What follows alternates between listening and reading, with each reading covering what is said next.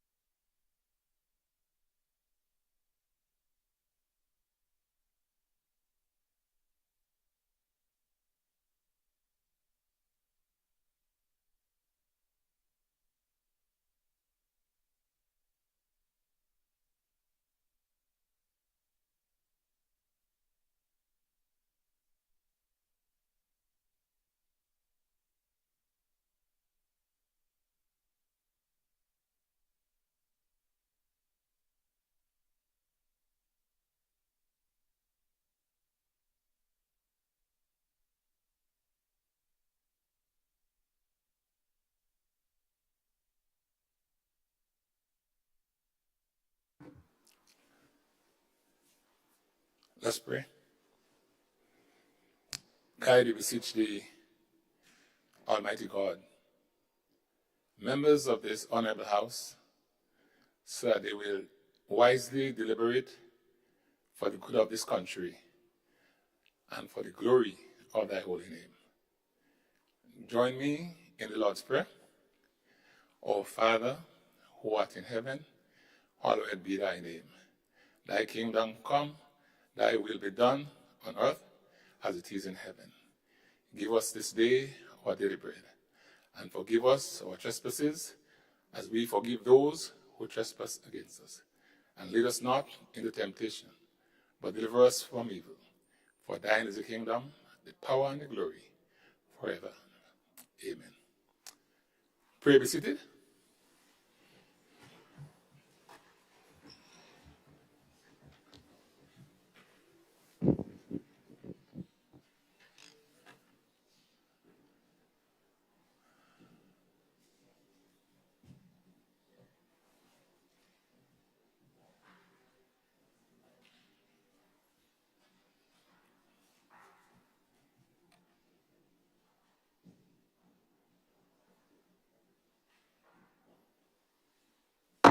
This honorable house now commences.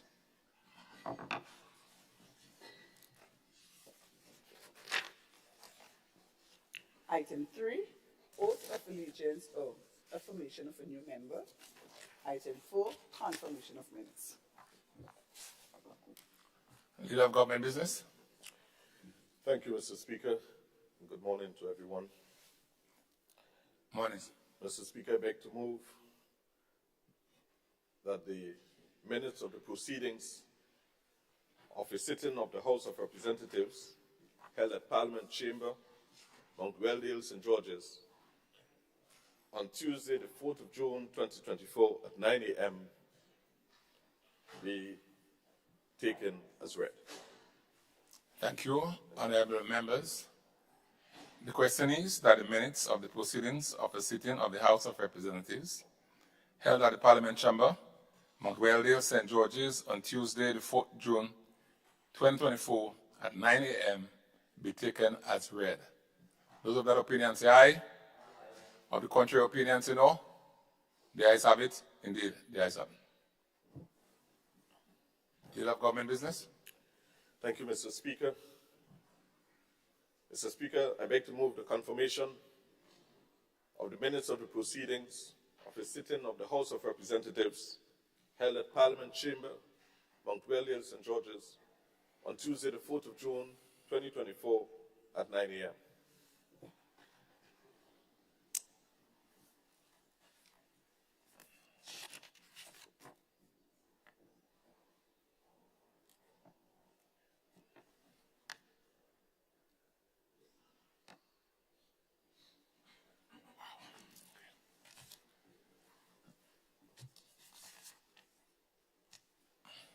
Honorable members, the question is that the minutes of the proceedings of a sitting of the House of Representatives held at Parliament Chamber, Mount Welldale, St. George's, on Tuesday, the 4th June, 2024, at 9 a.m. be confirmed. Those of that opinion say aye. Of the contrary opinion say no. The ayes have it. Indeed, the ayes have it.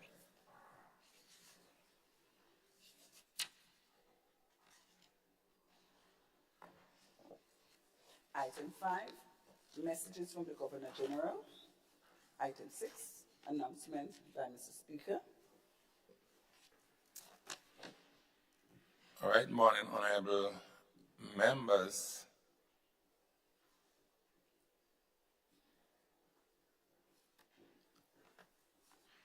I'm informed that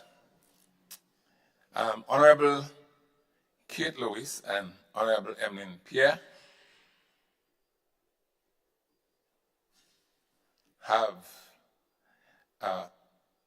functions to do at some graduations today and will be joining us late. I learned from Honorable Emlyn Pierre that she has to do the feature address. And I was just advised as well that the Honorable Leader of the Opposition will be late. He has some traffic challenges, and as such, will be joining us late. I have in my possession correspondence from the Parliament of the Americas informing us that the Parliament of Grenada, in collaboration with the Pan-Americas, will be hosting a workshop here in Grenada on July 9th. It is a half-day workshop from 9 to 12:30, and it is geared for all parliamentarians, present parliamentarians. On a very similar note, the Parliament of the Americas are holding on July 2nd a virtual meeting tying the threads together. July the 2nd from 4 to 6 p.m., tying the threads together. And I would encourage all MPs, because this is for MPs. I find it to be very interesting, tying the threads together. It's a virtual meeting. The link would be provided, and I encourage all MPs to log on and see what's like. These are my announcements.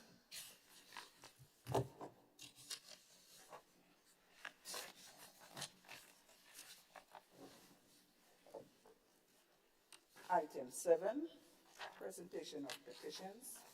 Item 8, presentation of papers and reports from select committees. Item 9, unopposed private business. Item 10, questions. No, go ahead.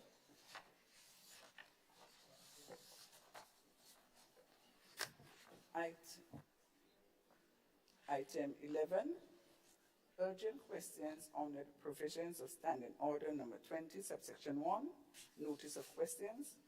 Item 12, statement by ministers.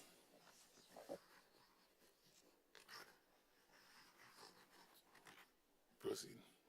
I haven't seen anybody. Item 13, personal explanations. Item 14, motions. Item 15, bills. Leader of Government Business. Thank you, Mr. Speaker. Mr. Speaker, I beg to move the second reading. I beg to move the second reading for a bill for an act shortly entitled Firearms Amendment Bill Number 2, 2024. Thank you. Thank you, Leader of Government Business. Honorable members, the question is that the bill be read a second time. Leader of Government Business.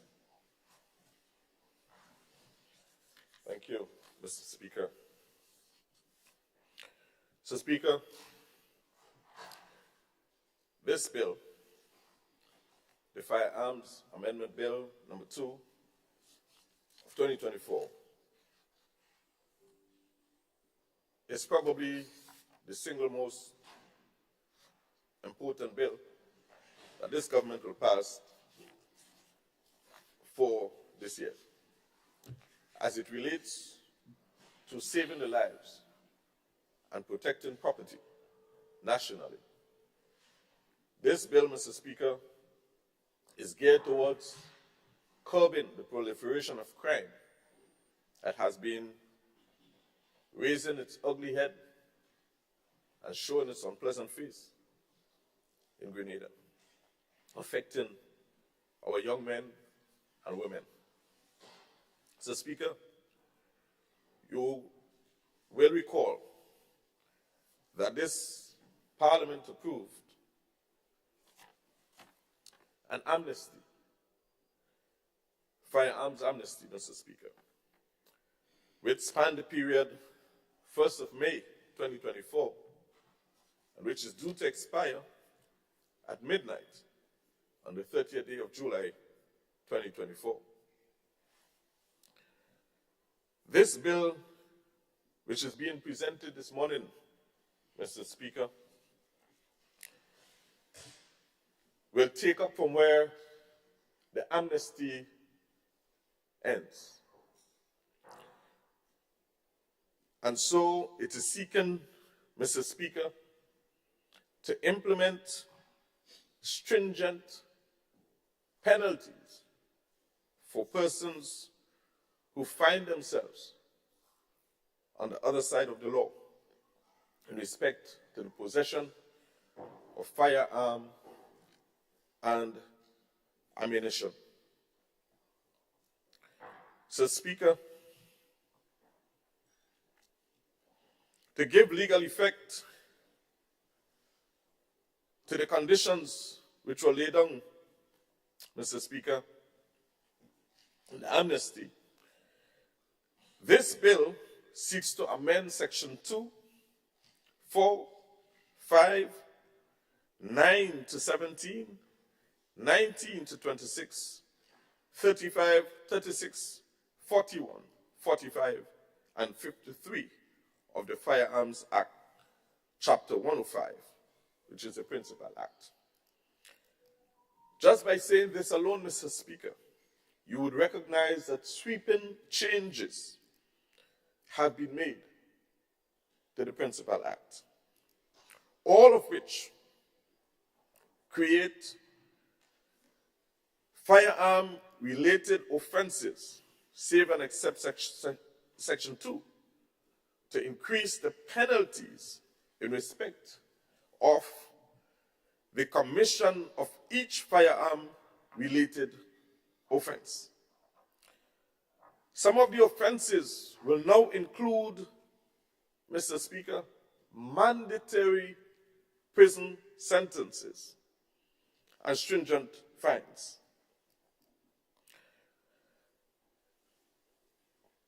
Stiffer penalties, Mr. Speaker, is also provided in cases where prohibition of weapon, restricted weapons, or restricted ammunition are used to commit specific offenses under the Principal Act. This bill, Mr. Speaker, seeks also to amend Section 20 of the Principal Act to create separate and specific offense of unlawful possession of firearm or ammunition by a person who was a holder of a license, a certificate or permit issued under the Act. And in which case, those certificates, license or permit have either expired, lapsed, or otherwise become invalid. The penalty for this separate offense is a fine of $3,000 and imprisonment of 6 months. Section 2, subsection 2 of that section, Mr. Speaker, provides an exception where a person may have in his or her possession a firearm or ammunition for the purpose of surrendering that firearm or ammunition on behalf of another person during the amnesty period. And subsection 3 sets out the specific circumstances under which a person will be deemed to be in possession of a firearm or ammunition for the purpose of offense under this section. So, Mr. Speaker, this bill contains some 28 clauses. I will seek to sort of summarize. But Clause 1, Mr. Speaker, speaks to the short title and also the effective date on which this bill becomes effective. The effective date, Mr. Speaker, will be July 30th, 2024, immediately on the expiration of the amnesty. So this bill, Mr. Speaker, will kick in immediately after the bill's expiration. Excuse me. Clause 2, Mr. Speaker, seeks to provide for the application of the Act to legal proceedings instituted on or after the date of its commencement. Clause 3 speaks to imitation firearm. Clause 4, Mr. Speaker, seeks to amend Section 4 of the Principal Act to increase the penalties for the offense of unlawful importation, exportation, or transshipment of firearm and ammunition. Clause 5, Mr. Speaker, amends Section 5 of the Principal Act to increase the penalty of the offense of failing to make a declaration of firearms and ammunition or making a false declaration to a fine of some $50,000 and to imprisonment for a period of 1 year. Clause 6, Mr. Speaker, amends Section 9 of the Principal Act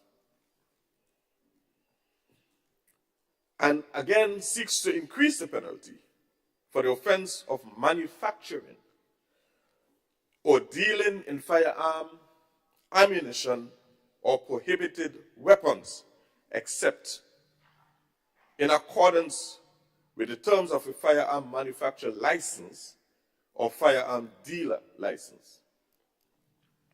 Clause 7, Mr. Speaker, excuse me. Treated Section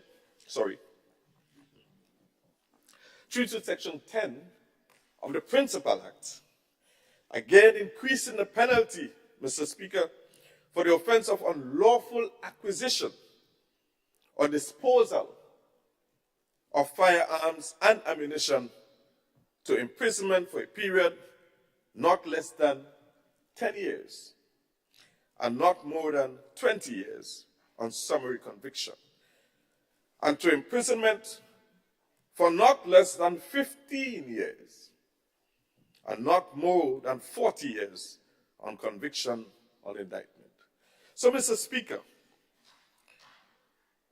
this bill, Mr. Speaker, underscores the seriousness of the possession of these illegal weapons and the proliferation of crime. This bill seeks to dissuade people, especially our young men or youths, from possessing illegal firearms. So, Speaker, these weapons are meant to kill, and we need every single Grenadian to be alive and to contribute to national development. And that is why, Mr. Speaker, this bill becomes so critical at this point in time. Having recognized that it appears to us that there is a new trend in which our young men in particular feel that the only way of protecting themselves is to have an illegal weapon. And so, Mr. Speaker, we move to Clause 8. Again, you would recognize, Mr. Speaker, the seriousness of this bill, because Clause 8 amends Section 11 of the Principal Act, which speaks to unlawful delivery of a firearm and ammunition. Anyone found doing that, Mr. Speaker, illegally delivering a firearm, will be subject to a fine of $50,000 and to imprisonment for a period of 1 year, unless the accused can actually prove that at the time of the delivery that he or she was unaware that they were in contravention of this act. And I don't know how easy that will be to prove, Mr. Speaker. Clause 9, again amending the Principal Act, speaks to the offense of manufacturing and dealing in firearms or ammunition elsewhere or other than in that place specified to be a licensed place, a place where a licensed dealer, a licensed manufacturer operates from. Again, attracting stiff penalties. Clause 10, Mr. Speaker, speaks to undertaking repairs of these illegal weapons. One ought not to be fondling with, playing with, repairing or fixing, in local parlance, Mr. Speaker, these illegal weapons. If you found in possession of these weapons, whether they are functional, properly functional, or whether, as we say in local terms, they spoil and they do good, whatever the case is, Mr. Speaker, if you found in possession of these weapons, you are going to be so penalized by law. Clause 11, Mr. Speaker, speaks to the offense of accepting the delivery of the weapon. A fine, Mr. Speaker, of some $50,000 or imprisonment, and to imprisonment, Mr. Speaker, not or, and to imprisonment for a period of 1 year. Clause 12, Mr. Speaker. Again, amending the Principal Act to increase the penalty for the offense of converting into a prohibited weapon anything which is not a prohibited weapon to imprisonment for a period of 5 years. So if you found trying to convert something else into this weapon, again, Mr. Speaker, same penalty. Same penalty applies.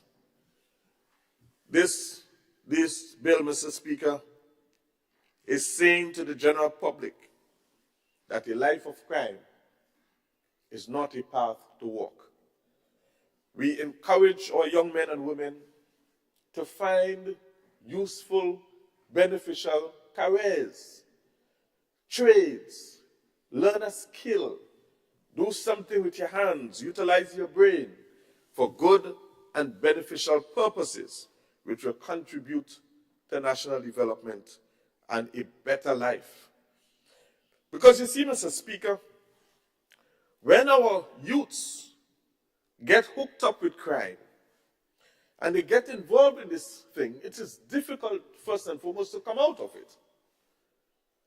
And secondly, these weapons end the lives for young people prematurely. There are no second chances with this thing. And so we have to ensure, Mr. Speaker, as a responsible government, that we do all in our power to protect every single citizen. We cannot sit back and say, well, let them kill out one another. These are our children, our sons and our daughters. These are our brothers. Yes, Mr. Speaker, our brothers and sisters. So, Mr. Speaker, clause 13. And I believe, Mr. Speaker, I get a little chuckle from the other side. Well, you know, Mr. Speaker, this bill will actually create some employment, you know. A little business is going to come out from this. Because those who did not surrender and seek to use or even found with or try to repair as long as they are found with this weapon, Mr. Speaker, they will find themselves having to pay hefty fines. And so they would need proper representation. And Mr. Speaker, I am sure that there is proper representation to be obtained.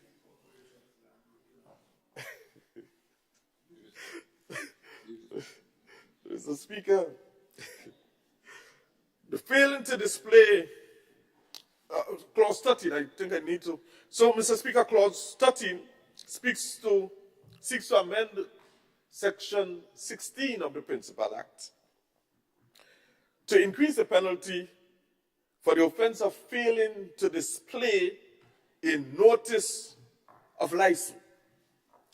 You know, we smart Grenadians, Mr. Speaker, we would say, well, I mean, I have the license, and expect the officer to walk away. But, Mr. Speaker, there's also an offense. If you fail to display your license, if you're licensed to trade or licensed to repair or fix the firearms, you must display that license properly. Yeah? And so, failing to display such license would attract a penalty of some $3,000 and to imprisonment for a period of 1 month. This is serious, Mr. Speaker. Clause 14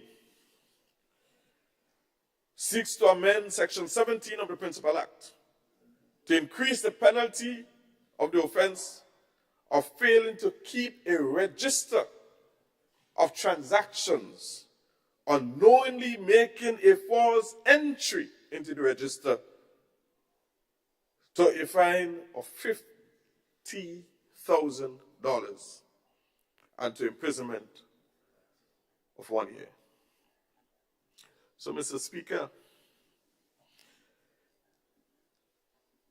for us to understand this, Clause 14, Mr. Speaker, is saying, if you were trading, repairing, or otherwise licensed to treat with these firearms in that way, one must keep a proper register of not some, but all transactions. And it must be truthful information. So when the inspectorate review what has been happening, they can have proper information on which to make their decision. Mr. Speaker, it is very important for us to construct an orderly, decent, and crime-free society. Grenada, within the OECS region, has been known to be one of the most peaceful, safe, and secure countries within this region. And we must keep it so. That is why, Mr. Speaker, we have so much visitors on an annual basis coming to our shores. That is why we have so many yachts plying these parts. The average citizen, Mr. Speaker, if they forget the house lock, doesn't necessarily have to race back home to lock up, or the vehicles for that matter. Because by and large, Grenada is still very safe. And by and large, free from some of these dangerous crimes. Thank you. I need a little of that sometimes, you know. So, Mr. Speaker, Mr. Speaker, it is important for us, if we have to transition from where we are, into this wonderful, prosperous nation, we cannot do so when we fear for our lives. Investors must be free to come in, invest. Our local people must be free to invest without the fear of a sudden knock on the door. We don't want to get to a state where our citizens are being kidnapped and ransom has to be paid and all of these things. We do not want to get to a state, Mr. Speaker, where our police force is afraid to go into certain sections of this country.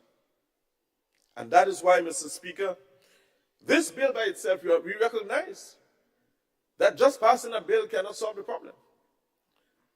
But this, Mr. Speaker, lines up with a number of initiatives being taken by the police force and the Minister for National Security, who is our Prime Minister, to secure our country. And Mr. Speaker, I am certain that he will speak to some of these when he comes. So I don't want to steal his thunder.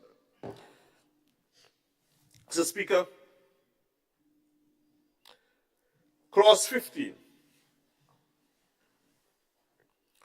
amends Section 19 of the Principal Act to increase the penalty for the offense of taking in a pawn shop or or ammunition to a fine of $50,000. So, Mr. Speaker, those who want to trade in these illegal weapons, arms and ammunition, should first have a security deposit of $50,000. Because when they're caught, that is what they have to pay. And I know this is not little money.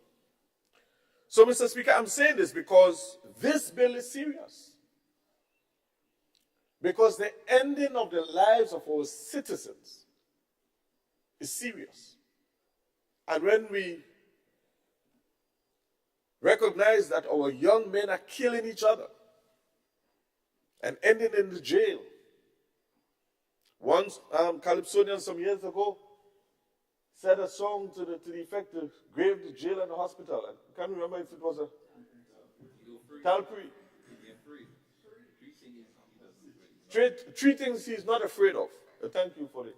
I'm not too good at that side of life, but 3 things he's not afraid of: the grave, the jail, and the hospital. So I'm told this morning. And we'll add another one: seemingly firearms. Look at what happens, Mr. Speaker. If our young men really adopt this, not afraid of the grave, ending one's life, the jail, and the hospital, and firearms, let us ponder on this. Where are we going to end up? Where our young men are going to end? We are going to have a society of a significant deficit in our male population. We cannot afford for sons and our daughters to end like this. So, Mr. Speaker,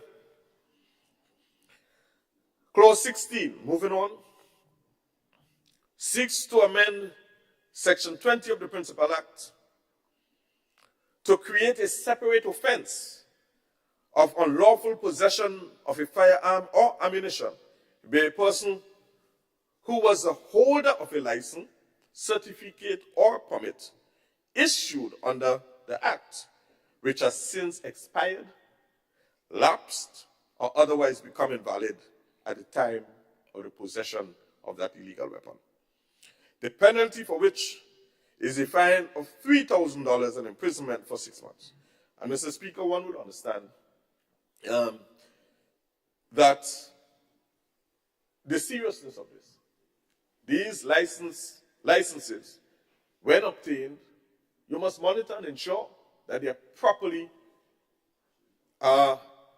reinstated or renewed or become valid again by paying your monthly or annual fees and ensuring that you're in good standing.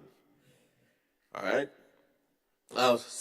Subsection B of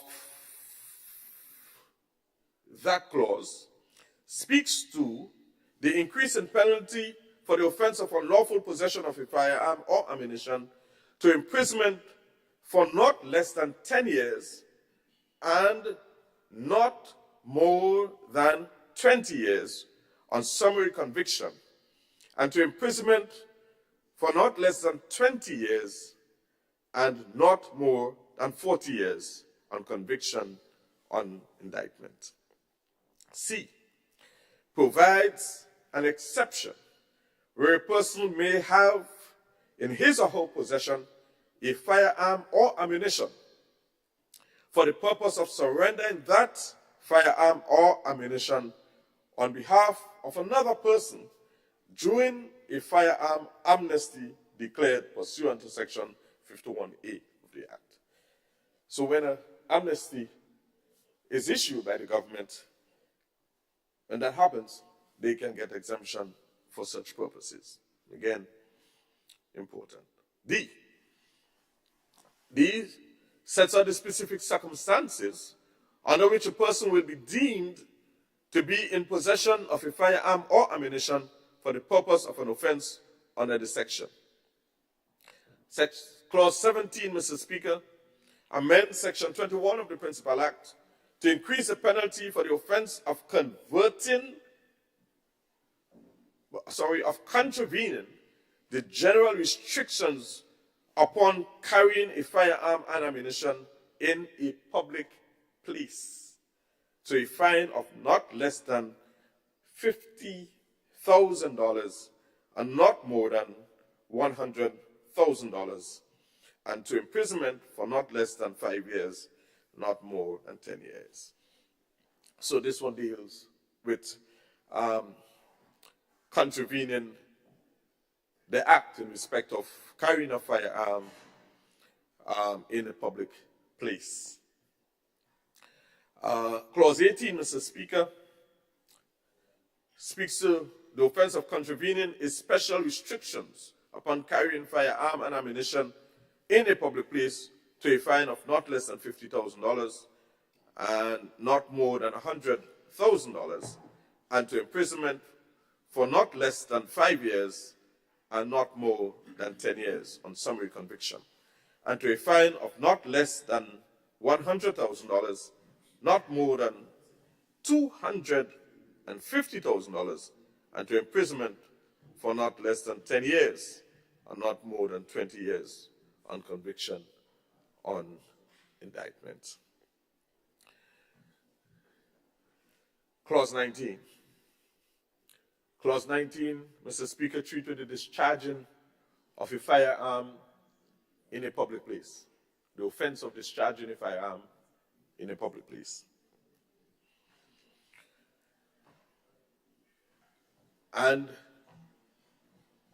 Mr. Speaker, within a distance of 40 yards of any public road or in any public place, 40 yards.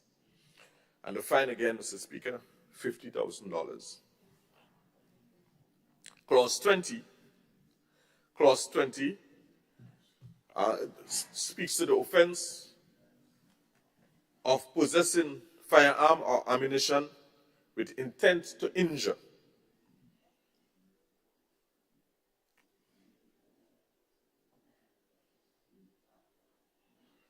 And this speaks to imprisonment for not less than 10 years and not more than 20 years. Clause 21.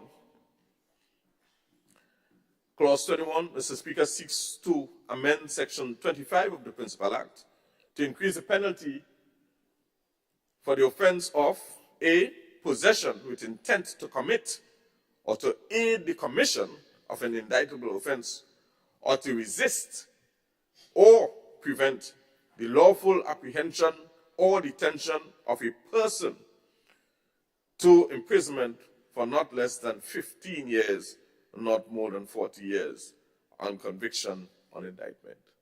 Again, Mr. Speaker, very, very important. Possession of a firearm, B, speaks to, and the possession of a firearm or ammunition belonging to the government to imprisonment for not less than 5 years and not more than 10 years on summary conviction, and to imprisonment for not less than 10 years and not more than 20 years. Clause 22, Mr. Speaker, speaks to the offense of using a firearm or ammunition in contravention to the terms and conditions of a license or certificate or permit as issued under this Act. Clause 23 speaks to the offense of failing without a lawful excuse to comply with a notice under Section 35 to a fine of $3,000 or imprisonment for 6 months. 24 speaks to the offense of failing without a lawful excuse to comply with a notice. Clause 25, Mr. Speaker, speaks to the offense of failing to report the loss of a firearm or ammunition. A fine again, Mr. Speaker, $50,000. Clause 26 speaks to the offense of failing to stop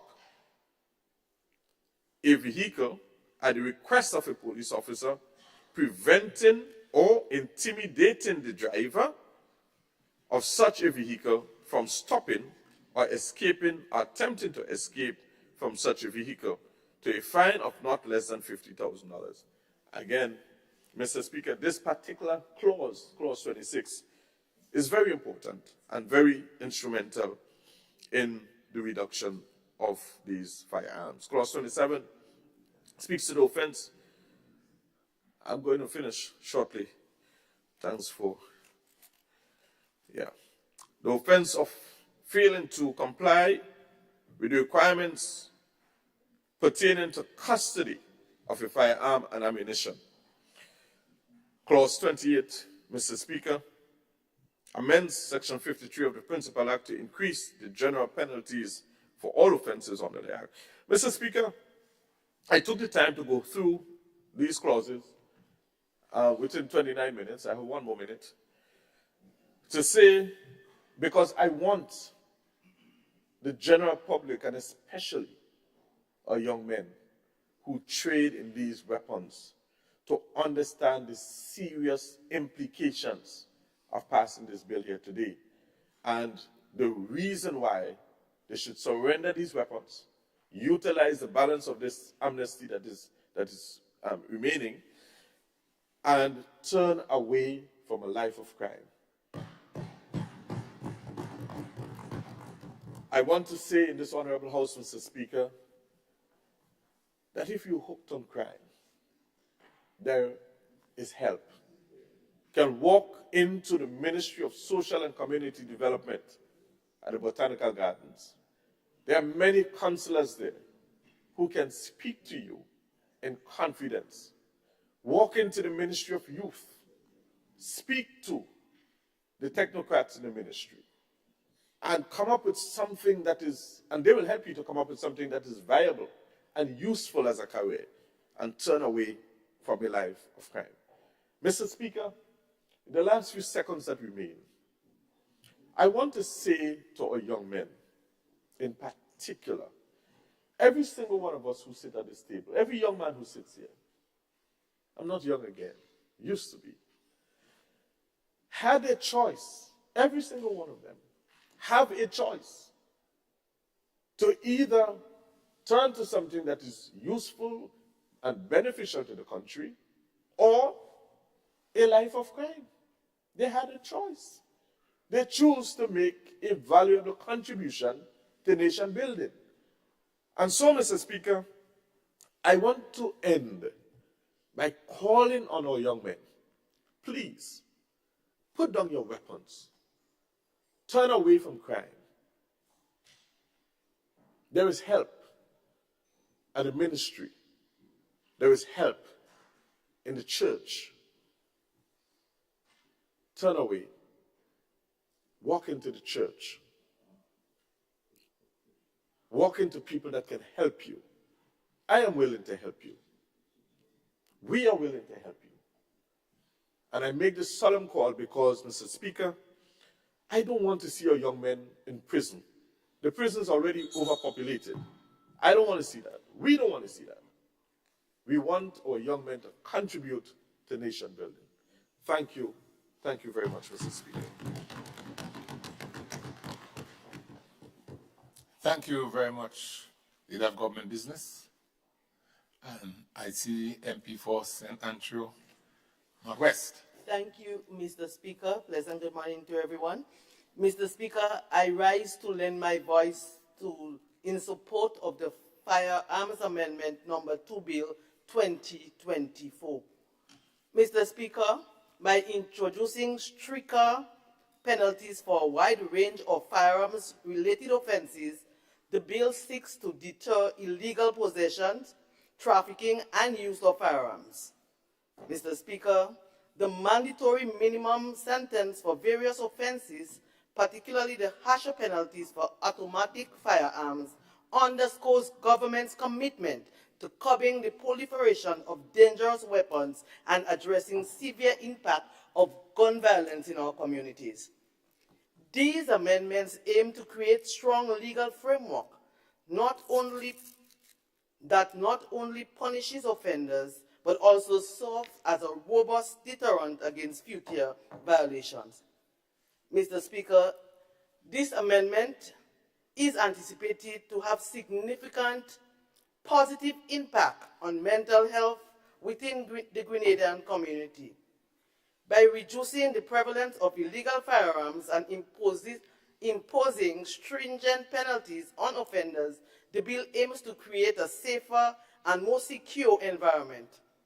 Mr. Speaker, the reduction in gun-related violence and crime will likely lead to decreased level of fear, anxiety, and trauma among our citizens, fostering a sense of well-being and stability. Mr. Speaker, when communities feel safer, individuals are less likely to experience the chronic stress and mental health issues associated with living in high-crime areas. This initiative not only helps to remove potential threats, but also promotes a culture of responsibility and peace. As a result, the overall reduction in firearm availability and the associated decrease in violent incidents are expected to contribute positively to the mental health and quality of life of all Grenadians. And therefore, Mr. Speaker, I strongly support this amendment. Thank you. Thank you, Honorable MP for St. Andrew Northwest. MP for St. George Northeast. Thank you, Mr. Speaker. Mr. Speaker, this morning I rise to make my contribution on what I believe is a historical series of amendments to the Firearms Act. And I want to start off by giving some sort of introduction to this matter, and also commend the hardworking members of the Royal Grenada Police Service, which I like to call them, who sacrifice on a daily basis their freedom and safety for the entire country. A sacrifice, Mr. Speaker, that many of us will refuse to make, but one that is absolutely necessary to preserve the peace and stability of our nation. Mr. Speaker, notwithstanding this tremendous sacrifice by our men and women in the service,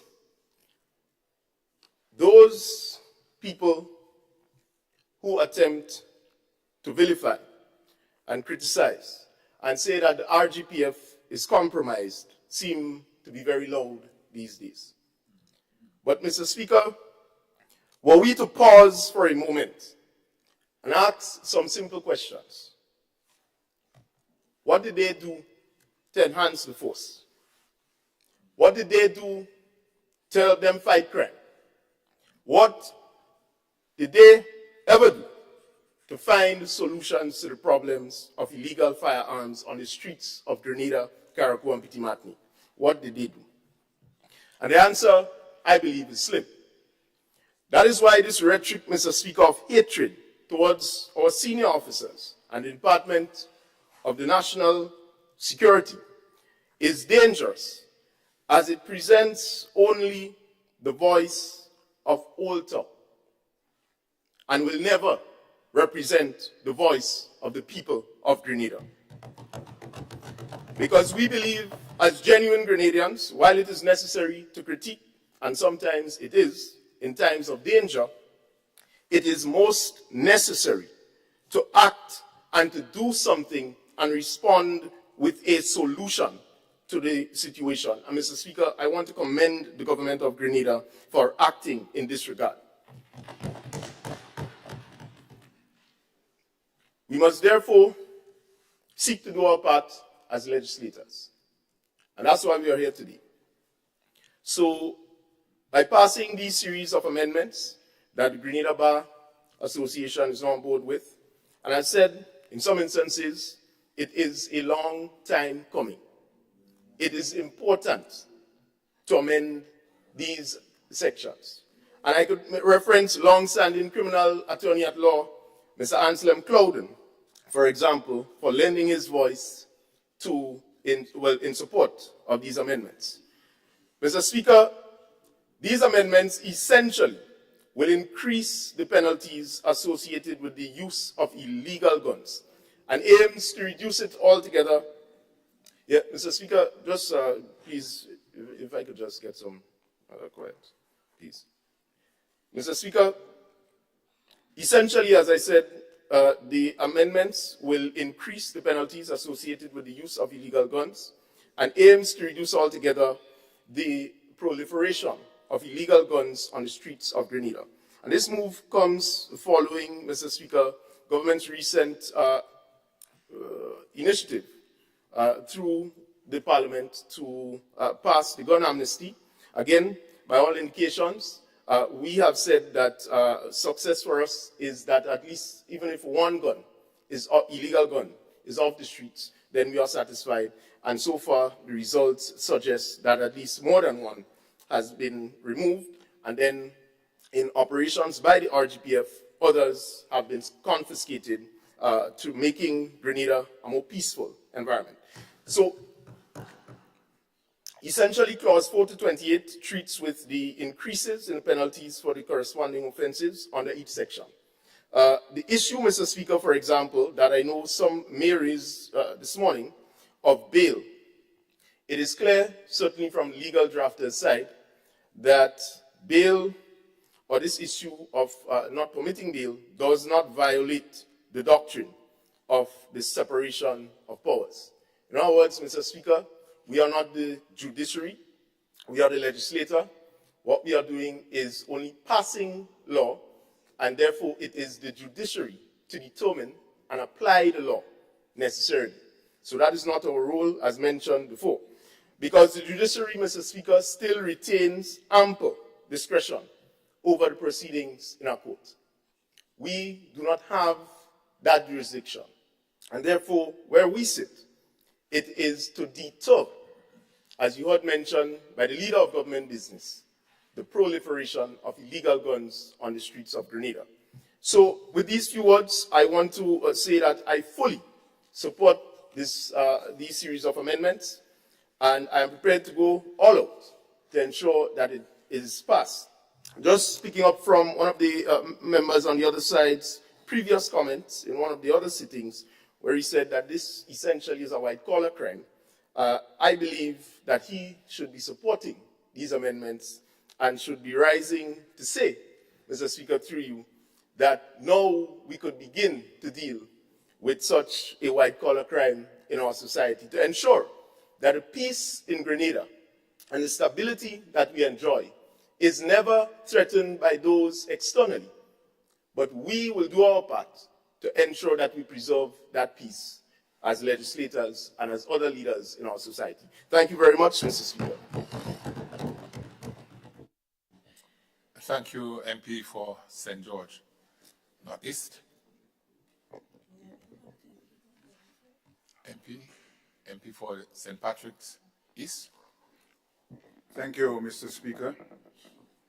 And I rise to give my full support to the Firearms Amendment Bill number 2 of 2024, against the backdrop that I think it's time, or the time has arrived, that we should adopt a zero tolerance policy where illegal firearm proliferation is concerned.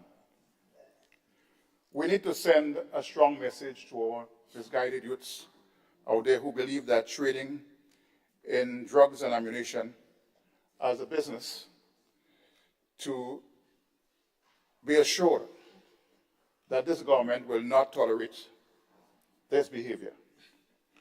I also want to basically send a strong message to those non-nationals who also believe that they can come into our borders and trade in illegal firearms, that we will not tolerate that. Mr. Speaker, we have seen in recent months a rise in those activities, illicit killings of our young men in our country, and I think it's time that we put a stop to all of this. I am not saying that by increasing the fines and jail time will solve the problem. Some may argue that it will increase the population in the prison, which is already high. But I believe, Mr. Speaker, even if we have to build more prison space to deal with those who believe that they can get away with anything that they do illegally and make a living out of it, we want to send that message that this is not permitted. It's zero tolerance throughout where these are concerned.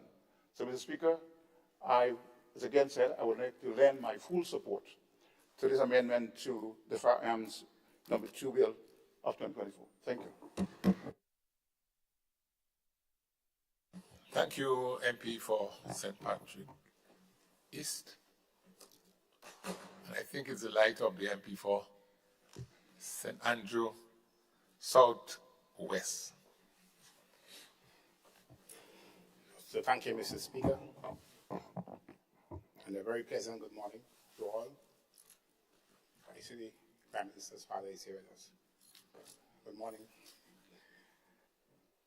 Mr. Speaker, I stand to give support to the Firearms Amendment Act Number 2 Bill of 2024.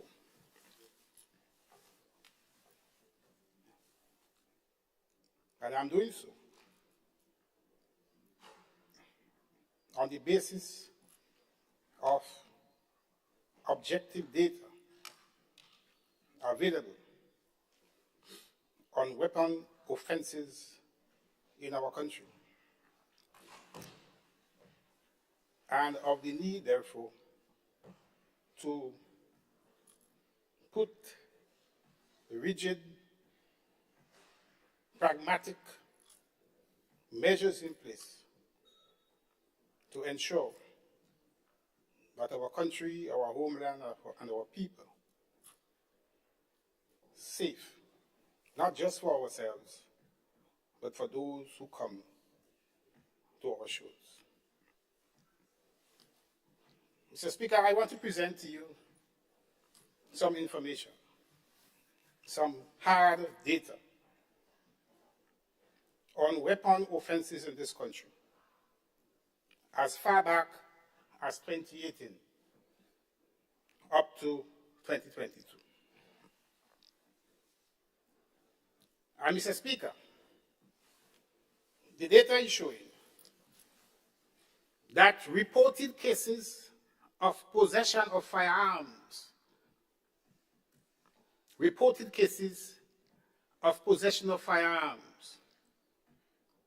in 2018 was 21, in 2019, 13, in 2020, 17, in 2021, 25, in 2022, 34.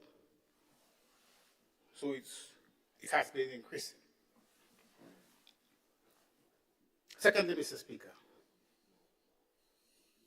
reported cases of possession of ammunition in 2018 was 26, in 2019, 15, in 2020, 22, in 2021, 26, in 2022, 33. Again, over a 5-year period inclusive, the numbers showing that the offenses have been increasing. And Mr. Speaker, this one. Reported cases of persons armed with a weapon. In 2018, 127. In 2019, 246. In 2020, 333. In 2021, 396. In 2022, 460.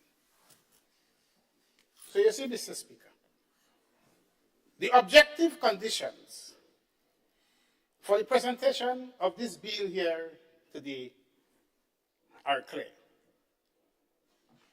And what it means is that the conditions for crime in this country are obvious.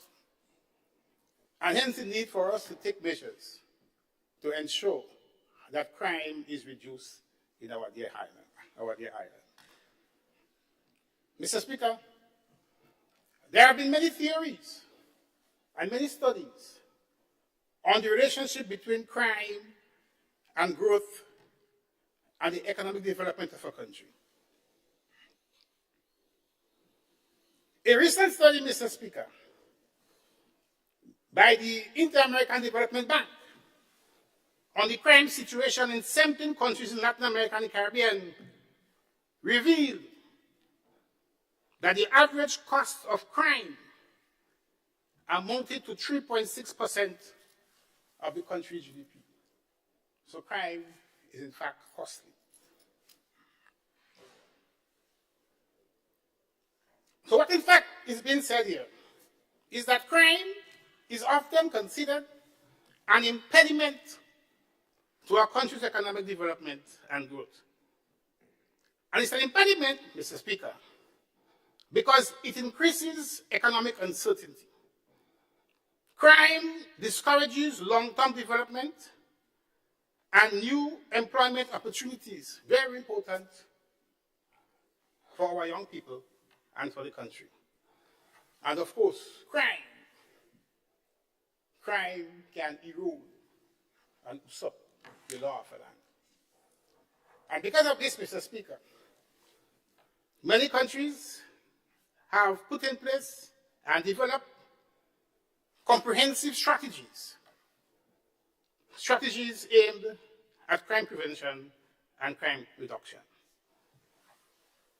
And what we're doing today, Mr. Speaker, is simply one such strategy. Other strategies, Mr. Speaker, focus on the education of our youth, letting our youth see the value that exists in themselves, providing them with useful opportunities where they can channel their youthful energies in productive economic activities. The strategy seeks to ensure that development does not only take place with one set of people, and that development must be spread through the island so that people don't become marginalized. Because there is a view that marginalized people, those who haven't benefited, or those who are not benefiting from the economic development, can in fact get involved in criminal activities. And so, Mr. Speaker, what this bill amendment seeks to do is to create a society, a nation, that values human life, that values human dignity, that values work. Work, Mr. Speaker, as the source of our income. That makes us understand that as a people, our living standard depends on what we can do to help ourselves. And that we must work and produce the goods and services that we consume, but also have enough to pay for the goods and services that we don't produce, but we consume. And so, Mr. Speaker, I give full support to this bill. As others before me would have said, the situation, the contemporary situation in our country, where our young men, our young productive men are giving their lives away, killing themselves, we have to arrest that situation. We have to put control to that situation.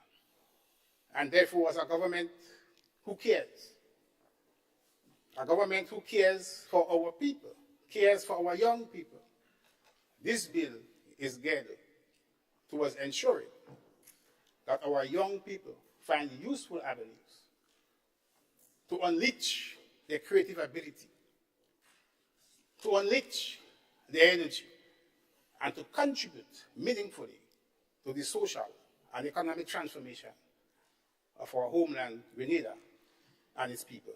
Thank you very much, Mr. Speaker. Thank you, MP for St. Andrews Southwest.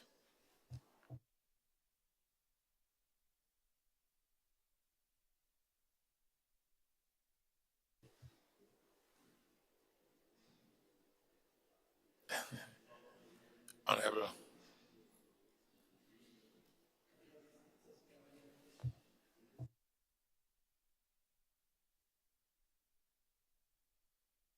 No.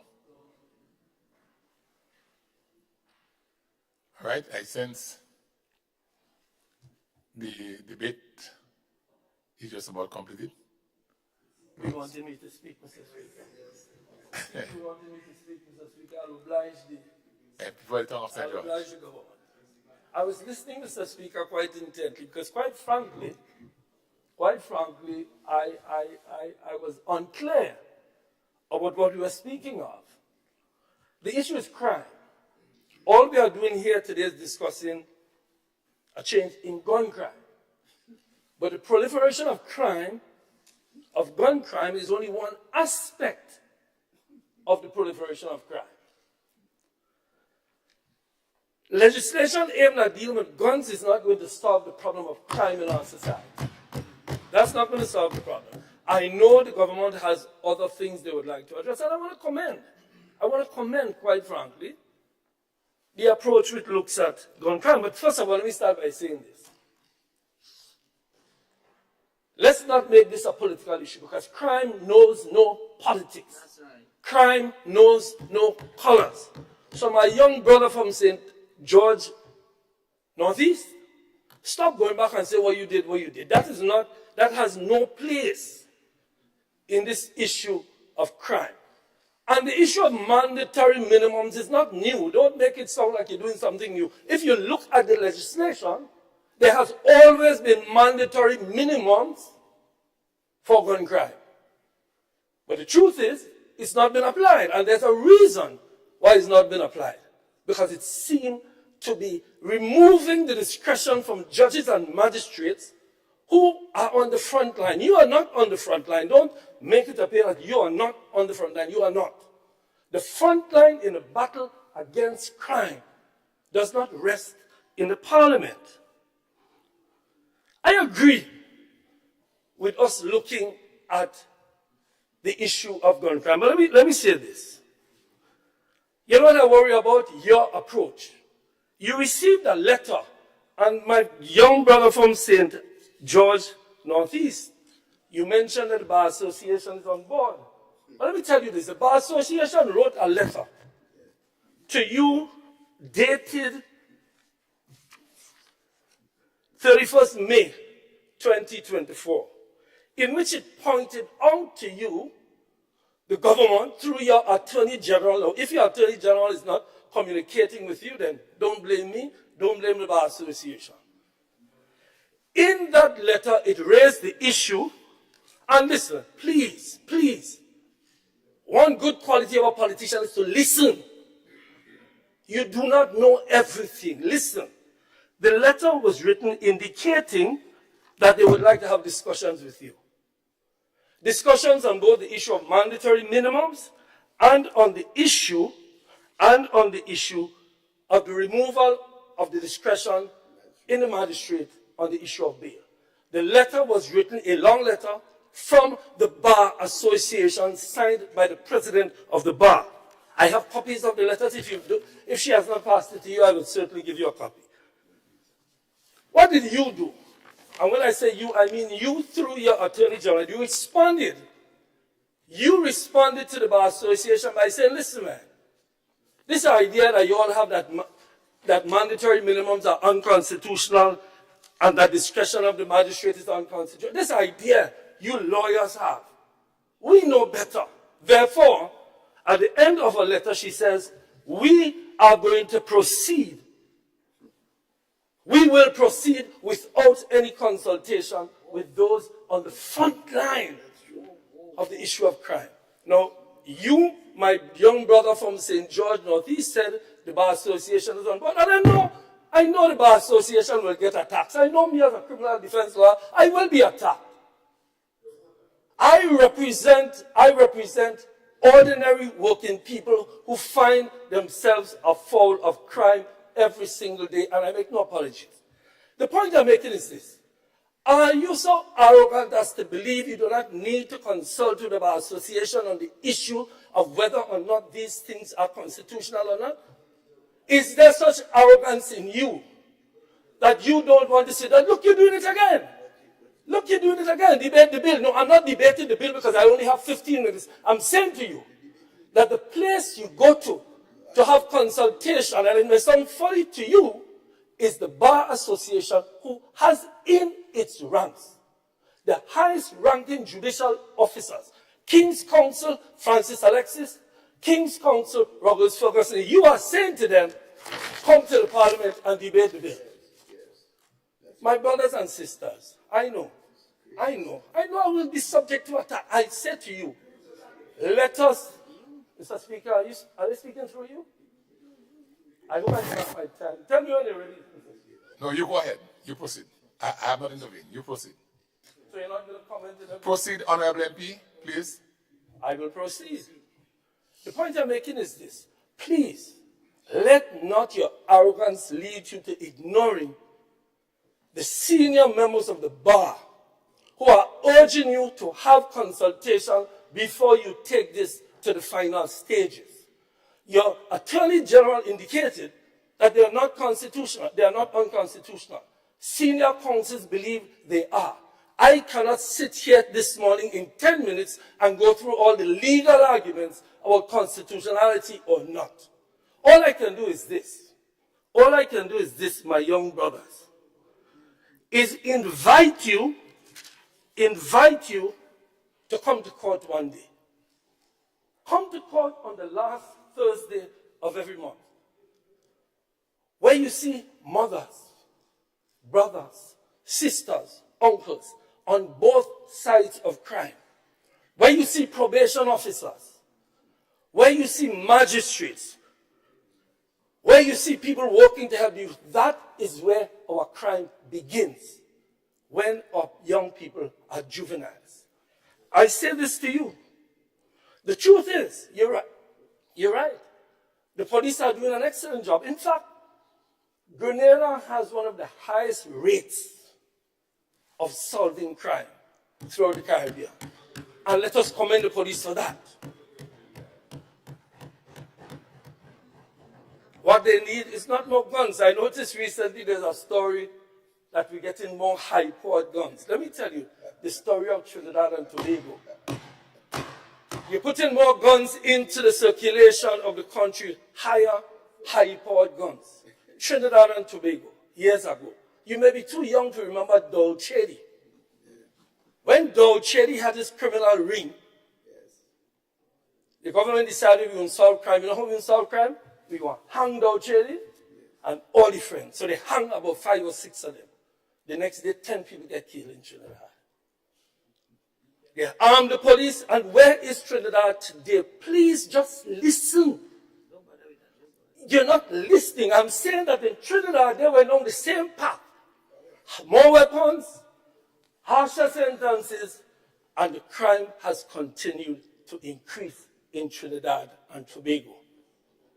I'm saying this to say, my brothers and sisters, there are root causes of crime. There are root causes of crime, and all of us must come together to solve these root causes. What is the Bar Association doing? The Bar Association has invited you to discuss these root causes. The Bar Association has said, we have a committee that includes the priests, that includes the private sector, that includes the labor movement, that includes people who act as magistrates. Let us sit together with all of these people to discuss what are the fundamental underlying roots of crime. Not just passing legislation to hang people for crime, but to find out why is it there is an increase. Why is it that young people are more prone to committing crime, or why? And we have extensive discussions every week on this issue. Magistrates. I have been before magistrates who are working hell hard to find solutions. I've seen young people, 15 and 16, now packing up the juvenile center. We must address these. I know the government has programs for that. I know that. I know the government will try, but I'm saying to you that you should have extensive consultations. The Bar Association is only offering itself as one of the avenues to go. Our magistrates are socially conscious. Our magistrates live among the people. Our magistrates are grounded here. They have a stake here.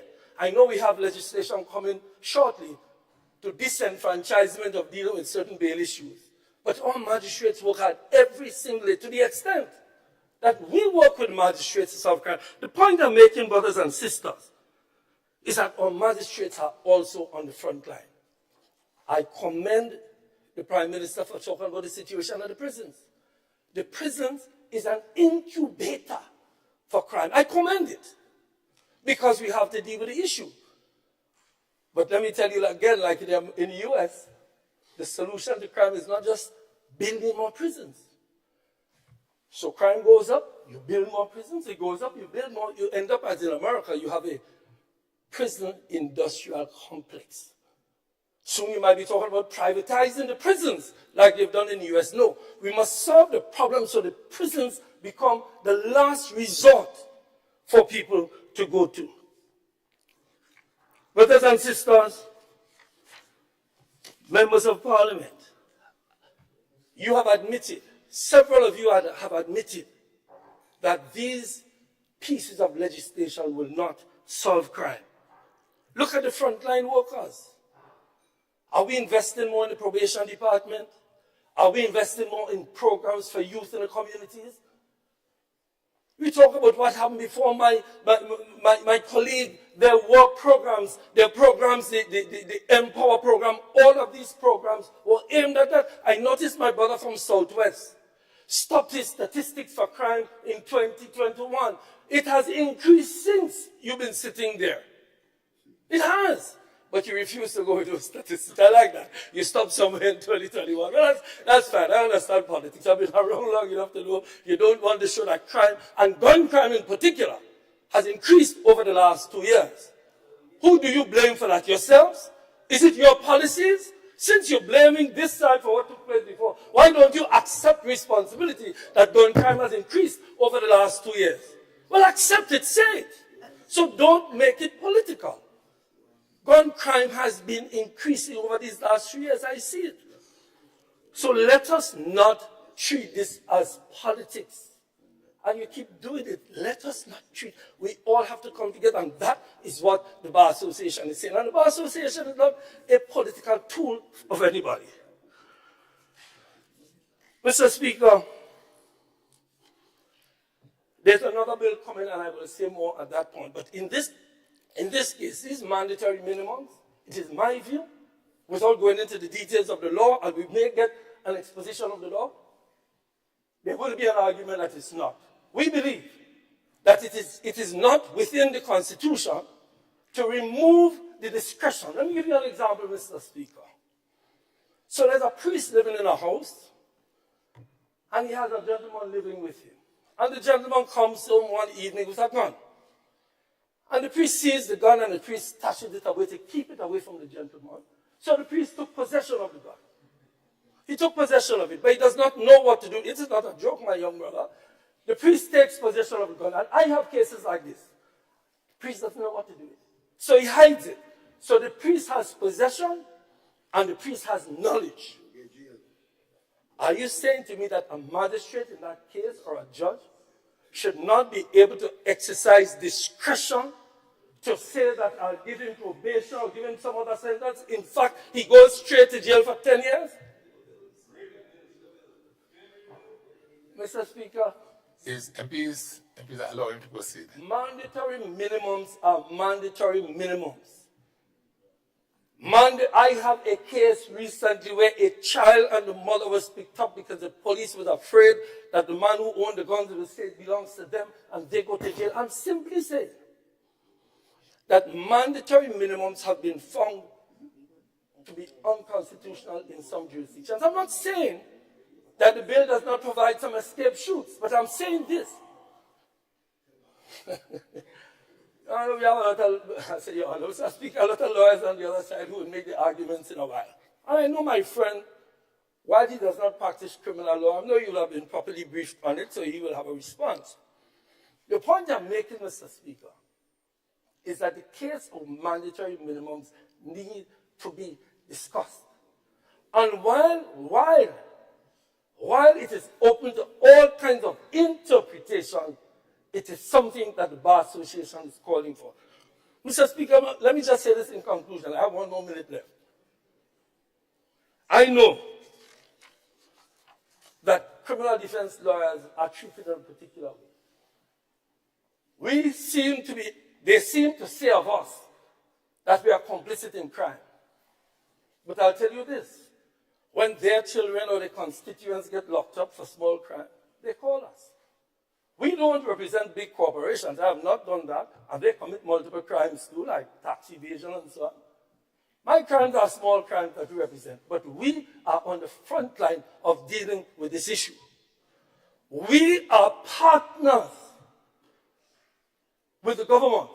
Don't treat us as if we come here to cry for criminals. We come here as persons who want to uphold the law and who believe that working people and poor people have the same rights as big corporations when it comes to the law. So don't launch an attack on me and say, boy, Peter always talking about criminals. I do criminal defense, as does a certain section of the bar. In fact, if you need to read the proposal coming out of the CARICOM initiative in the Needham Declaration, they are saying that the government should provide a legal aid system to provide legal assistance for people who cannot afford it. In our system, it is a group of about 4 or 5 of us who provide that legal representation for poor people who can't afford it. So don't use today to attack and say Peter always defending criminals. Yes, I do. I defend persons who run afoul of criminal law. I know I don't represent those who run afoul of corporate law and tax law. That is not my forte. My forte is the ordinary working people who I represent. Much of that.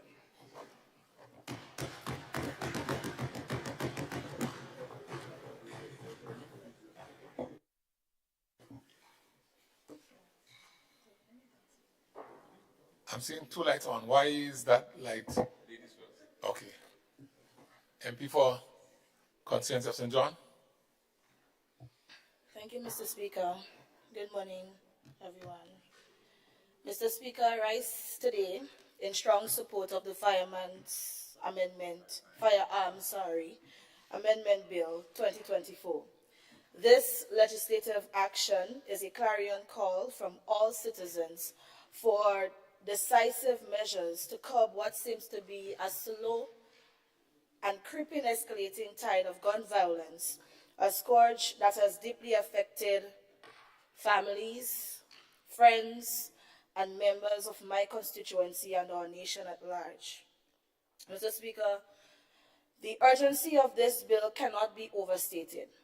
In recent times, some of our communities have been marred by the echoes of gunshots with innocent lives being disrupted or cut short. This is not just a statistic, Mr. Speaker. It is a devastating loss that reverberates through our community, highlighting the critical need for the stringent measures proposed in this bill. By significantly enhancing penalties, as seen in the increase from 5 to 15 to 40 years for serious firearm offenses, this bill aligns with successful regional precedents, Mr. Speaker, where similar legislation has led to a notable decline in gun-related crimes, demonstrating, Mr. Speaker, that stringent penalties can indeed serve a powerful deterrent against the proliferation of illegal firearms.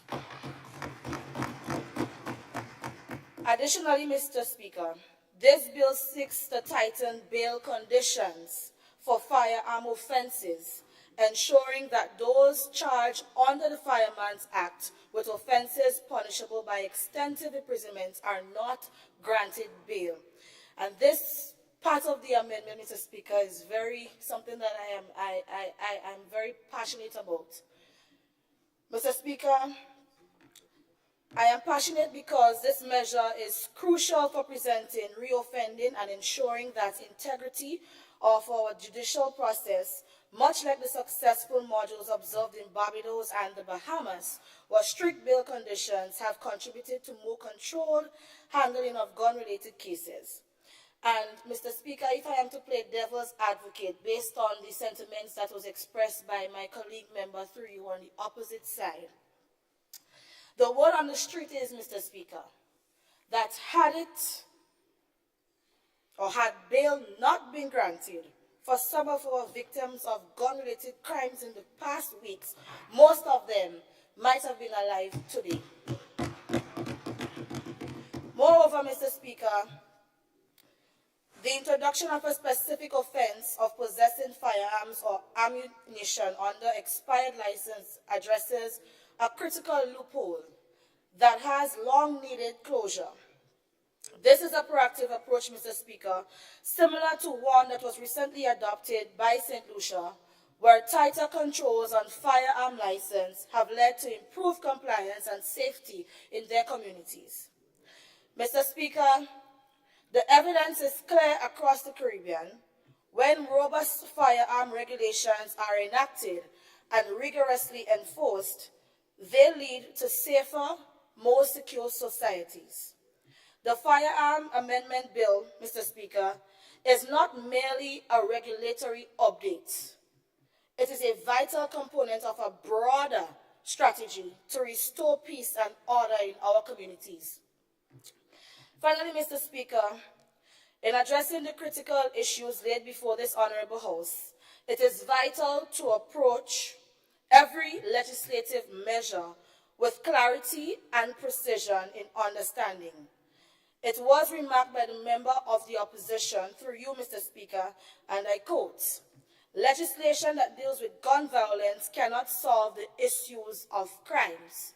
And so, Mr. Speaker, while I appreciate my colleagues' attempt to engage with this serious matter, whether I quote verbatim or I make reference to what you said in a nutshell, it doesn't matter.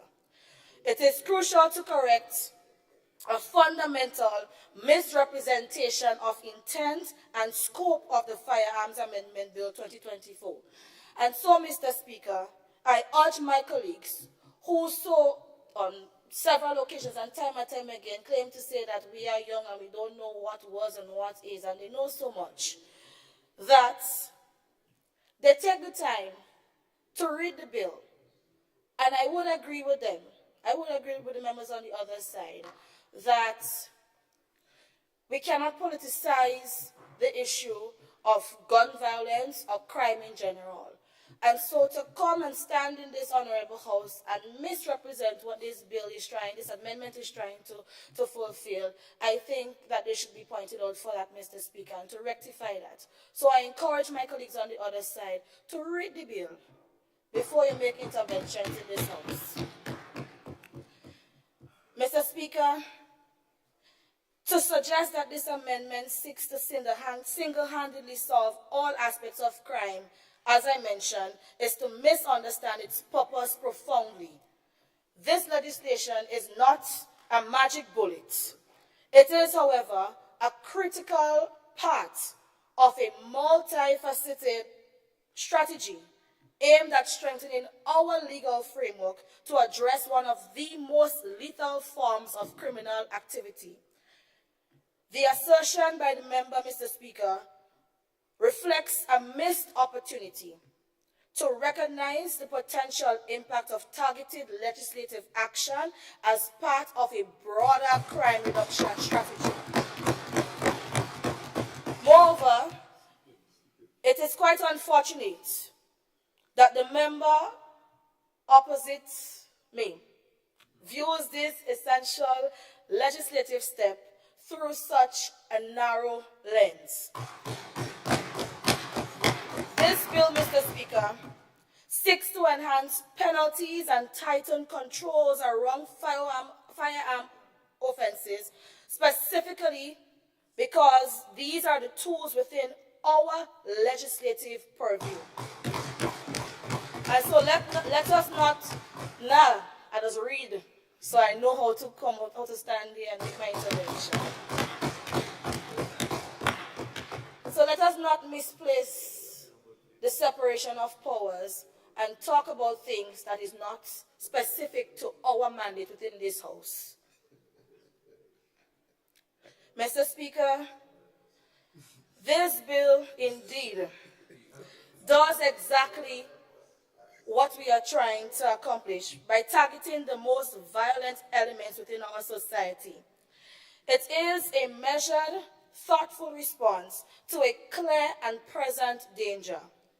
And so, in conclusion, Mr. Speaker, while no single law can eradicate all crime, strong, decisive, legal measures, let me reiterate that, Mr. Speaker, strong, decisive, legal measures can and do make a significant difference in curbing the specific problems they target.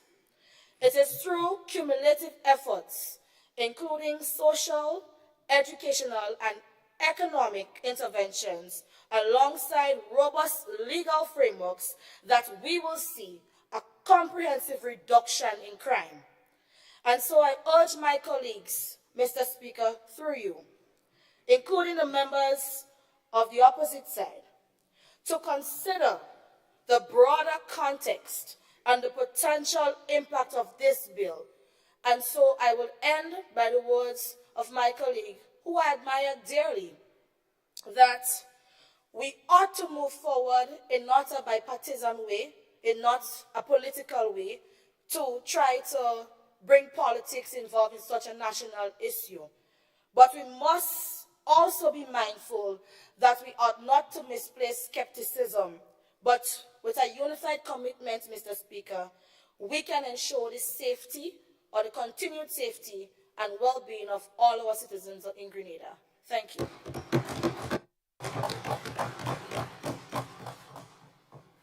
Thank you, Honorable MP, for the constituency of St. John. Whose light is on? MP for Matnik. The floor is yours, sir. Thank you very much, Mr. Speaker. Mr. Speaker, I too stand to give full support to this bill.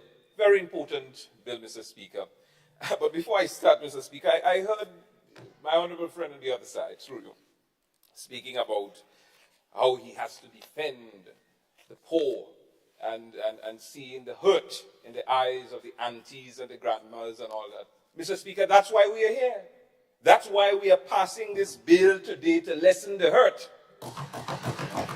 to lessen the pain of the poor and vulnerable, by ensuring that there are stiffer penalties for those people who have ulterior motive to create chaos in the society and to take advantage of the poor and vulnerable in our society. That's why we are here, to protect them. So I hear you, but we're here to protect them. Mr. Speaker, I urge all of our honorable members here today to support the Firearms Amendment Bill number 2.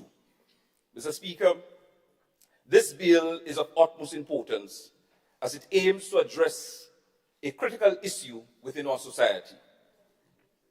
the spike of firearms and ammunition circulating illegally in the state of Grenada.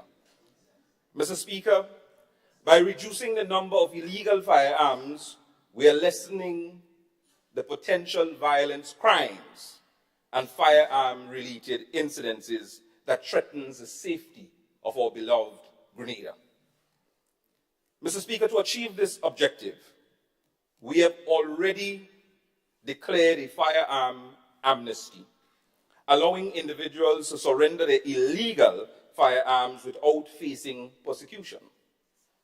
However, it is essential that after the amnesty period ends, we have measures, and this is why we're putting the measures in place to enforce stricter or strict penalties for those who continue to pose or to have illegal firearms and ammunition. The Firearm Amendment Number 2 Bill, Mr. Speaker, 2024, seeks to amend various sections of the Firearms Act to increase penalties for firearm-related offenses by implementing mandatory prison sentences with no bail options for individuals found with illegal firearms and ammunition. We are sending a clear message and a strong message that those that have in their possessions those dangerous weapons will not be tolerated in our society. The severity of this penalty, Mr. Speaker, will depend on the type of ammunition. For instance, Mr. Speaker, automatic firearms will incur severe penalties depending on the offenses. And of course, Mr. Speaker, with a minimum sentence of 3 years, depending on the offense, and in some cases, 10 years minimum. Additionally, Mr. Speaker, the bill introduces a separate offense for unlawful possession of firearms, of a firearm or ammunition by individuals whose license, certificates, or permits have expired, lapsed, or otherwise is invalid. This provision, Mr. Speaker, aims to prevent individuals from using outdated documentation as an excuse for possession and further strengthens our stance against illegal firearms. Furthermore, Mr. Speaker, the bill sets out specific circumstances under the law which a person will be deemed to be in possession of a firearm or ammunition. This clarity in the law, Mr. Speaker, will help ensure that there are no loopholes that individuals could exploit to evade prosecution. I understand, Mr. Speaker, that some may argue that the increased penalty may seem harsh. However, we must prioritize the safety of our country and our society, our citizens, over all else. The threat posed by illegal firearms cannot be understated, and we must act decisively to remove those illegal weapons from our streets. And with these few messages, Mr. Speaker, I rest my case and I support the amendments fully, this bill fully. Thank you. Thank you, MP, for the constituency of Carriacou and Martinique. I think the debate is now. Honorable MP for St. Mark. Thank you, Mr. Speaker.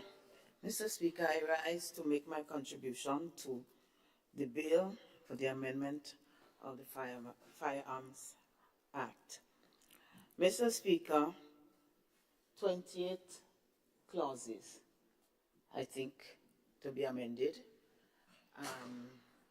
I personally have no problems with the clauses or the amendments.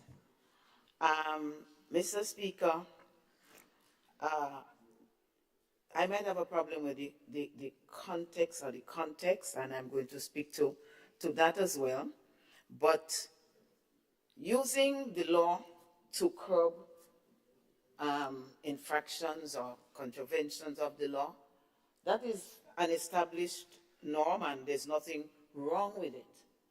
Mr. Speaker, however, I heard the minister say, and we're in June, not the minister, but the leader of government business, he said, and I want to try to quote him, that he said that, but this is perhaps the most important bill that the government has passed or will pass in a year. A crime prevention bill, very important, but aren't there other important bills to the nation that might compete with that? I am concerned if half of the year we say this is perhaps the most important bill. And we cannot only look at negatives, at curbing or restraining, we have to also look at opportunities for growth and development of our country as well. So I hope this would not be the most important bill, maybe one of, but not the most important. Mr. Speaker, but I too am concerned about what I'm querying, what happens in addition to the bill.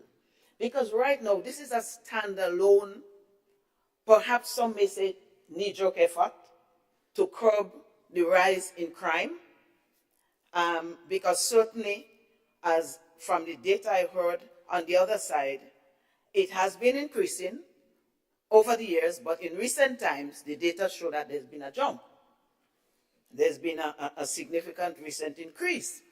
And so that is why I mentioned knee-jerk, because if you're going to just put a law, impose a law to restrain people and not look at the root cause, not look at how you're going to deal with it, then it is a knee-jerk reaction, Mr. Speaker, and it shows that there has not been any in-depth thoughts and reflections on the whole issue, the issue as a whole. And, you know, my colleague here for the town of St. George alluded to the lack of consultation for a critical section of the frontliners when it comes to law. And that is a matter of big concern. So there couldn't have been even time to consult.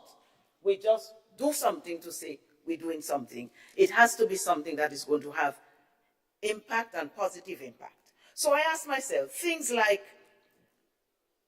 training, things like education, things like creating opportunities, things like teaching young people about conflict resolution, because we know the majority of deaths in recent time by firearm or guns or however we call them, the victims have been young people. Where is the hope for young people?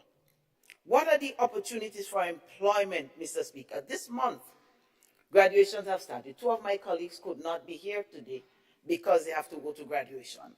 And so every Form 5 is graduating. Later on, TAMCC will be graduating.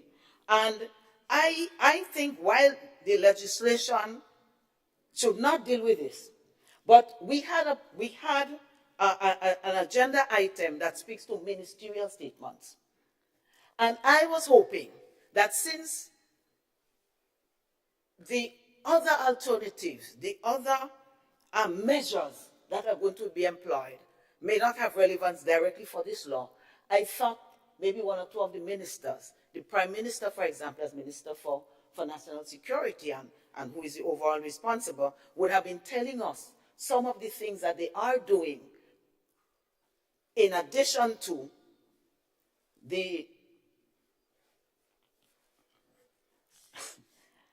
a word came to my mind, but perhaps it's inappropriate, I will not say it. But in addition to just increasing fines and increasing the imprisonment, the prison is already full. It's overflowing. That is what has been said.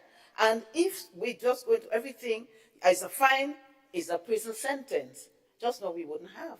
And as my colleagues from the tongue asked the question, are we going to resolve it by building more prisons? Mr. Speaker, we had some programs. The NNP administration had some programs. They have been attacked, they have been vilified, they have been thrown out.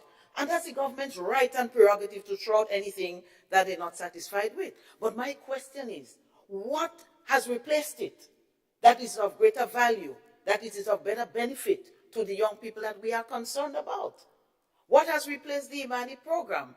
And I hear that they're having re-registration, I hope that is not a guy, some kind of ruse to get him and his to come and hand them a pink slip. But, you know, we had the CES program, we had the soft loan program, we had the Empower programs, and if they were not okay, then what has replaced them? And even if it could not be put in ministerial, the section for ministerial statements, perhaps this parliamentary sitting could have been preceded by a statement by the Prime Minister, because he does that on occasions, just to let us know that it's not just the law to put you in prison or to make you pay money, but it's also to prevent, to give young people that opportunity and that hope. And we have not heard that yet. So I will be listening. I have no problem with the fines and so on. That's for if the judiciary has an issue, they will raise it from that point. But I have a serious problem because, you know, apart from the one additional year that the government has offered youth or mandated that youth remain in school, what else? And that came without a plan. Up to now, we have not heard a concrete plan that says youths who have been mandated to spend one more year in school will be offered X, Y, Z opportunities. We have not heard it yet, Mr. Speaker. It says that the bill is saying to the general public that a life of crime is not the path to walk. Then shouldn't we teach them the path to walk? Shouldn't we give them opportunities to walk various paths that can lead to a better quality of life, to development for themselves, for their families, for the country? We're telling them what not to do, but we should also tell them what we're offering them so that they can do it. Mr. Speaker, we agree on this side that we need to have a collective effort to quell the spate of killings before it becomes a way of life in Grenada. We all pride ourselves on the safety and security of this country, and Grenada has benefited tremendously because of this, and I don't need to go into it.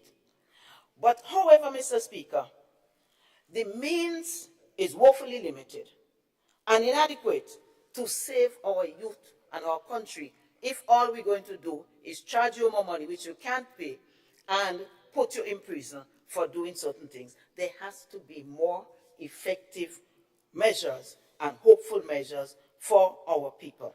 Mr. Speaker, as I have said, I have no problems with the legislation as presented. My problem is that I do not see the government making any real, any tangible offer to the youths and say, have no fear. We know you have problems. We know you have concerns.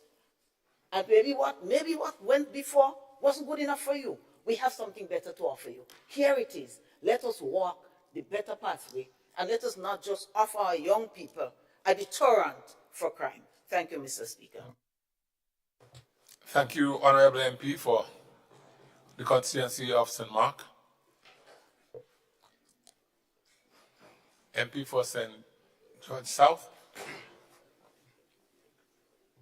Good morning, Mr. Speaker. Mr. Speaker, I just want to, first of all, humbly, Mr. Speaker, give some advice to the members on the other side, Mr. Speaker. And Mr. Speaker, I just want to say that when we come into this parliament, it's serious business. And Mr. Speaker, I urge the members on the other side to at least come prepared. At least come prepared, Mr. Speaker. We had the bill to revise it, to go through it, Mr. Speaker.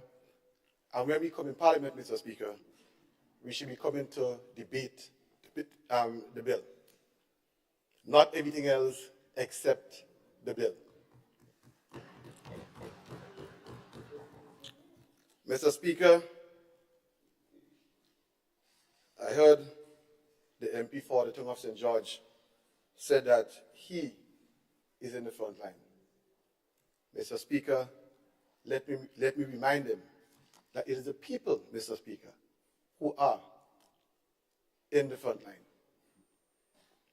Gun violence, Mr. Speaker, most times he may not be affected by it. But the people of Grenada, Carriacou, and Peter Martinique, Mr. Speaker, over the last few months have been traumatized, have been concerned, Mr. Speaker. And, Mr. Speaker, we as a government would be irresponsible if we sat there and done nothing. But, Mr. Speaker, what bothers me is that we are coming to amend this bill. And it seems, Mr. Speaker, like the opposition is upset. Like they are against us coming in Parliament today, Mr. Speaker, to address this matter. And, Mr. Speaker, while we were speaking, the leader of the opposition said, God help us. Well, Mr. Speaker, I want to say to him, to you, that God indeed helped us.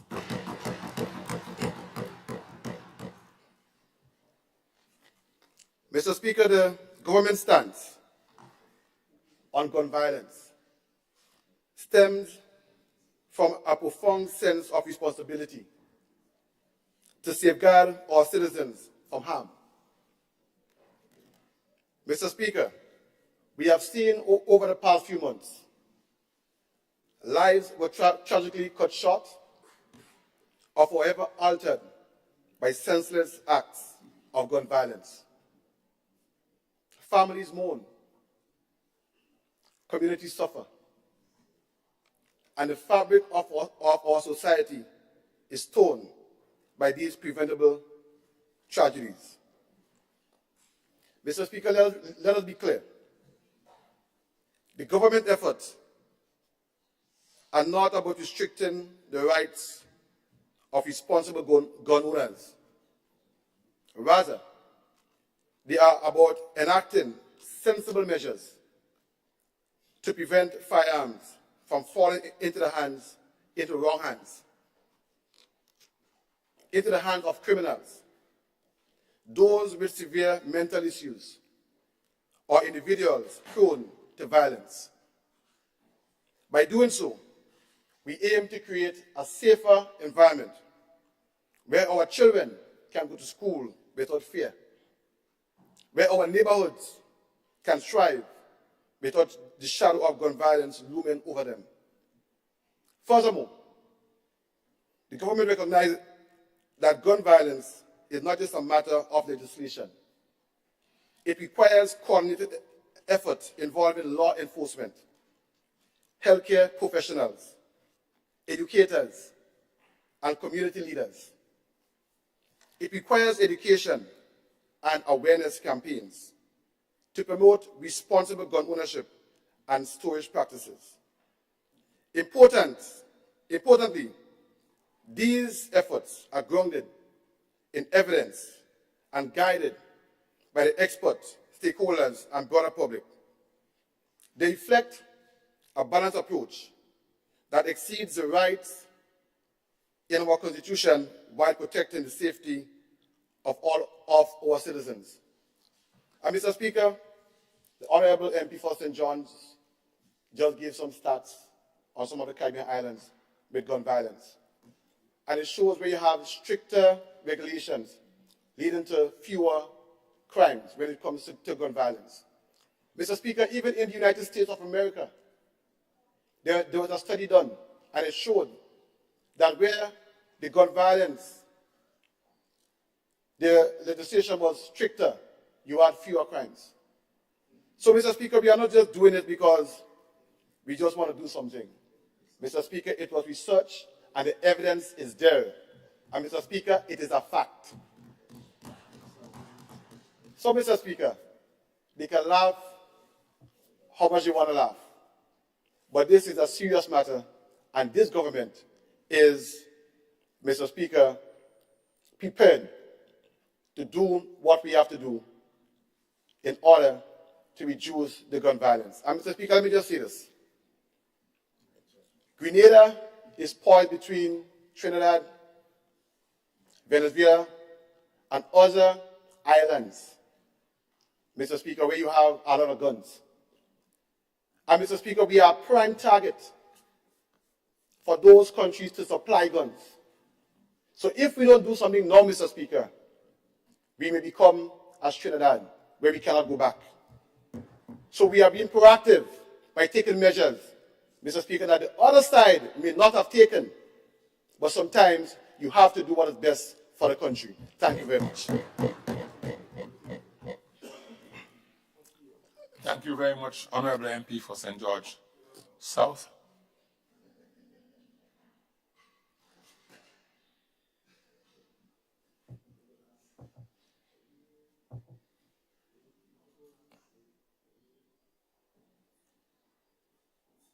I sense we have exhausted the debate. I invite the leader of government business.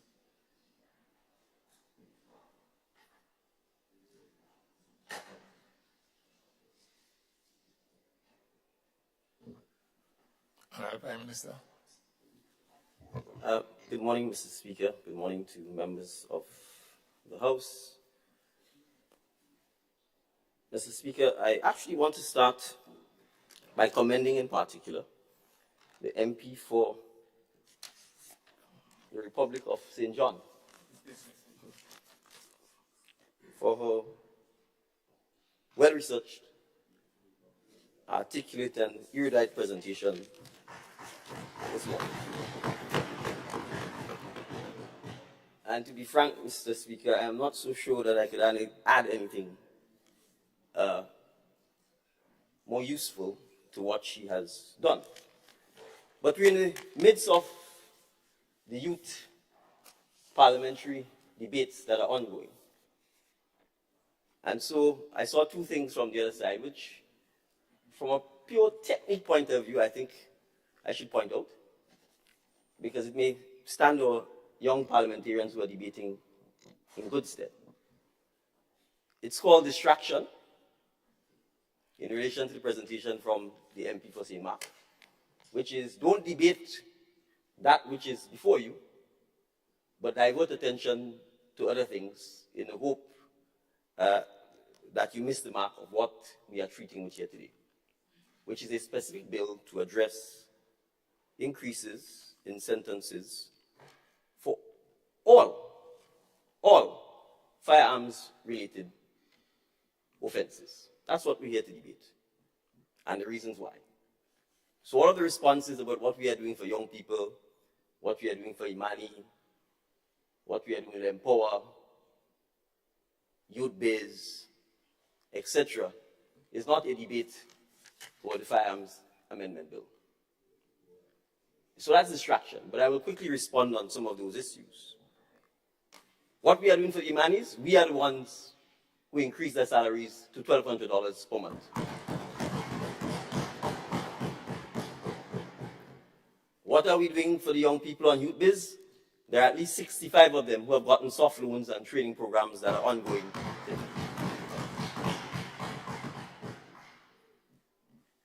The Minister for Housing, Social and Community Development is not here, but she's piloting parenting programs under the IRE program to address at-risk parents and at-risk youth. The Honorable Member for the Town of St. George talked about what other measures we need to do. We know that is where crime starts, from the home. From dysfunctioning families, from young men and women with no parents, or parents with poor parenting skills who themselves can't even cope with the challenges of life, much less parenting. And that is why the Minister for Social and Community Development has been at pains to champion the need for ensuring that in some cases we have to teach parenting, and she has been piloting that. What are we doing? We signed a memorandum of agreement with the Maria Holder Memorial Trust in Barbados to build the Father Malacan home, to rebuild a building there, to treat with young men who otherwise don't have a place to live. But that's not what the debate here is about this morning. So perhaps my distinguished and experienced colleague from St. Mark has not appreciated that yesterday marked 2 years since we were sworn in, since I was sworn in as Prime Minister. And she's missed the enormous amount of time we spent reporting to the nation at the various town hall, the last of which ended at around 11 o'clock last night in St. George, Northeast, where we were reporting about what we are doing in relation to the young men. Frontline.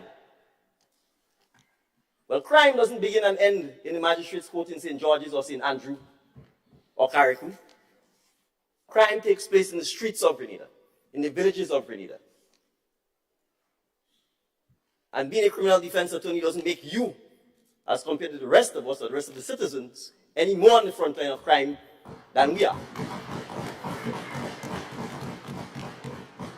So a stone's throw away from where the young man was executed in Snow Corner is where myself, the Minister for Mobilization, Implementation and Transformation, and the MP for South St. George, and the MP for Northeast, where this crime happened, we were there on Saturday afternoon talking with the young men. They said to me, in the entire history of Grenada, no politician, no prime minister, no minister has ever come to them where they are, in their homes, in their streets. They said, that one passing the black van, he might go up in Benham or Willis. And if he was there, you would have thought it was a paramilitary exercise. So, Mr. Speaker, to the young parliamentarians watching the debate, this debate is about the Firearms Amendment Bill number 2, and specifically the amendments to the sentencing surrounding the Firearms Bill. So, when you can't address the subject, you will engage in distraction, throw mud, and hope something sticks. It's a technique. If the other side isn't paying attention, you might get away with it. But we are paying attention. The next technique is, if logic and reason fails, resort to passion and emotion.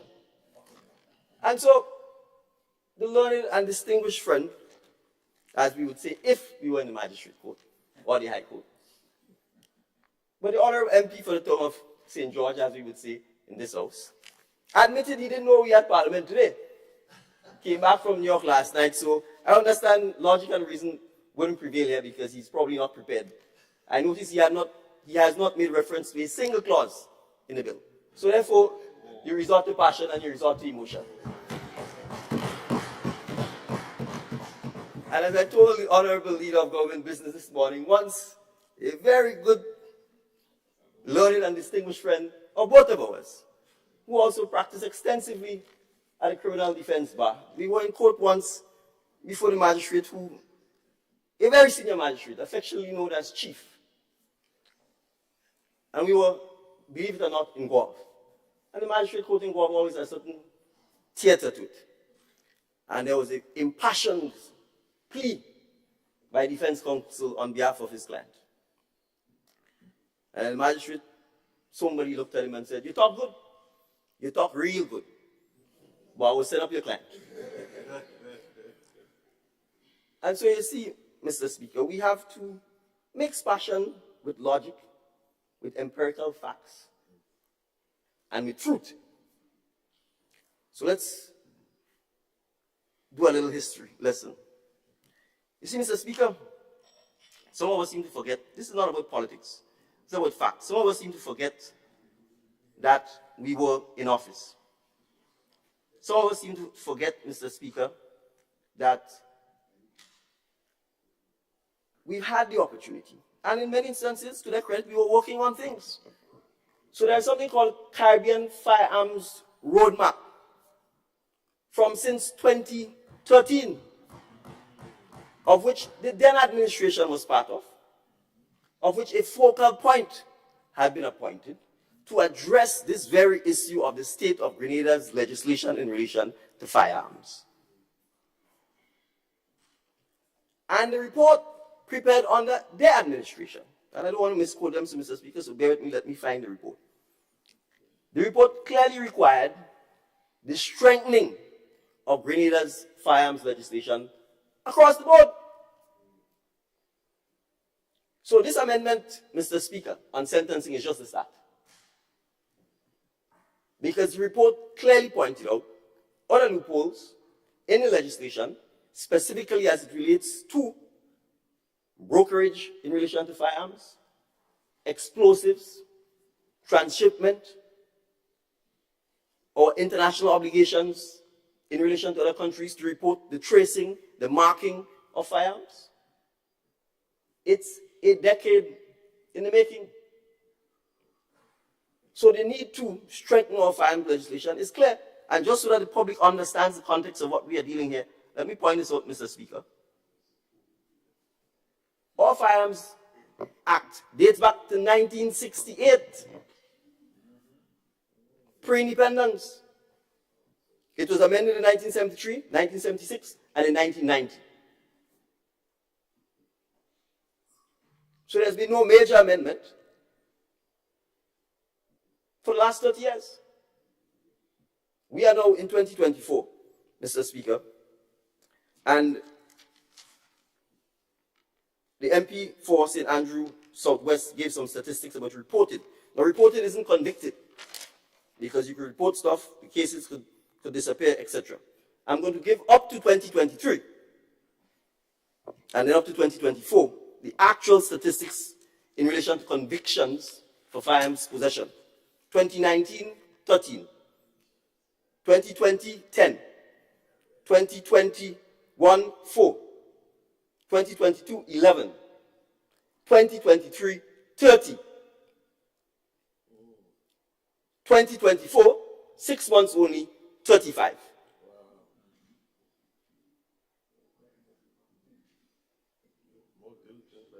Right? That is in relation to firearms actually confiscated by the police in the last 6 months. Now, Mr. Speaker, pursuant to the amnesty,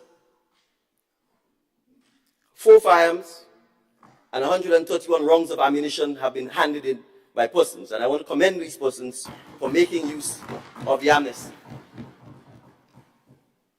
And I want to take this opportunity to re-emphasize that the amnesty is in effect. The amnesty is in effect. We are encouraging persons who have illegal or illicit firearms, persons who know of persons who have illegal firearms and ammunition, to encourage them to take advantage of the amnesty. We are being transparent. We are being open. We are saying to you, the cart has been extended. Make use of the opportunity. Mr. Speaker, as we speak, there are ongoing active investigations where we are confident, based on my debriefing, that even more persons are going to be arrested and charged with firearms.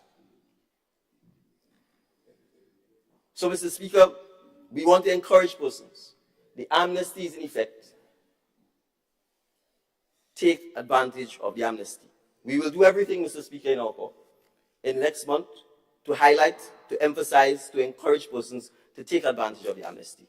I want to invite the honorable members on the other side to do so, because we indicated, Mr. Speaker, that we would amend the legislation to create stiffer penalties for persons who thereafter are found with illicit firearms. So, the Honorable MP for the town of St. George talks about corporate crime and tax crime and little man crime and poor man crime. All crime is crime. But more importantly, Mr. Speaker,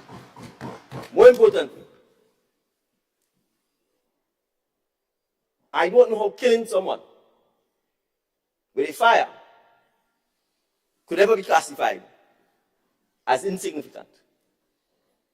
I don't know where maiming someone with a firearm could ever be classified as insignificant. What is the value of a firearm? What is it made for? It is made to kill.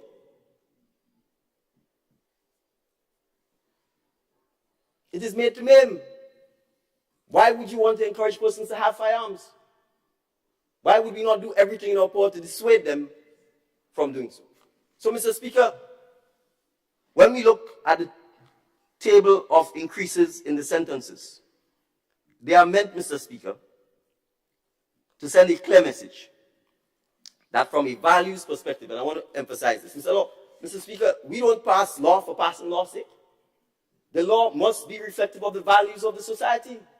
If we are saying as a society, public safety, public order, the preservation of life, the preservation of limb, trumps everything.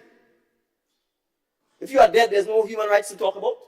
If you are dead, you can't fight over property. And therefore, Mr. Speaker, we have to make it clear that our laws reflect our values. And if our values is the sanctity of life, then we should do everything in our power to make sure that our law reflects that. So, Mr. Speaker, when we talk about things like the unlawful importation, exportation, transshipment of firearms are brought into Grenada. We want to make it clear that if you're caught engaging in this, the consequences will be condign. That they will be severe. What is the existing fine? If you are transshipping, importing, exporting unlawful firearms, the fine is $3,000. What's the message we're sending?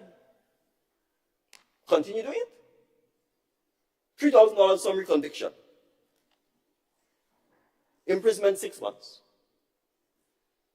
Mr. Speaker, I wouldn't call any names, but I'll make this point. Two of the young men who were killed in the recent spate of gun violence. In one case, his first conviction was in 2012. Thereafter, he had 21 convictions. And his life came to an end abruptly. And I would dare say, before his natural time, in 2024. His first conviction was in 2012. Mr. Speaker, may I have 1 minute to wrap up? Granted. His first conviction was in 2012. So for the next 14 years, for the next 12 years, 2024, 21 convictions, an average of almost 2 per year. The other one, his first conviction was in 2005. Thereafter, 26 convictions. 2005, 2004, 19 years. His life came to an end. Sometimes you actually save their lives by putting them in jail.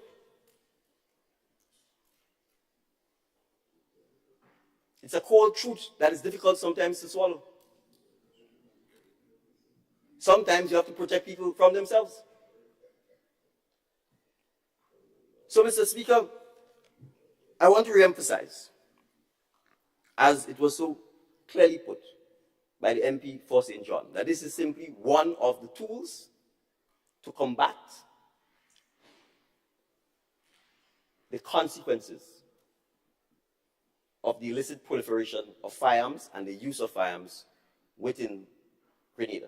And this is part of a broader regional strategy, Mr. Speaker, that we are treating with. I obviously don't have time, but there are lengthy reports coming from CARICOM Impacts that speaks to the trafficking of firearms, the impact it has had, and the measures that we need to take from a public health safety point of view, from a collaboration with our colleagues in the region, including, as you may be aware, Mr. Speaker, some of our countries have joined a lawsuit in the United States brought by Mexico against the gun manufacturers in the United States, because that is where the firearms are coming from. So, Mr. Speaker, I am grateful for the indulgence that you've granted to me, and I too strongly recommend and support the enactment of the bill. Thank you. Thank you, Honorable Prime Minister. And now, Leader of His Majesty Opposition. Thank you, Mr. Speaker. Mr. Speaker, sometimes I sit in this honorable house.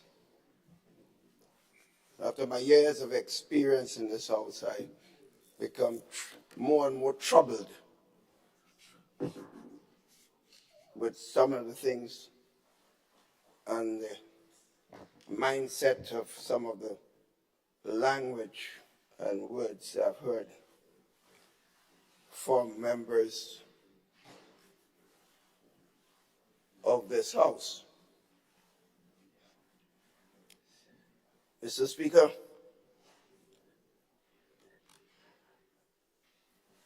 I heard it being said that the members on the opposition side were not addressing the bill.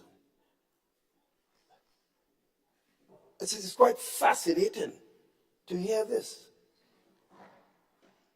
And it's coming from mouths that you did not expect.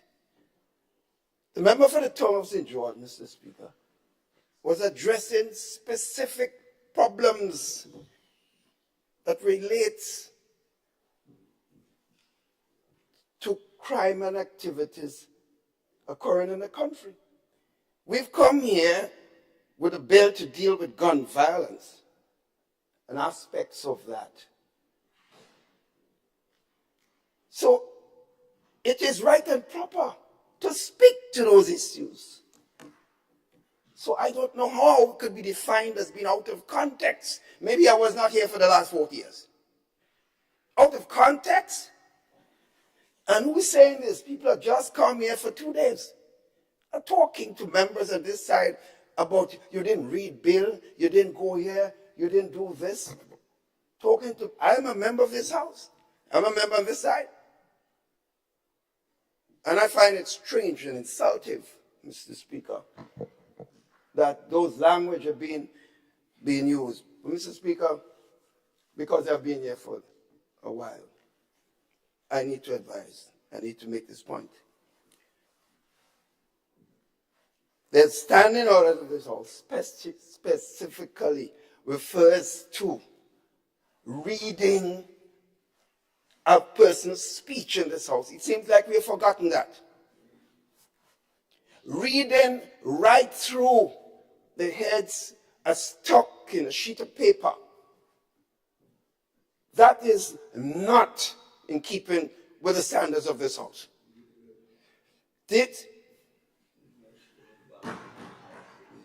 you don't know, you have to just talk. And this is a member, Mr. Speaker, who came to my office and then said some things afterwards. But listen to him today. Mr. Speaker, I am just advising again, and I mentioned it before, that the standing orders of this house must be kept. Our people have been congratulating on brilliant speech and research. If I write something and I give you to read, then you can sound good, but you're stuck in a sheet of paper. That is not what debate in this house is all about. So I could not give any commendation to what is fundamentally wrong. I would not give commendation. The little children always make statements like this. Little children. Mr. Speaker, it appears that members of the government side seem to think by coming to this house and posture about all the sentences and increasing penalties and it sounds great. We will solve crime tomorrow.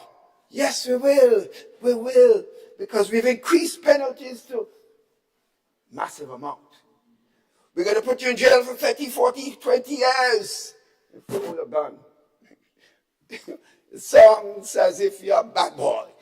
We're going to deal with the bad boys. Oh yes? That's how you deal with problems. Societies have had problems over the years. Grenada, other countries. They have passed laws. There's something called death penalty for murder. People still commit murder.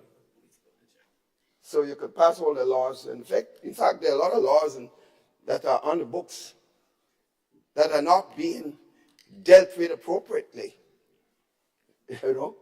And the management of the country has to take responsibility. Of people ducking responsibility when things are happening in your country. If you are in charge, things are happening, you have to take fundamental responsibility. Nobody will say that you did it yourself, but you have a responsibility. So don't duck responsibility. And you will try to duck, you will use words, but it won't suffice. Yes, they might say talking with emotions. Yes, I have to talk with emotions, yes. If they're not used to other parliaments to see members operate, they will understand. Maybe they should learn, take time to learn. So you could bring high-powered guns, we're getting high. Big announcement. What, that's going to solve crime? That come and buying more high-powered guns, bringing more guns, that will solve. This is not a critic that taking steps. The member for the town of St. George did not criticize, from what I was listening, he did not criticize or was against the fact that the government is coming in with some initiative. He may not agree with all aspects of it. That's right. He was saying, if you believe that by itself will solve the problem, joke you're making. That is what he was saying. And I heard he has not mentioned clauses. Those of us who understand the issue of science, you know, if you have one thing being said and all you have is ABCD, then why you have to go through every clause? The fundamental thing is all items in the clauses, as I read them and say, I did not read. Do not read it.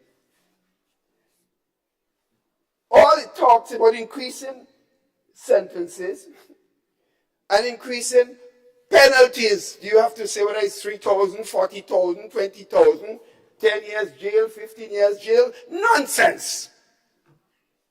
Nonsense. The young men and young women that we're talking about here, we know every society has its problems. Mr. Speaker, when we're in government, there are times when there are surging crimes, and one cannot say you don't blame the government or ministers of government when government might take some action which might yield negative results. So we can deal with that. But to say they are directly responsible, it's a mistake. So, Mr. Speaker, what we are saying is the social and economic conditions in our country, the initiatives you take will in fact, because the fundamental reason, in fact, will deal with the issues that we are trying to solve. So by coming here, you're coming here to deal with penalties in the hope that those initiatives will help you to lower the incentive to commit crimes and activities of violence. That's why we're here. So the issue of dealing with the social consequences of your action is relevant to this debate. So I don't understand what say not addressing the clauses. Nonsense. Absolute nonsense. Mr. Speaker. Yes, no. Yeah, man. Yeah, man. Mr. Speaker, all young people are dealing with issues that when I was growing up, we never had to deal with. So it's not a question of condoning or being sympathetic, but it's a question of understanding the problems. The social media problems have their pluses and their minuses. The technological advances that we are in today, we didn't have to face this. I didn't have to face this growing up in my little village of Brazan and Happy Hill. I didn't have to face this. But the young people today are faced with all those problems. And we have to come to terms. So when we're talking about dealing with crime, which I assume that the government is intended to do by coming here, we have to broadly talk about other issues that we can use to deal with this problem. If we are coming here just to talk about guns, then, well, I don't know what we're doing here. I assume that the government intention is how do we advance the cause of creating a more peaceful society and less problems for society. That's what I assume. Therefore, these opposition members here, from what I've heard, never spoke that you should not take initiative. What we're saying is if you believe that by itself will solve the problems of crime and issues in your society, then you're fundamentally flawed. You're fundamentally flawed in your reasoning. Mr. Speaker, as I was going to point out a while ago, when similar issues occurred and we are worried about, you got to gather all aspects of the society. The Bar Association, the police force, the private sector, the religious communities, leadership, government, of course, the trade unions, and all other persons who have demonstrated interest in dealing with issues of this nature.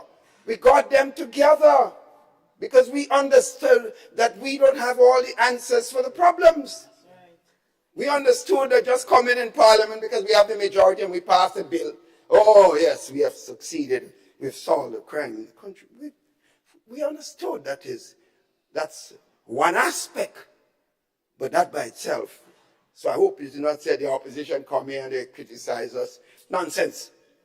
The opposition is advancing rationale for overall solutions to the problem which you intend to help by coming here today. So, Speaker, this is why the issues of our society, we have to come to terms with this. The leadership that we had in parental homes and that we got as young boys and girls growing up, the young people, many cases, the homes are left fatherless. The women are mostly by themselves.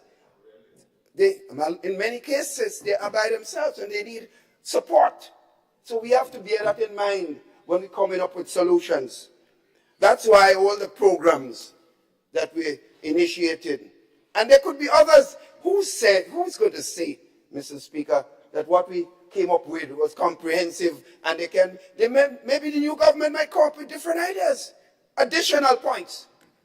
We are not saying what we did was perfect, but we're saying to cut those programs out because it was started by NNP is backward, so to speak. So, the Imani, it's a simplistic approach, I heard. We increase the money by $1,200. That's your solution to the money? What nonsense is this? Am I listening? Am I really listening? Am I listening, Mr. Speaker, at $1,200? Because I did agree. The money program was not meant to about amount of money. It was about training and mindset and development, Mr. Speaker. That's what it meant to be. You talk, give me a chance, Mr. Prime Minister. Take it, Mrs. Prime Minister. Learn to take it. Take it. Well, stop bad talk. Okay, hello. Black in the Mrs. Honorable MP, just hold. I wish, Mr. Just hold. I would tolerate a certain amount of bickering and exchange, right, in the House. But once it becomes disturbing and confusional, I must stop it. So bickering to a certain extent will be tolerated. But I urge you to control what you're saying and your emotions. Also you, Leader of His Majesty Opposition. Yes. You seem to have become very emotional. I have a right, Mr. Speaker. Yes. Listen to me, please. I have a right. Listen to me, please. Yes. And then once you become very emotional, our language. What's wrong with my language, Mr. Speaker? We have to take care of. What was wrong with my language, Mr. Speaker? Honorable Leader of the Opposition. Mr. Speaker, what was wrong with my language? Please. Honorable Leader, the Speaker is on his feet. Can you sit? Yes, I could take it. Yeah, go ahead. You're the boss. Go ahead. Go ahead. Go ahead. I'm not expecting that today, you know. I sat. Yes. And I listened to the honorable gentleman making reference to language used here, Yes. how people speak, making reference to people reading. I, as speaker, you like to know, I, as Speaker, I'm aware of the standing orders. And so the honorable gentleman must know that the Speaker may use his discretion. I'm sure the honorable gentleman knows this. And so, in the same vein, when the honorable gentleman urge and encourage members to speak in a certain way and context, I, as Speaker, trying to ensure that what you advise this House stayed across the floor. So that it's not just language for one set of people, but language for the House and the chamber. Honorable Leader of His Majesty Opposition, and I will invite you to continue. Mr. Speaker, I must admit, I don't understand what you've just said, honestly. It's above my head. According to somebody, it's above my pay grade and competence. Mr. Speaker, I just must comment on this, and that's my right to. But I make the point. The MANI program is a program meant to empower, to develop, and to aid and support the young people. Not about $1,200 or $1,000 or $500. This is not about the money. In fact, we do not have any MANI program right now. Because the MANI program came, you were supposed to come into a program for 2 years, train and get some self. Mr. Speaker, you just spoke. Please give me a chance. And I respect the father of the house, at least. Although you say self-style, father, look in the Hansard and you'll see who came up with it. It was not mine, came from me. But I'm saying, Mr. Speaker. Oh, sorry. I remember for St. George Northeast. Mr. Speaker, I'm standing on a point of order. Section 39 of the standing order is relevant to the bill that is before us. What is the relevance of mentioning the Imani program? So, Mr. Speaker, for clarity, can the member provide relevance why he is talking about the state of the Imani program when we are dealing with the amendments to the firearms bill? All right, your point is made, Honorable Leader of the Mr. Speaker, this is Manje Popot win. Mr. Speaker. Honorable Leader, Honorable Leader of the Opposition, yes. I just advise you to watch your language. Manje Popot? Yes. That's a normal word, Mr. Speaker. In Parliament? Yes. Okay. It's a normal word, Mr. Speaker, if you don't know the history. But imagine someone gets up on a point of order. No point of order. He doesn't even understand the basic fundamentals of a point of order. And that's why they will never learn, because they are never interested in listening and taking advice. They will never learn. They will never learn, Mr. Speaker. But let me add, it seemed like I really touching some corns this morning. Yeah, I will continue to talk. I hope, Mr. Speaker, you're taking the time for a lot of interventions that took place here this morning. The Father House must be at least be respected in what he is doing in this House, Mr. Speaker. Mr. Speaker, so you are meant to help train the young people, create programs, and if the government comes up with any program to aid the young people's success, we will be the first to support it. Any program. Because we have already said, Mr. Speaker, that we do not believe we have control over all initiatives and programs. And since the people voted for a new government, they expected some new items in addition to what was successful before, not getting rid of it, but adding to what was in train before and worked, and coming up with your own ideas. And we assume as women beings, it doesn't matter what qualification you have, there are ideas that could come from the lowest person in the society. Mr. Speaker, I hope, as I said, I hope you took into consideration my time. Mr. Speaker, I just want to say this. You need to look at programs that create jobs and opportunities. Because as I said, many of the households are headed by women. A lot of the initiative programs that can be useful to helping women, empower them, were initiated before, and they could be expanded. So I think it's important for us to look at those, because that will help give the women more opportunity to help and support their families and to help the young men and women under their watch, so to speak. I think it's a mistake not to have a regular devotion program. A mistake, well, yes, I know how people think, but it's existed in all countries, Mr. Speaker. Whether you go to Jamaica, you see it. Where you go to Trinidad, Mr. Honourable Member? Yes. Are you aware that the bill went? Yes, Mr. Speaker. So you want to cut me off? I mean, you have the power, Mr. Speaker. You have the power. You have the power to cut me off, Mr. Speaker. But let me just say this. Your police force is an integral part of the development of what takes place in your country and the solving. Oh, my Lord of mercy. Honourable Prime Minister. Yeah, listen, Mr. Speaker, I realize I've touched enough horns here this morning, and therefore I would not want to create. Some people might have heart attack before if I continue here. So because of this, Mr. Speaker, I'll save you and the House of any serious illness that might take place here today. But I just want to say this before I leave, Mr. Speaker. I have to leave. I'm patron to a major graduation. In fact, I think it was a terrible time to have a parliament session because most members are absent here today because of the serious graduation ceremony. So I leave.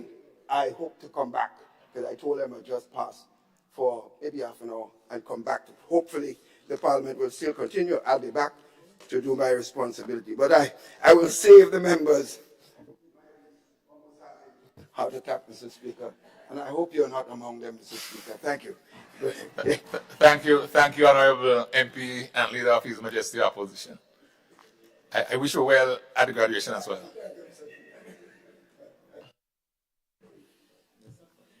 Leader of Government Business. Thank you, Mr. Speaker. Speaker, I started my discourse this morning by saying that I believe that this bill probably could have been one of the most significant bills to be passed in this House this 2024. And I'm not happy, Mr. Speaker, having heard the deliberations by the opposition leader in particular. Because I believe, Mr. Speaker, this bill needs to be properly studied. It's a long document. It has some very far-reaching consequences for people having possessed illegally firearms.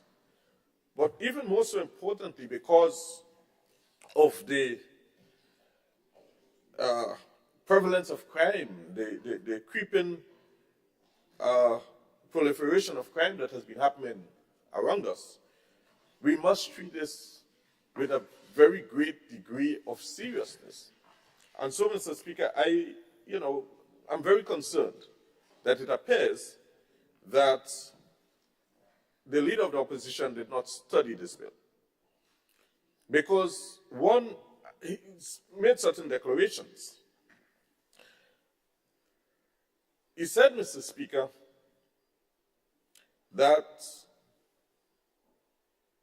the increase in sentencing, and also I believe he was referring to also the increase in the fines, classified it as nonsense. But Mr. Speaker, if we pay close attention to what has been happening, there has been a general call by the population to stiffen the penalties and the jail sentencing for people who possess these illegal firearms and turn it on their colleagues.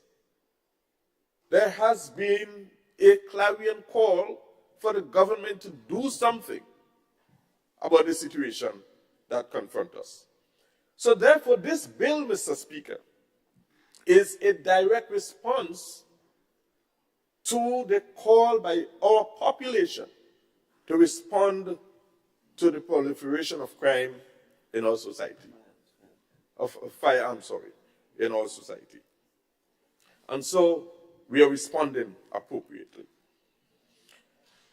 The leader of the opposition talked about docking responsibility. Mr. Speaker, this government of 2 years have held a number of town hall meetings throughout the length and breadth of this beautiful island, including Carriacou, where the ministers of government stood to give an account of our stewardship for the last 2 years. But not only that,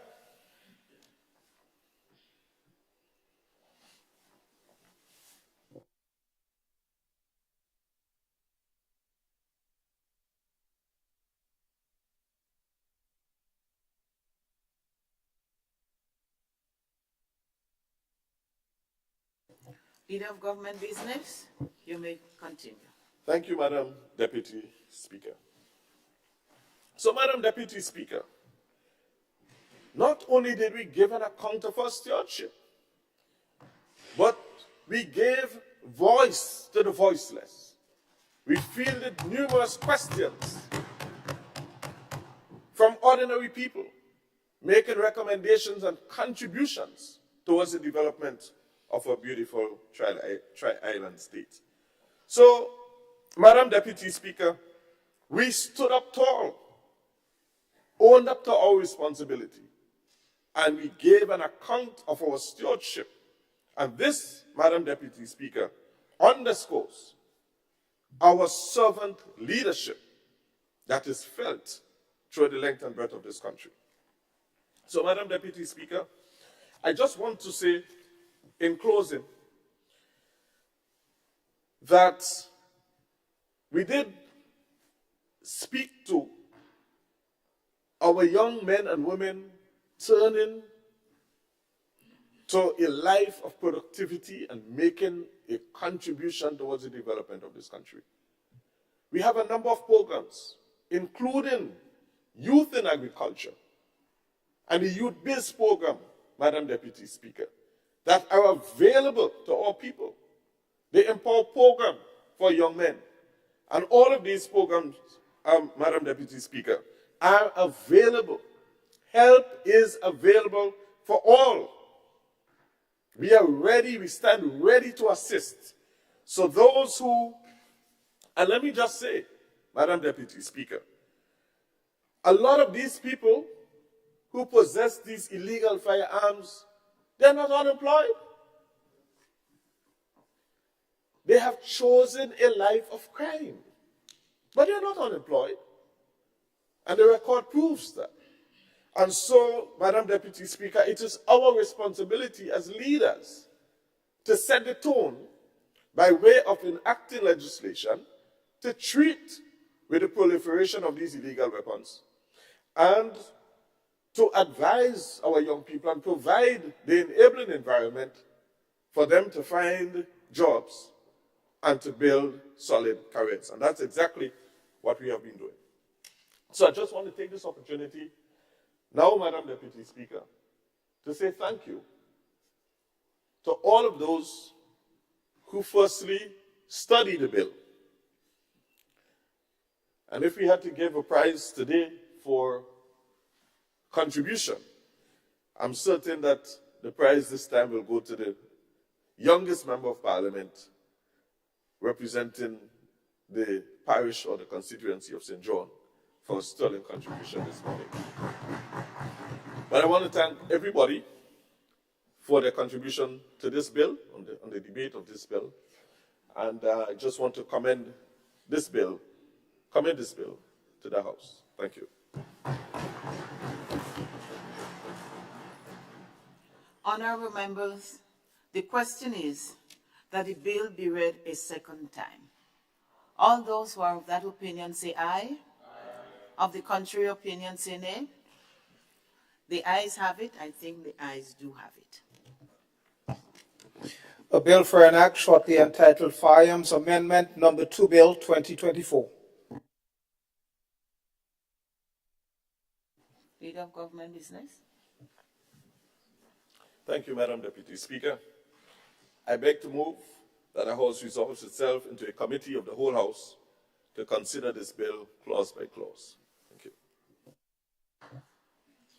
Honorable members, the question is that this Honorable House resolve itself into a committee of the whole House to consider the bill clause by clause.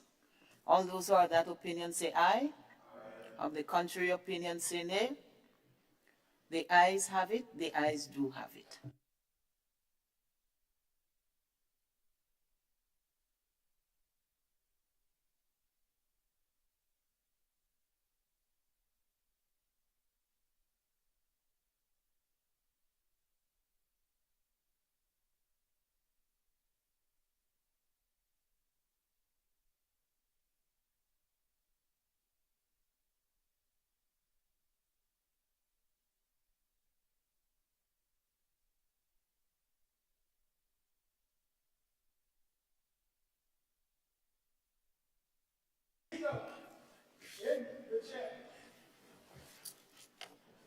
Mr. Clerk.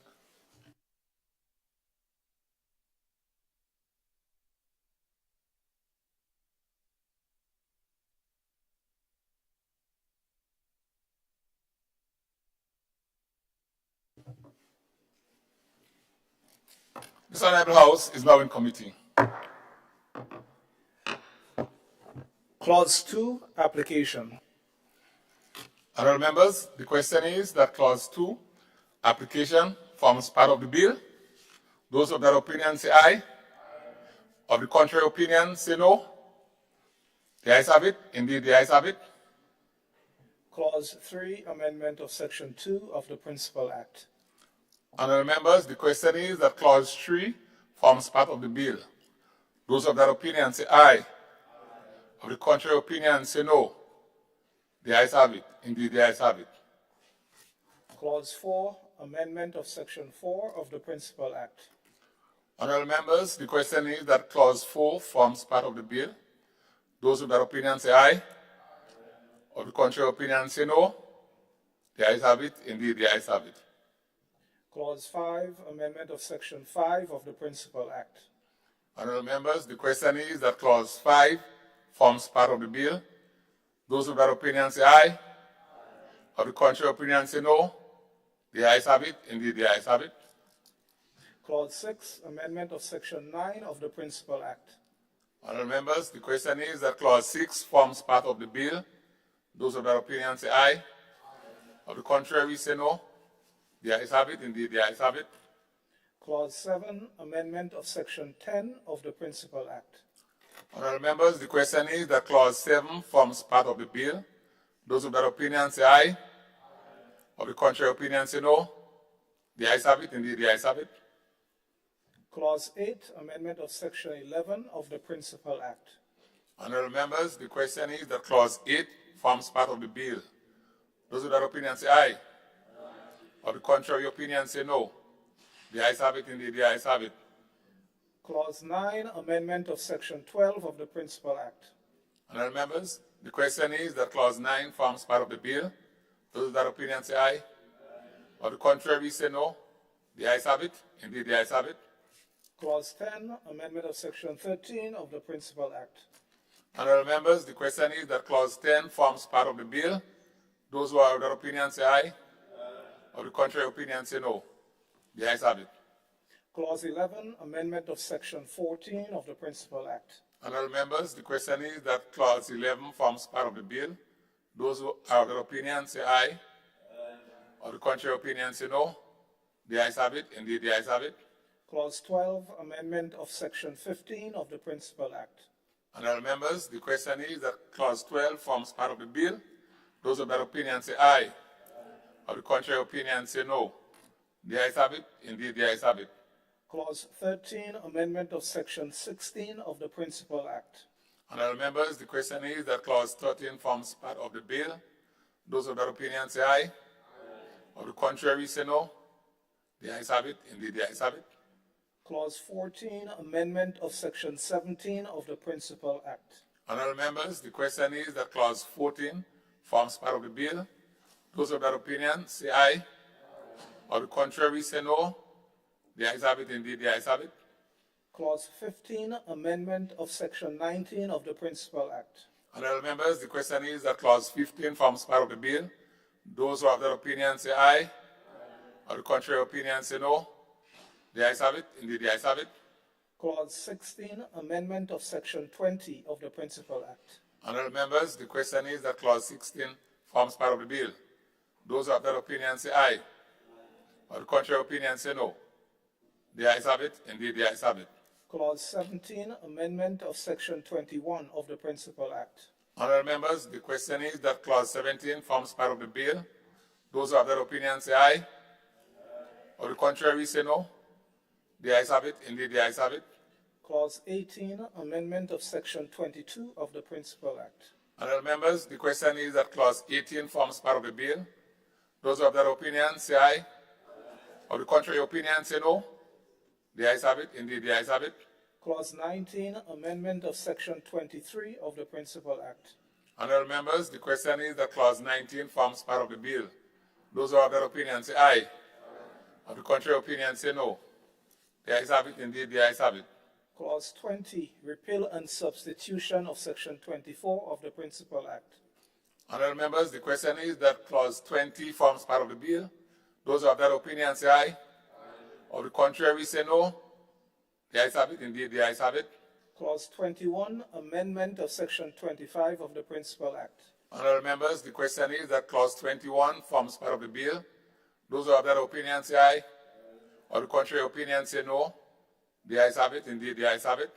Clause 22, repeal and substitution of Section 26 of the Principal Act. Honorable members, the question is that Clause 22 forms part of the bill. Those who have that opinion say aye. Or the contrary opinion say no. The ayes have it, indeed the ayes have it. Clause 23, amendment of Section 35 of the Principal Act. Honorable members, the question is that Clause 23 forms part of the bill. Those who have that opinion say aye. Or the contrary opinion say no. Indeed the ayes have it, the ayes have it.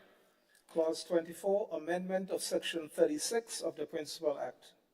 Honorable members, the question is that Clause 24 forms part of the bill. Those who have that opinion say aye. Or the contrary opinion say no. The ayes have it, indeed the ayes have it. Clause 25, amendment of Section 41 of the Principal Act. Honorable members, the question is that Clause 25 forms part of the bill. Those of that opinion say aye. Or the contrary opinion say no. The ayes have it, indeed the ayes have it. Clause 26, amendment of Section 42 of the Principal Act. Honorable members, the question is that Clause 26 forms part of the bill. Those who have that opinion say aye. Or the contrary opinion say no. The ayes have it, indeed the ayes have it. Clause 27, amendment of Section 45 of the Principal Act. Honorable members, the question is that Clause 27 forms part of the bill. Those who are of that opinion say aye. Or the contrary opinion say no. The ayes have it, indeed the ayes have it. Clause 28, amendment of Section 53 of the Principal Act. Honorable members, the question is that Clause 28 forms part of the bill. Those who are of that opinion say aye. Or the contrary opinion say no. The ayes have it, indeed the ayes have it. Clause 1, short title and commencement. Honorable members, the question is that Clause 1 forms part of the bill. Those who are of that opinion say aye. Or the contrary say no. The ayes have it, indeed the ayes have it.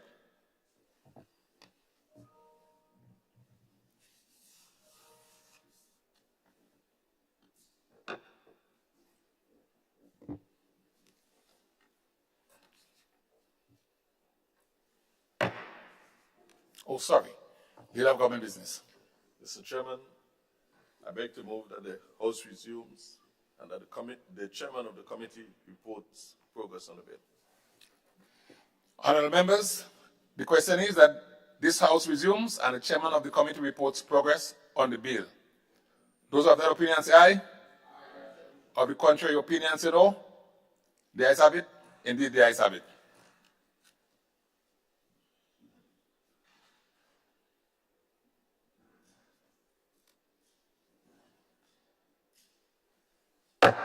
This Honorable House now resumes.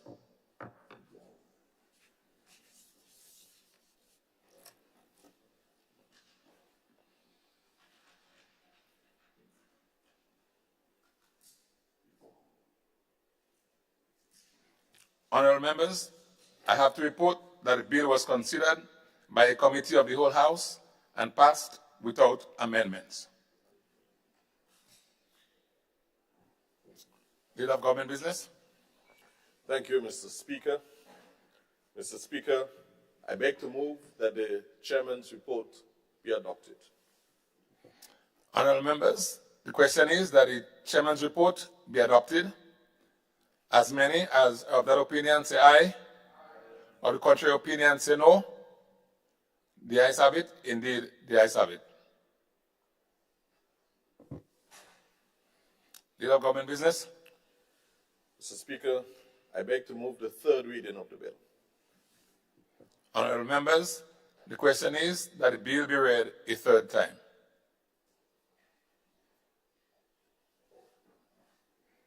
Honorable members, the question is that the bill be read a third time and pass. Those who have that opinion say aye, or the contrary opinion say no. The ayes have it. Indeed, the ayes have it. A bill for an act shortly entitled Firearms Amendment Number 2 Bill 2024.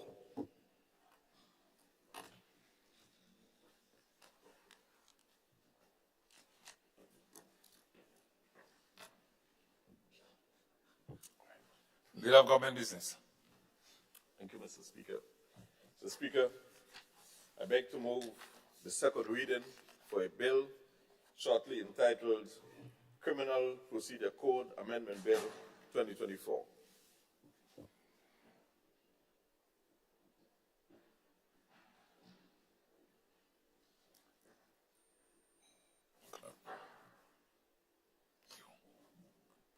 He's read it.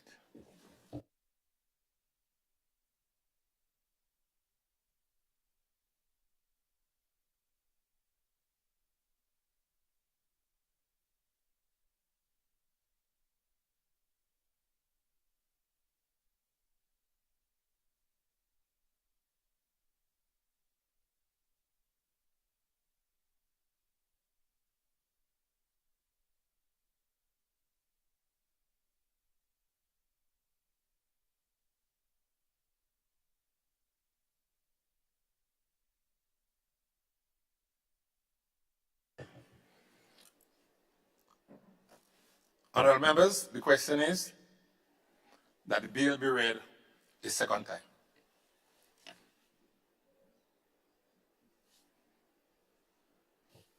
Leader of Government Business. Thank you, Mr. Speaker. Mr. Speaker, this bill, the Criminal Procedure Code Amendment Bill 2024, it's a bill which is aligned to the previous bill just read and passed in this Parliament. It seeks to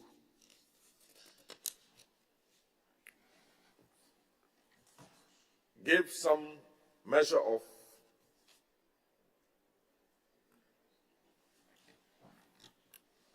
power to the legal system to ensure that people found with those illegal weapons are not granted bail. As you're all aware, Mr. Speaker, the firearms amnesty,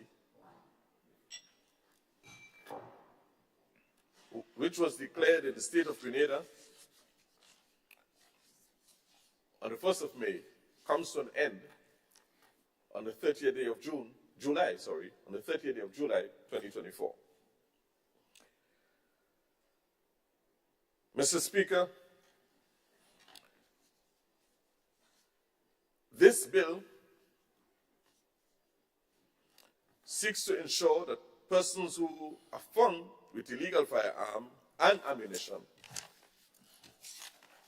would now face a mandatory prison sentence without the option of bail. Further, Mr. Speaker, in the case where firearms are automatic rifles, these individuals so contravening the act will face a stiffer penalty, in that a prison term of no less than 3 years will be granted. Mr. Speaker, to give legal effect to the aforementioned condition on which a firearm amnesty was declared, the Criminal Procedure Code Amendment Bill of 2024 seeks to amend Section 47 of the Criminal Procedure Code, Chapter 72B, the principal code, to do the following. 1, to extend the categories of offenses in respect of which a magistrate shall not admit a person to bail to include offenses under the Firearms Act, Cap 105, which are punishable by imprisonment for a term of 5 years. So, Mr. Speaker, under the Firearms Act, there are a number of offenses in which the sentence is 5 years or more, which means that when this bill is passed, persons who do the following will not be granted bail. Those who are found with unlawful acquisition or disposal of a firearm, offenses contravening into the converting into a prohibited weapon, offenses of taking a pawned firearm or ammunition, offenses of unlawful possession of a firearm or ammunition, carrying firearm or ammunition in a public place, or discharging of those firearms in a public place. So, Mr. Speaker, I've backed up to give some examples, because one must understand and appreciate that this particular bill seeks to ensure that when people are found with these weapons and when they commit these offenses, they are not allowed to walk the street again freely as if nothing happened. But the court would ensure that these people who violate the act, when caught, will be sent to prison awaiting the sentencing and fines, as the case may be. So, Mr. Speaker, this particular bill contains 4 clauses. Clause 1 speaks to the short title and the effective date. And the effective date for this is also the 30th of July 2024, on which this one will come into effect. Again, coinciding with the effective date of the Firearm Amendment Bill number 2 of 2024. Clause 2, Mr. Speaker, provides for the application of the Act to legal proceedings instituted on or after the date of its commencement. And clause 3 seeks to amend section 47 of the Principal Code to prohibit a magistrate from admitting to bail any person charged with an offense under the Firearms Act, Cap 105. So, Mr. Speaker,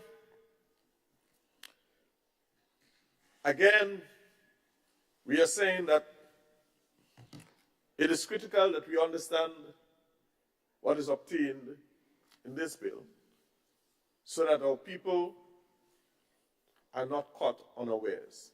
And that is why, Mr. Speaker, we take the time to slowly go through all of these things so that the general public can understand what is obtained and that we are fully abreast with what is happening. These are critical pieces of legislation which aid us in the fight against crime.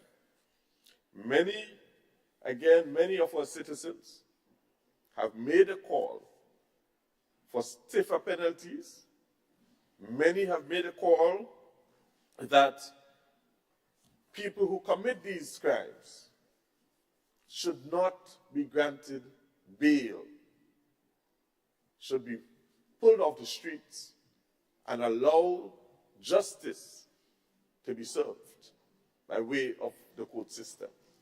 So this, Mr. Speaker, corrects a problem that we've had for a long time when we've seen these types of crimes happening in our country, that the people who are perpetrating these crimes are not allowed bail, but are brought on remand and awaiting their sentencing.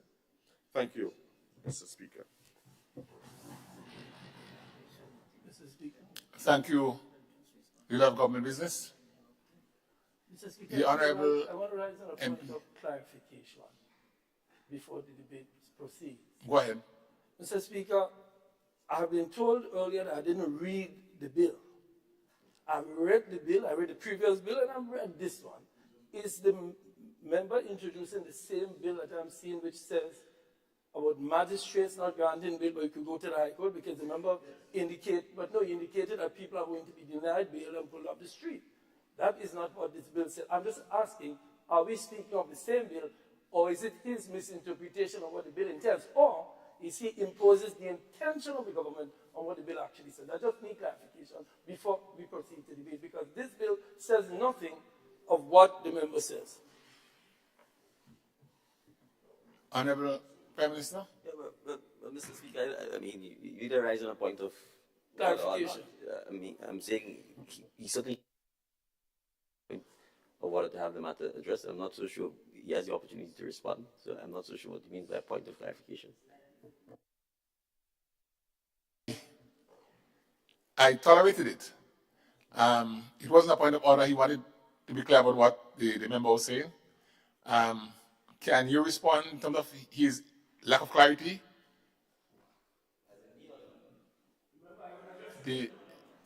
Just hold. Leader of Government Business.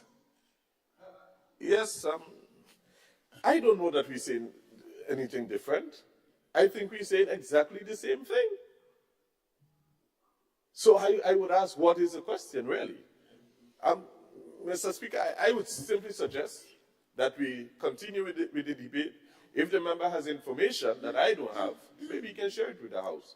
But as far as I'm concerned, I've given the context within which the bill is formed and the details of the bill as to how it is going to be implemented. Agreed. I have no difficulty doing that, Mr. Speaker. All I'll simply say is what the member said is that this bill is going to take people off the streets and deny them bail when there's a gun.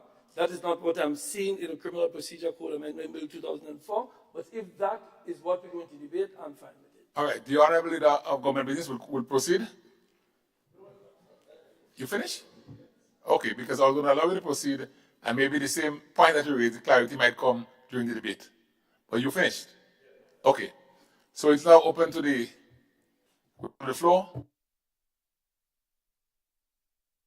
Sorry.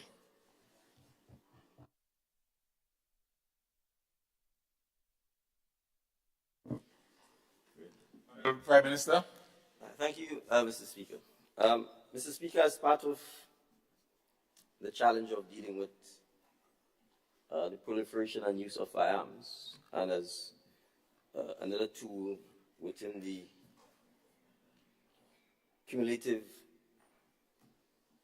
list of things we need to do, this amendment to the Criminal Procedure Code is part of that process. So, Mr. Speaker, I want to contextualize this by first indicating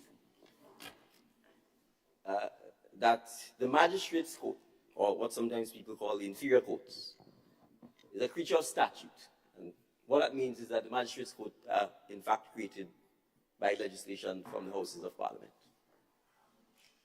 And therefore, Parliament has the power to increase or decrease the authority, functions, and the role and the jurisdiction of magistrates. I want to repeat that. Magistrates are creatures of statute. They are created by legislation coming out of this House. So there's a Magistrates Act which sets out the jurisdiction of magistrates, both in civil and in criminal matters. And therefore, whether or not a magistrate has the power to admit someone to bail or not is a matter that this House is entitled, as of law, to treat with. The High Court, or the Supreme Court, is a court of original jurisdiction, and in that sense stands in a place of superiority to that of the Magistrates' Court, and can exercise supervisory and appellate jurisdiction in some instances over the Magistrates' Court. The Supreme Court is created by our Constitution, and therefore when we make reference to the judiciary, and specifically the Supreme Court, Parliament is far more limited and restricted in its ability to limit the original jurisdiction of the Supreme Court. And I've given this preamble to indicate that the amendment to the Criminal Procedure Code is not in any way, shape, or form addressing the powers of the Supreme Court. And therefore, the Supreme Court has the right, as this bill clearly says, to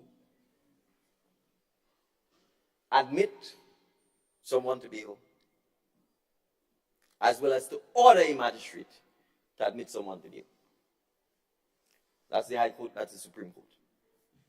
We are not touching this. What we are touching is the Magistrates' Court, an inferior court, a court created by law, ordinary legislation that emanates from this House. And so this House has the power to pass law to expand or to limit the jurisdiction of magistrates. What we are seeking to do, Mr. Speaker, is in fact, in this case, to limit the jurisdiction of the magistrates to admit to bail, to release someone on bail who has been charged with contravention of the Firearms Act, where the minimum fixed sentence is 5 years or more. Mr. Speaker, I'm going to read, with your leave, a brief article. I will leave out the name of the perpetrator, but just so that we understand the challenges of what we're doing. Mr. Speaker, before you compile the order, to give the source of what is being read in Parliament, it's normal you circulate the articles, which will be quoted, but I'm prepared now simply to give the source, so that the source can be verified by the members. That is normal procedure in the Parliament. I'm aware. Honorable Prime Minister, you wish to declare the source?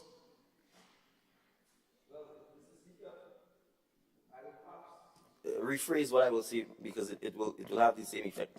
Because the source of the article is the New Today. But even without the New Today, I have knowledge of the facts in any event in my capacity as Minister of National Security. So I could either give the facts in my capacity as Minister of National Security, or for the benefit of the members, it's the New Today article. It is volume 16, number 25. Let me just make sure I have it right. And if I may, Mr. Speaker. You mind not referencing the newspaper? Can you proceed? I have no difficulty. Newspapers are public documents, Mr. Speaker. Yeah. Please. I was asked for the source, and I provided the source. Yeah. Please proceed, Honorable.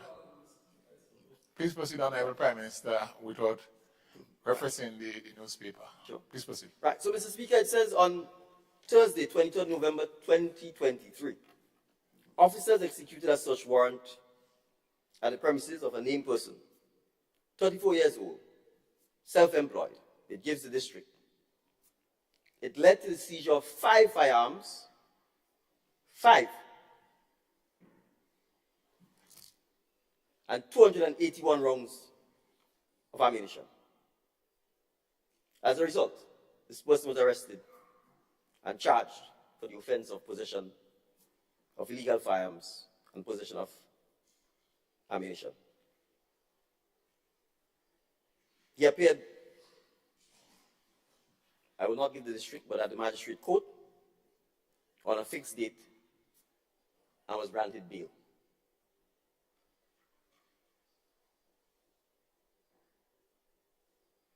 What does he do? You think someone has 5 firearms? 5. 281 rounds of ammunition. We're in Ukraine. We're in Sudan. Afghanistan. The Gaza Strip. Mr. Speaker, members of this honorable House,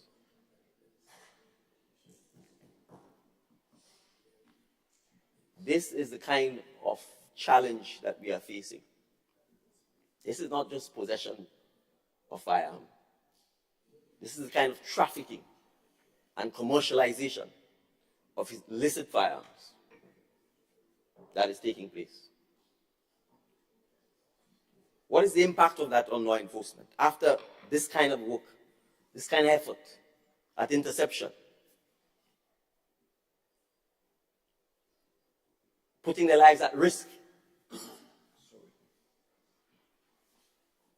and then the day after, they're back out on the streets.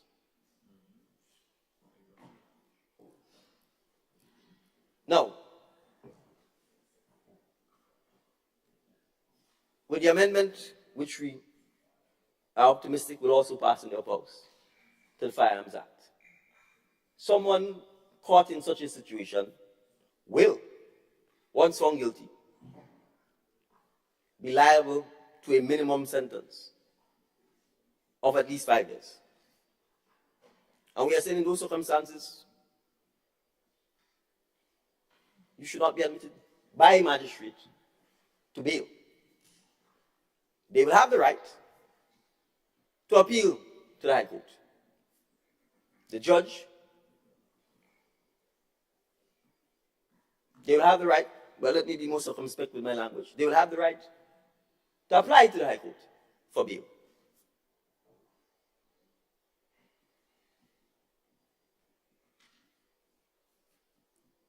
The High Court will hear arguments as to whether or not bail should be granted. But we are not prepared, Mr. Speaker, to simply sit by and watch this pattern and this trend continue.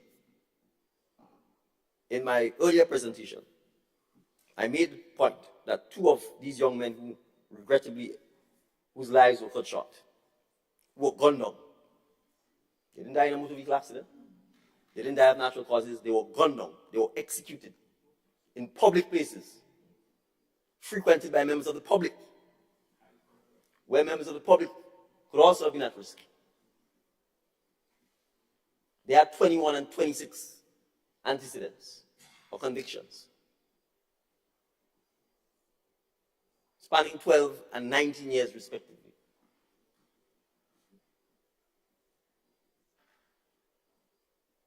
So the state, frankly, the state's first priority, the very reason for the existence of states, is to try and ensure that there's public safety and public order as much as possible. That is, to a large extent, why people organize themselves into nation states. And so, Mr. Speaker, it is likely that people will raise concerns about the fundamental freedoms of citizens and the right not to be deprived of your liberty except by due process. And there is due process. Your right to appeal to the High Court, should you run afoul, to apply to the High Court, should you run afoul of the legislation in circumstances where the minimum sentence is 5 years, is not in any way hindered. But the right of innocent citizens in particular, not to have their lives and their limbs at risk as a result of illegal use and possession of firearm and ammunition, Mr. Speaker, when balancing the scale, must trump the right of criminals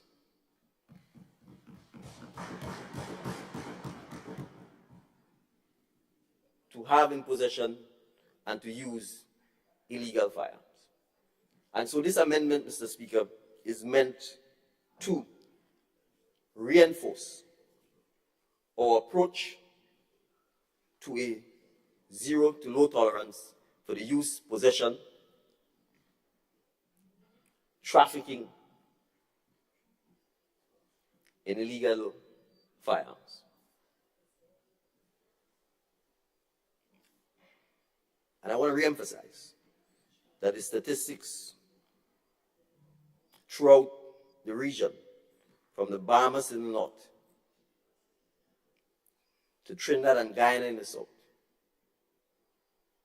shows repeatedly that oftentimes the multiple homicides are carried out by criminals who are on bail.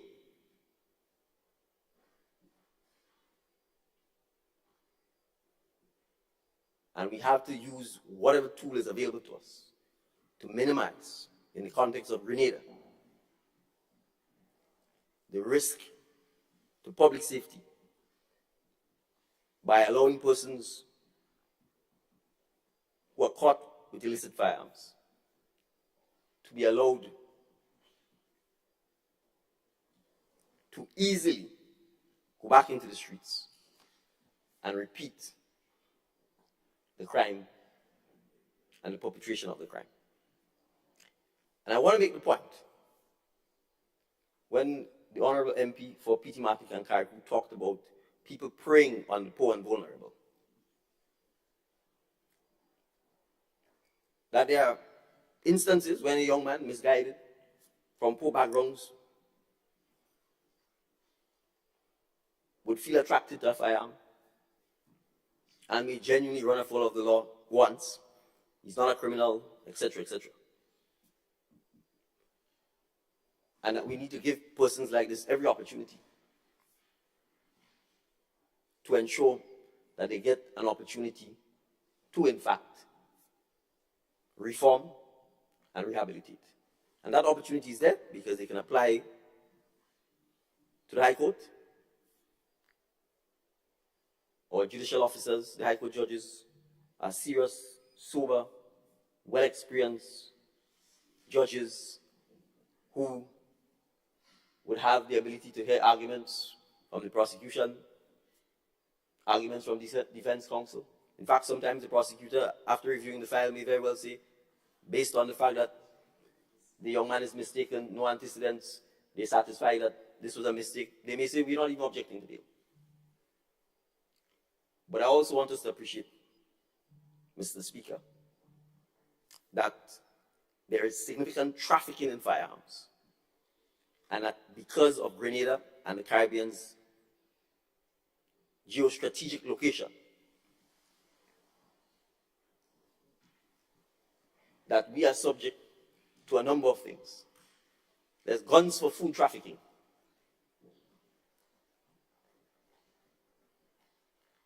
There's guns for food trafficking. There's guns for US trafficking. So, for example, in the context of Venezuela, as you are aware, there are sanctions and embargoes. There are persons who are trafficking in firearms from South America in exchange for US, in exchange for food. There's a situation in Haiti where people are trafficking firearms in exchange for guns, in exchange for food. There's human trafficking taking place, backed up by the use of illicit and illegal firearms. There is sadly and regrettably a situation where in recent times it has been highlighted that within the context of the Caribbean, that persons of Caribbean descent born into the United States have been engaging in the trafficking of firearms in the context of the Caribbean.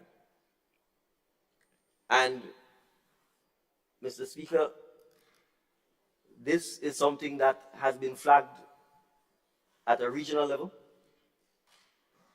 in several reports. And I want to,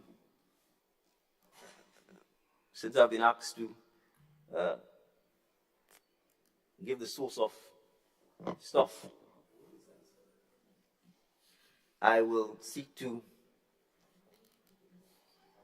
make reference to a November 2023 publication by a number of regional bodies, including CARICOM Impacts. And, Mr. Speaker, I will simply give a quick summary of some of the things. The proliferation of illicit firearms, ammunition, parts, and components has been prevalent across CARICOM and the wider Caribbean in recent years.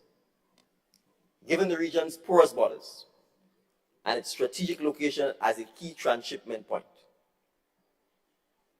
And so, gun violence in the Caribbean is often associated with the intertwined factors of gang violence, drug trafficking, and access to illicit firearms.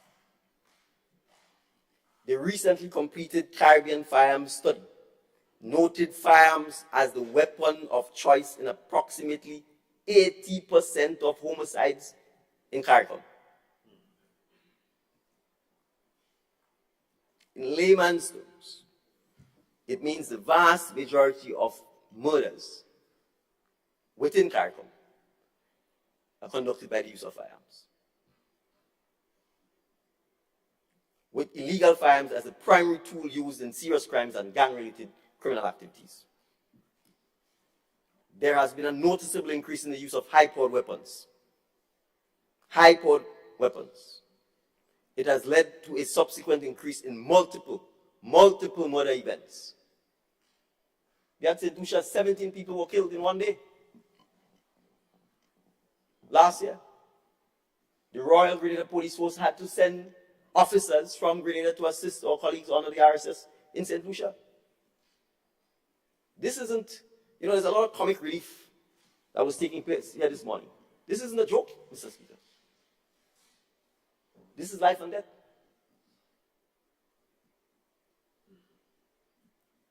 And when I made the reference to the fact that sometimes they are safer off, Mr. Speaker, I think the rules does permit you the discretion to give members an extra 5 minutes. And I would, in those circumstances, seek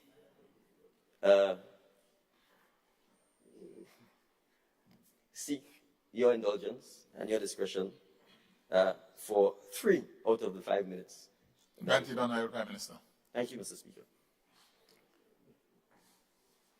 I'm sure the Speaker is fair, Honourable Member for the Town of St. George, and if you so request 5 minutes, he will give you 5. Well, you know, I've been doing so a long time, but the fella ain't listening. He ain't listening at all. As you saw this morning, he ain't listening. But as they say, time will tell. So, Mr. Speaker, the empirical data is there. And I want to read this. Furthermore, analysis of firearms purchasers' data highlights the increasing and deeply concerning tendency for Caribbean-born persons legally residing in the U.S. to purchase firearms, which are then shipped to and recovered in the Caribbean.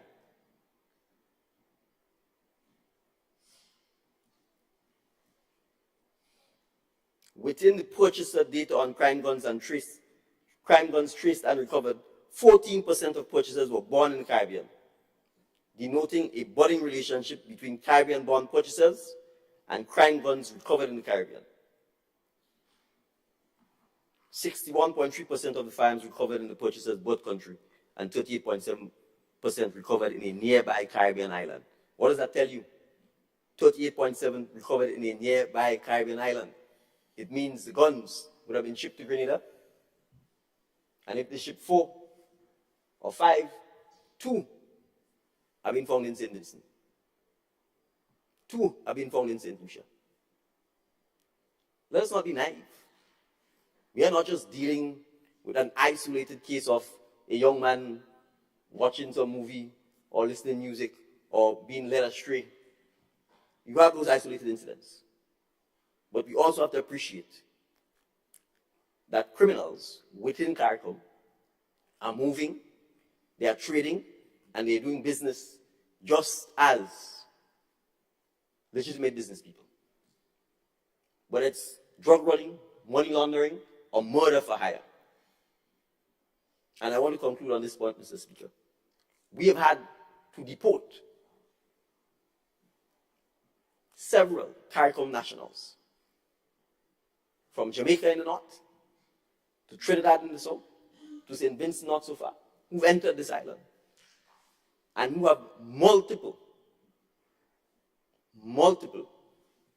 in many instances, convictions for shooting at the police in the case of Trinidad, murder charges, multiple, in Jamaica and Trinidad. So we have to understand, they call them shooters in Trinidad, murder for hire. You pay them, they kill you. Just business. So I'm saying, if we find such persons here,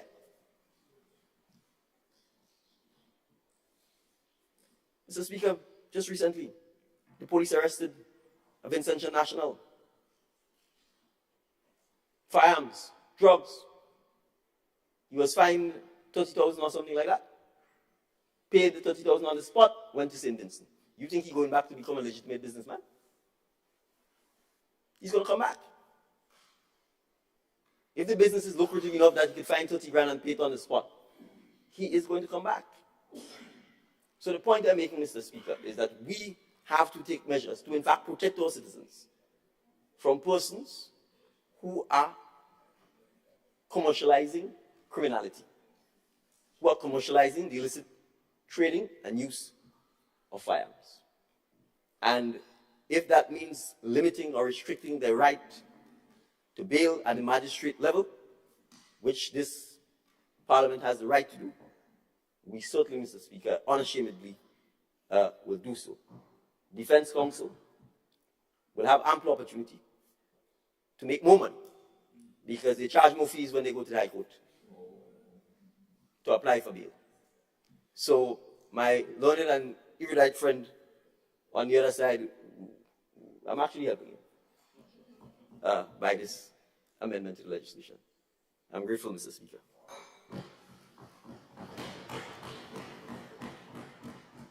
Thank you very much, Honorable Prime Minister, and I now invite the Honorable MP for the town of St. George. Mr. Speaker, the issue that arises in this piece of legislation, I raised the matter earlier because I was accused of not reading. I've read all the legislation, and this one, the member for St. George Southeast indicated something that the Prime Minister has cleared up.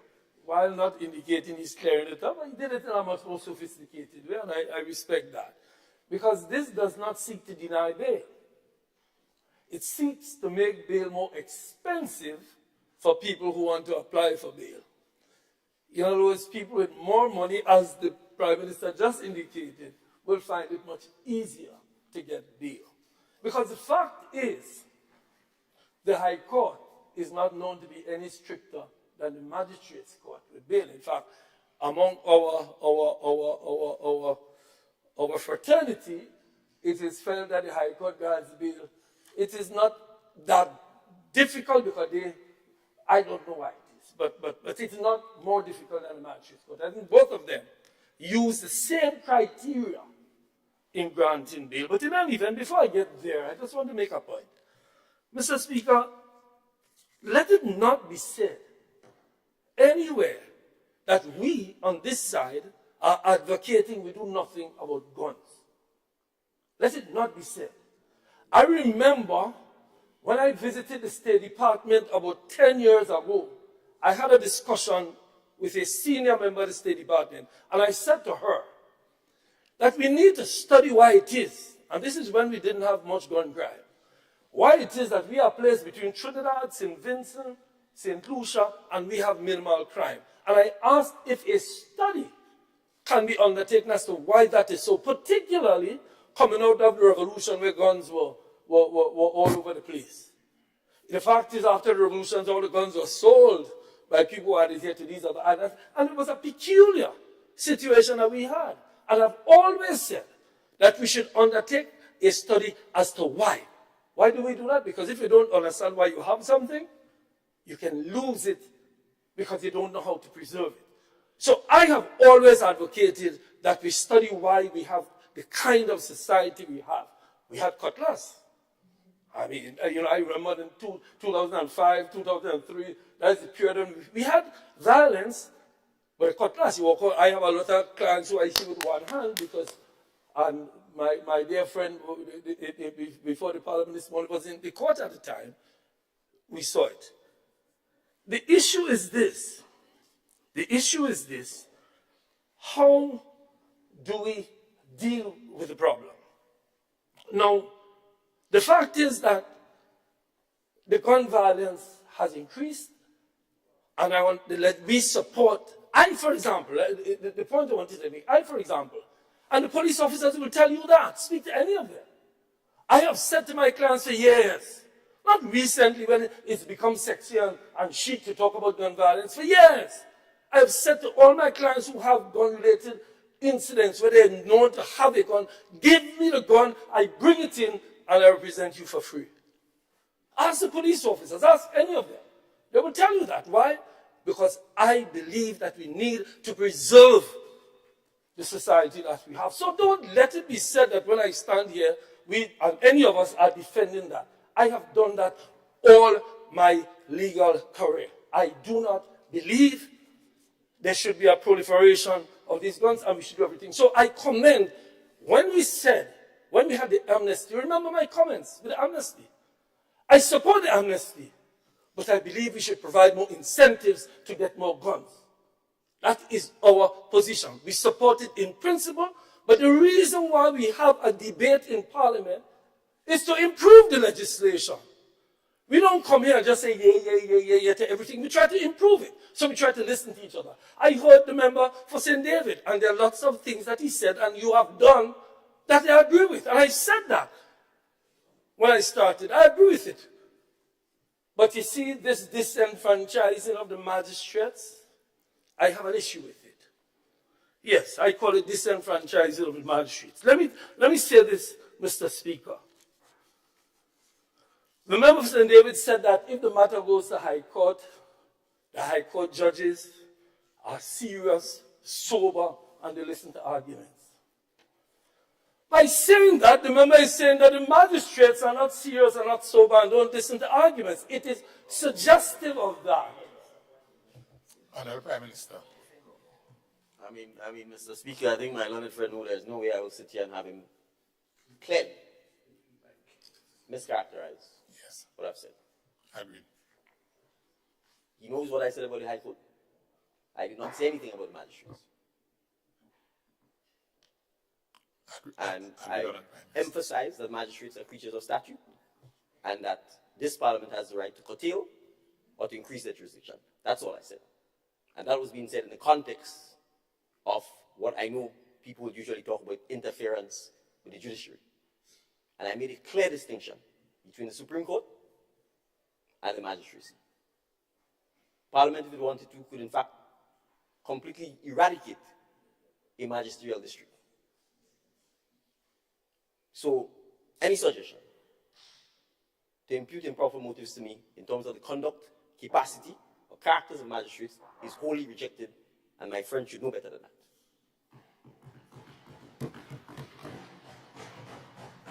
Agreed. I agree with the Prime Minister. With what part of it, Your Honor? I agree with the Prime Minister with his statement of improper motive. Right? You do not say what the Prime Minister meant when he made his remark. Your Honor, Mr. Speaker. Proceed. Mr. Speaker, I am looking for the justification behind this. I'm looking in listening to the presenter. He indicated that this was to deny people bail. I'm not saying improper motive, but that is what he said. That the purpose of this legislation was to deny dead people of the streets. Now, I grant that he may have erred and the Prime Minister cleared it up that it's going to the High Court. But when I asked for clarification, that is what I was asking. Is it that this bill is seeking to deny people bail? And that was an answer. With respect to this, the magistrates. But let me proceed. I was never imputing motive. I simply said what was said. If I said to somebody, I left that girl, and I said that girl is beautiful, obviously somebody could infer that I left that one because that one was very beautiful.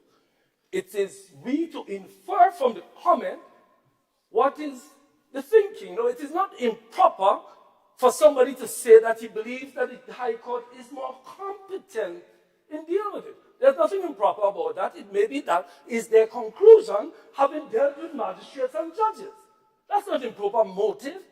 There's nothing about motive there. It is just an observation. And let me tell you why I say that, Mr. Speaker. And I'm not here saying that we should be soft on guns. Please, watch your speeches.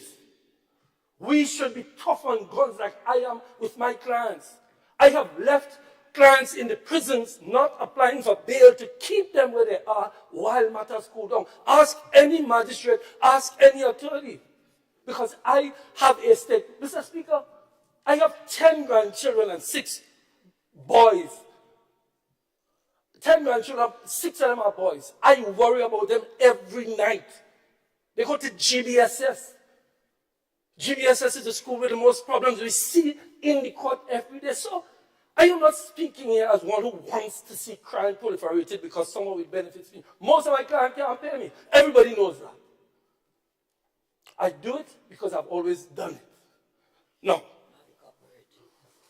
Yes, I don't have many wealthy clients. Mr. Speaker, magistrates are judicial officers. They are judicial officers. They give bail for rape. They give bail for dangerous harm. They give bail for death by dangerous driving. They give bail. Is rape less serious than gun crime? Are we saying to a woman that the abuse of their body somehow is less serious than gun? I don't think we're trying to say that, but maybe that's what the women may hear. Yes, I'm saying it because that's what they may hear. It is you who are saying that they could be allowed to grant bail for rape, but not for a gun. Not me saying that. The point I'm making is not that they should or should not do anything. We must have faith in our magistrates. They are judicial officers that, for the most part, become judges. The member of St. David quoted one case where bail was granted without giving the facts of the case. I don't know why the magistrate came to that decision. And comments like that has a chilling effect on magistrates conducting their business, wondering if the politicians will sit in parliament and speak of them in a particular case. I've seen it. Because that magistrate referred to is hearing this. And she's saying, but I am not allowed to defend myself. I am not allowed to say why I granted bail. Maybe there was a child in the house that was locked up too. Maybe there was a woman who was locked up too. Maybe there was a mother who was locked up too and thought it fit. I don't know what is in a magistrate's brain. I simply say, I was waiting for a justification for this bill. Removing power from people who are given power by the government. It is you who appoint the magistrates. The magistrate referred to by the member for St. David is appointed by the government. So, I am agreeing with every step you take to clamp down on guns. I hate guns. Everybody and all of my clients and all the police officers will tell you that about my practice. Give me a gun, I'll go represent you. I want it off the street. Long before amnesty. Long before amnesty. So, Mr. Speaker, and when I say magistrates are on the front line and we are on the front line, we go to court. We see these youth, the youth that the member for St. David is speaking of. We know them. Sometimes they go to jail and stay in jail, denied bail. For months, I have had a client he was denied bail, and I never asked for bail for months. Why? I knew that he needed to cool it. Ask all my clients. I talked to them about it. That is why we have the initiative with the Bar Association, because we understand these kids. And the magistrates, the other day I had what I consider an emotional experience. One of the magistrates begging me to beg the government. Well, not the government, whoever it is. Sorry to refer to the government. Whoever it is can help with these kids. GBSS, Mr. Alexander. Mr. Alexander comes every juvenile day with these kids from GBSS. Myself, Jerry Edwin, others. We stay in the court and represent them to help the magistrate. And the magistrate said, Mr. David, please. To the extent the other day, the magistrate said, you know what? If you want bail, you have to agree to go help the Bar Association with the initiative and talk to all them youth in the area where you live. That is the kind of thing to do. So when we stand here, please, that's why I said this is both of us working together. Stop making it sound like members here don't want to fight crime. I am as much a victim as you are. So to make this suggestion, is really regrettable. Mr. Speaker, I want to say to the government, let's have faith in the players in the system. Let's work with the probation officers. Let's work with the police officers. There was a time police were being criticized up and down the place. You know what I would do? I would call them on the phone and say, gentlemen, doing a good job. I'm simply saying, and they could charge you up. I'm going to respond to Mr. Speaker. I'm talking to you, actually. That we all need to find the solution together. That is why the crux of my presentation earlier was the absolute refusal of the government, led by the Attorney General, to meet with the Bar Association to discuss the initiative. Did I say that? Absolute rebuffing of an initiative by a group of people who come into contact with the people you're talking about every day. The Attorney General just wrote back a letter. Listen, man, we're proceeding with this thing. And I wish you well with your program. Nothing about let's talk, nothing about, how can we help with the program, nothing like that. Simply saying, you do your thing, we have the power. That is why I started by saying this morning, Mr. Speaker, that you will pass the bill. Now, if you can't take a criticism on the issue of consultation with the Bar Association of the country, the rebuffing led by the Attorney General, then why am I speaking? Why am I speaking if you're not even willing to listen to that? Where people are offering, Mr. Speaker, I think I was lobbied for a few minutes earlier, 3 minutes. Can I have 3 more minutes? Yes. Thank you, Mr. Speaker. Thank you. Your lights on, the lights on. So, Mr. Speaker, the Attorney General isn't in the chamber, and to, frankly, in my humble view, misrepresent the position of the Attorney General is not something I'm prepared to stand and go without challenging, Mr. Speaker. And again, my friends seem to think the only way you consult is to meet. The Bar Association shared its views on the draft bill and raised its concerns. And the Honorable Attorney General responded to those concerns. So to come and give the impression, consultation is an agreement, Mr. Speaker. If I ask my... No, Honorable, just hold. Let him proceed. Well, yes. Mr. Speaker, that's the point. Go ahead. The learned member is misrepresenting that the Attorney General has refused to consult with the Grenada Bar Association, and that is not accurate. It is the Honorable Attorney General who, in fact, insisted that we delayed coming to Parliament with the bill to give it to the Bar Association so that it could provide their comments. They did so. And she responded. It is not our obligation to agree with everything that certain members of the Bar Association may say, particularly criminal defense attorneys. So to stand here and to represent that the Honorable Attorney General rejected any consultations with the Bar Association is just false. All my friend has is the final letter of the consultation. You don't have to sit with the Bar Association in person to consult with them. You send them the draft and they provide the feedback and the comments.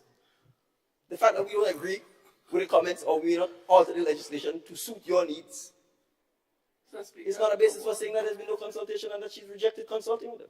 And my friend knows that. Thank you, Mr. Speaker, I lost 2 full minutes there if you looked at the clock. I lost 2 full minutes there. When you rang the bell, it was 15 past. Honorable, don't argue with me our time, so please. I need 5 minutes, Mr. Speaker. Honorable Leader, sorry, Honorable MP, for St. George, I'm giving you 2 minutes. Yep. 2 minutes to finish. 2 minutes. Mr. Speaker, so I'm not getting back the time? I'm giving you 2 minutes to finish. Mr. Speaker, I've been unfair, but anyway, maybe that is imputing something too. Takes 2 minutes and gives a speech and I don't get it back. Anyway, Mr. Speaker, the letter from the Bar to the Bar Association, from the Bar Association requests a meeting. The letter which I will circulate says, listen, we are proceeding.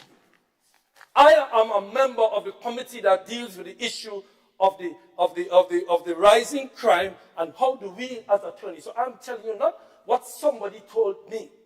I spoke to the leadership of the bar up to this morning when it was said by my friend that the bar was on board. I immediately contacted them. Are you on board? The answer was, well, we haven't been spoken to. In any event, Mr. Speaker, I'm simply saying this.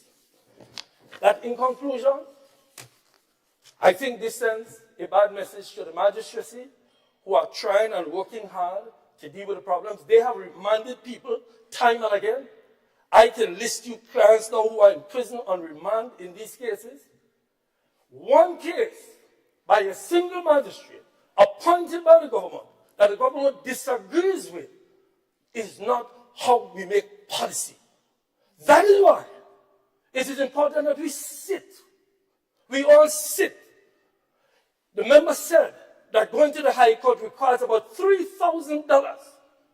Lawyers charge for it. I don't, but there's cost to the court. But you see, again, Mr. Speaker, I have to object, Mr. Speaker. I said lawyers charge more for going to the High Court. Fine.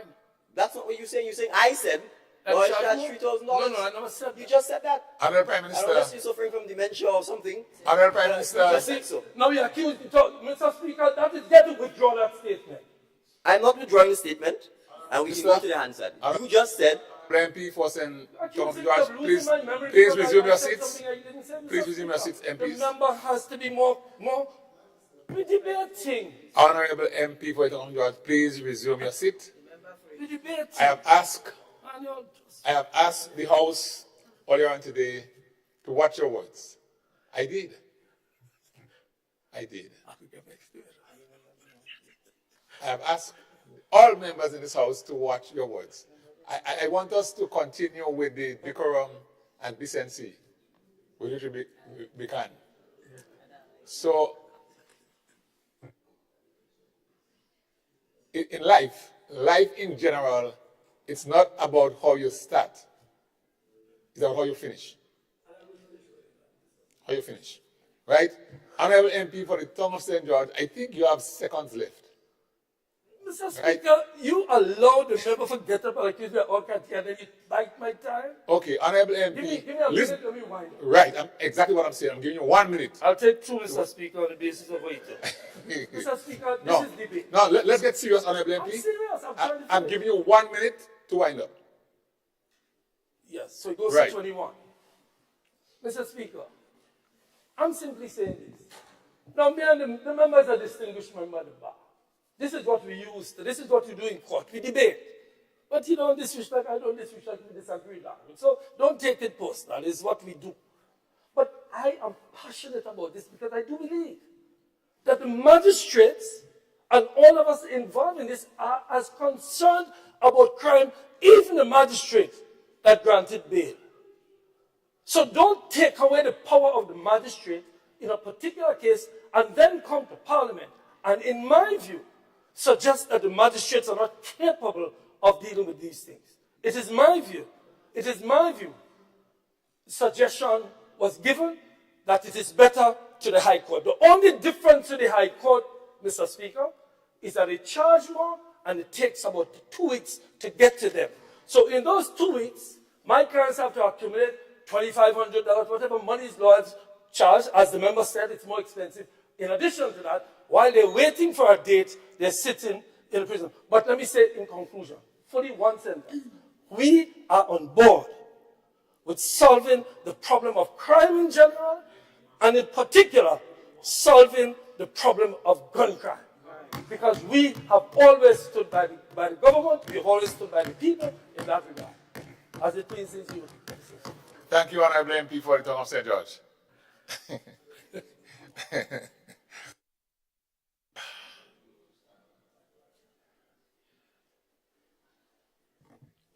Leader of Government, oh sorry. Honorable MP for the constituency of St. Andrew South East. Thank you, Mr. Speaker. Mr. Speaker, I rise to add my thoughts on this bill, my views on this, and I'm happy for the way that the presenter would have opened it up. So it gives me an opportunity, Mr. Speaker, to address this in a holistic way. Mr. Speaker, I want to join with my colleague and make this point, that we on this side, we would support any initiative, absolutely any initiative that seeks to seriously address the issue of gun violence. There's been a significant increase. And so we would be rather insensitive to not want to support an initiative that is aimed at reducing gun violence in our country. So we've heard a lot of references to Trinidad and elsewhere. Of course, we don't want to get there. But Mr. Speaker, while I'm saying this, let me make this point, that I cannot support this bill under no condition. Because in my opinion, Mr. Speaker, what this bill seeks to do, which is draconian in my opinion, it seeks to take away the rights of ordinary citizens. So any measure that is going to help the situation, that respects the fundamental right of people, I'm for it. I'm going to support. Mr. Speaker, I listened to one comment that was made. Paraphrasing, it says when people commit a crime, they will not be allowed to walk on the streets. They would not be granted bail. Mr. Speaker, when somebody is accused of a crime, it is absolutely different to saying that person committed a crime. Why? A person is innocent until they are proven guilty. And so we cannot use interchangeably accuse with commit. And so, Mr. Speaker, listening to the presentations, listening to all that has been said, I have to say this.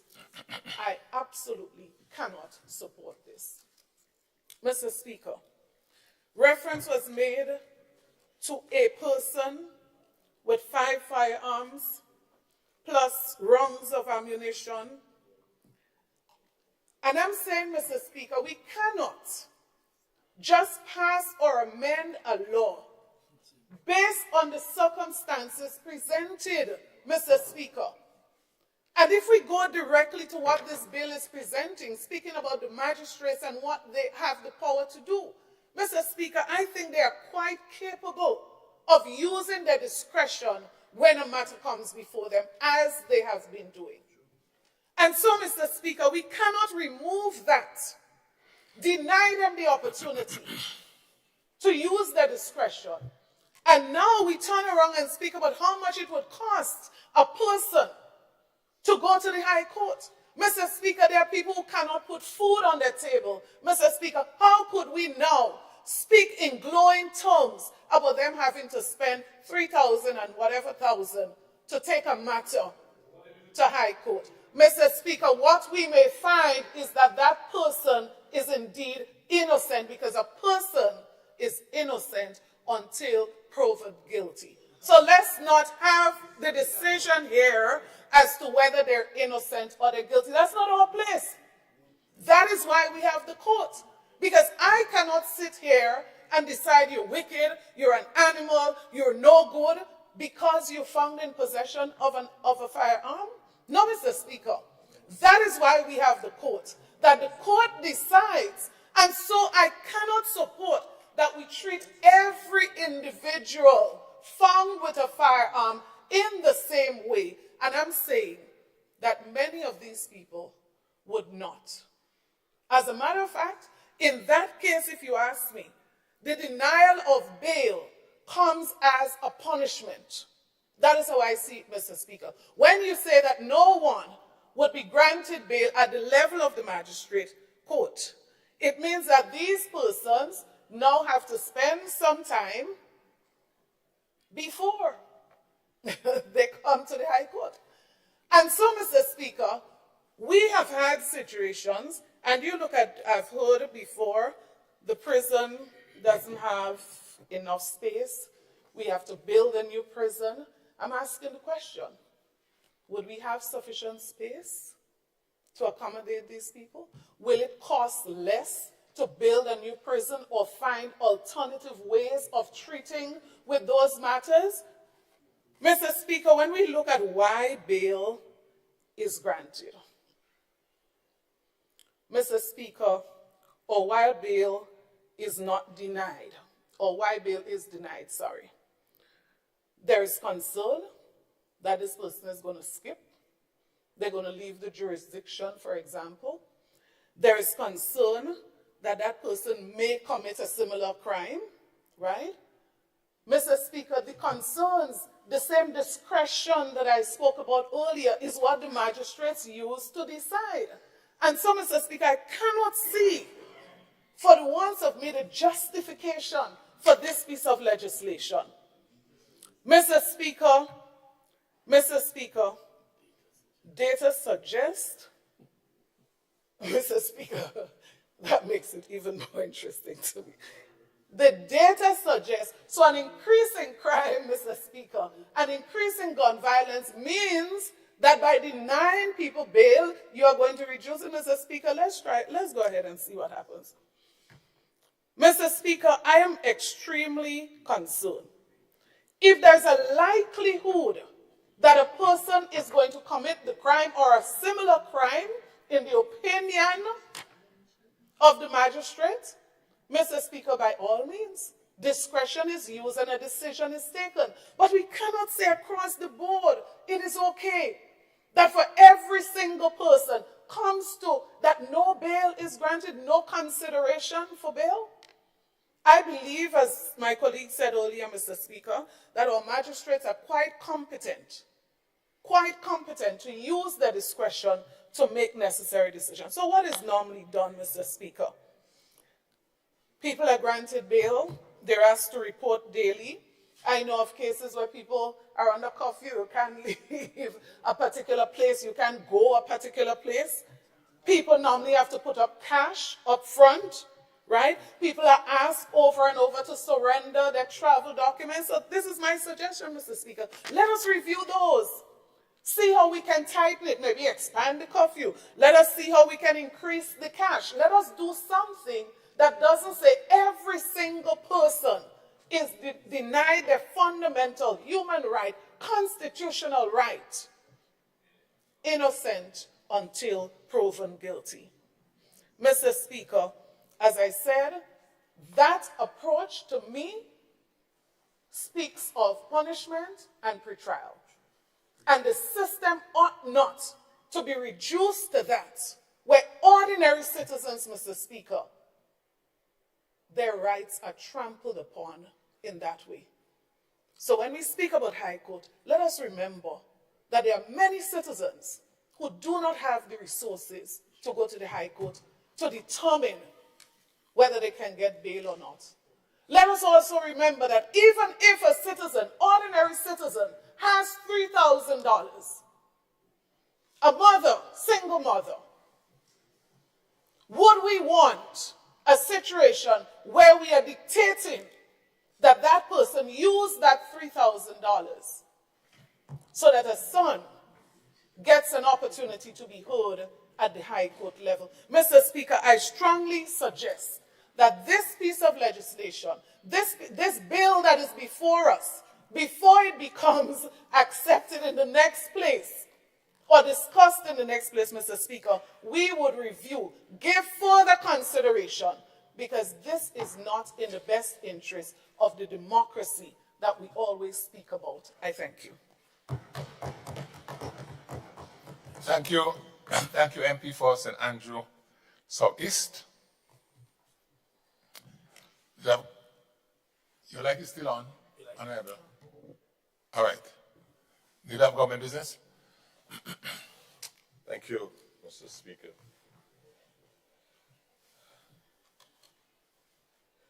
Mr. Speaker, the bill that we are discussing is one that seeks to amend the criminal code to prohibit a magistrate from admitting to bail any person charged with an offense under the Firearms Act. To make it, yes, and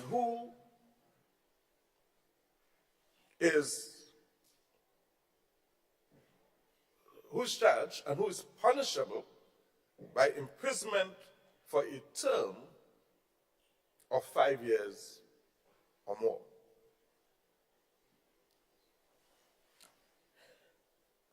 Mr. Speaker, this is about public safety. This is what we're trying to do, to secure a safe environment for all of us to coexist.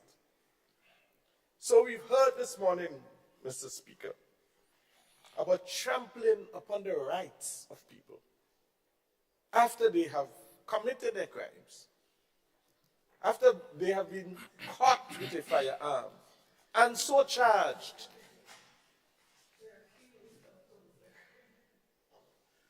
Yes? After they have been so charged and brought to the court with a crime punishable by imprisonment for a term of 5 years or more under the Firearms Act. We are saying, Mr. Speaker, or it is being said, Mr. Speaker, that by so amending the criminal code to prohibit a magistrate from admitting to bail such a person, that is trampling upon the rights of people. That is what we're being told today. Mr. Speaker, we are also told that people cannot afford to buy food. You cannot afford to buy food, but you can afford to buy guns. You could afford to have guns. You could afford to have ammunition. As far as we learn, Mr. Speaker, these things are not cheap. They're more expensive, much more expensive than food. And I said earlier, Mr. Speaker, many of these people, they're not unemployed, you know. And when they are arrested, most of the times, they pay the fines on the spot. And a lot of the times, they are arrested with the firearms, drugs, ammunition, and money. Thousands and thousands of dollars. And the street value of the substances that some of them are caught with is valued many occasions, hundreds of thousands of dollars. It's business. So, Mr. Speaker, those who want to ply a trade of illegal drugs and illegal weapons, we are amending the criminal code. This is what we are discussing here.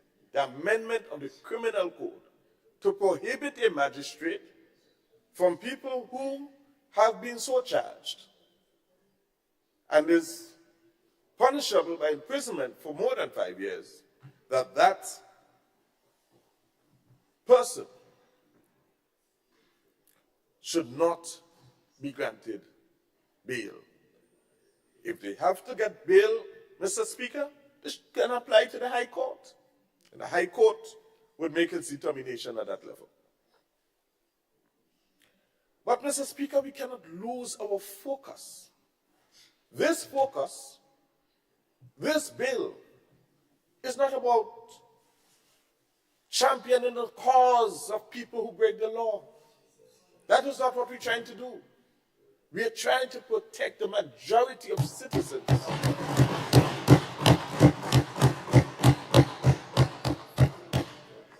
In recent weeks past, people were afraid to traverse the Grandlands Road at night.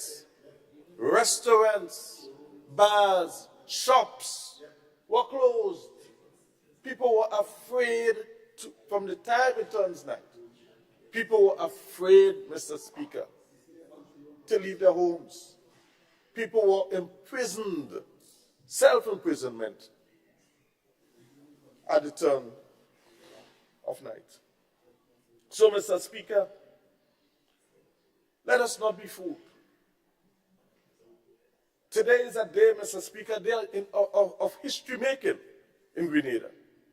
We should declare publicly whether or not we support this amendment. It is this critical, Mr. Speaker, and our constituents, the people who voted for us to send us to this parliament, should take copious notes of our remarks and of our vote, because it is that critical.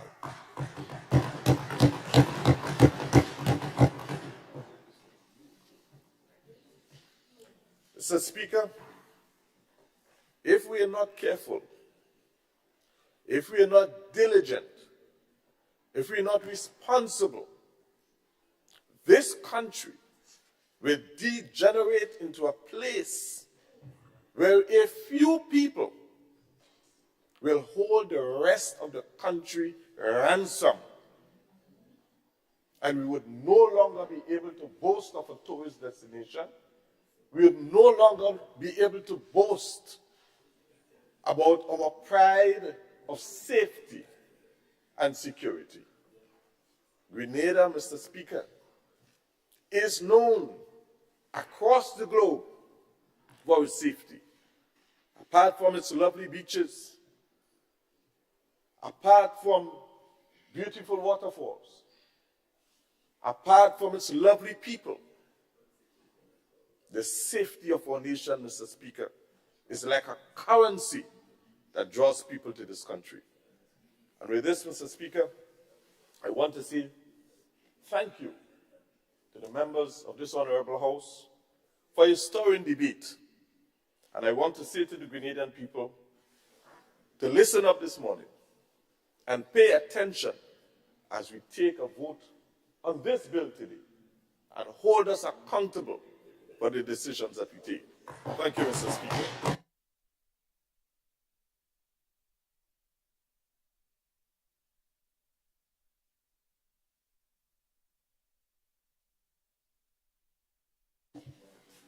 Honourable members, the question is that the bill be read a third time. Sorry, a second time. All those who have that opinion, say aye. Or the contrary opinion, say no. The ayes have it. Indeed, the ayes have it.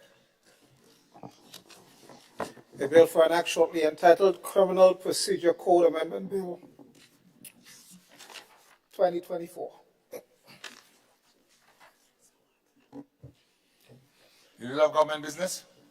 Thank you, Mr. Speaker. Mr. Speaker, I beg to move that the House resolves itself to a committee of the whole House to consider this bill clause by clause. Thank you.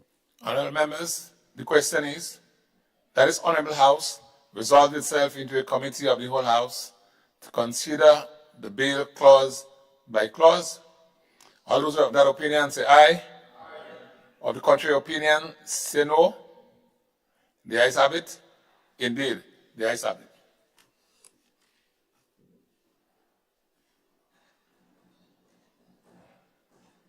This Honourable House is now in committee.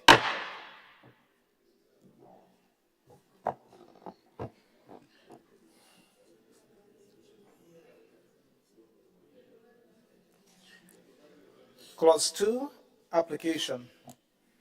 Honourable members, the question is that clause 2 forms part of the bill. Those who have that opinion say aye. Or the contrary opinion say no. The ayes have it. Indeed, the ayes have it.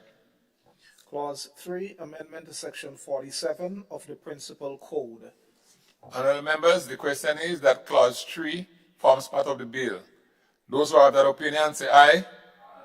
Or the contrary opinion say no. Indeed, the ayes have it. The ayes have it. Clause 4, repeal of section 50 of the Principal Code. Honourable members, the question is that clause 4 forms part of the bill. Those who have that opinion say aye. Or the contrary opinion say no. The ayes have it. Indeed, the ayes have it. Clause 1, short title. Honourable members, the question is that clause 1, short title, forms part of the bill. Those who have that opinion say aye. Or the contrary opinion say no. The ayes have it. Indeed, the ayes have it.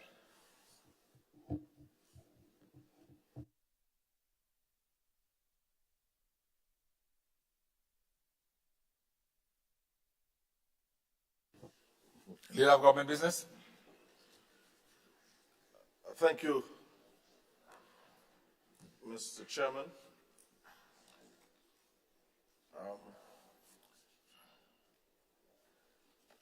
I now beg that the Chairman's report, that the House resumes and the Chairman's report be adopted. Honourable members, the question is that the House resumes and the Chairman of the committee reports progress on the bill. Those who have that opinion say aye. Or the contrary opinion say no. The ayes have it. Indeed, the ayes have it.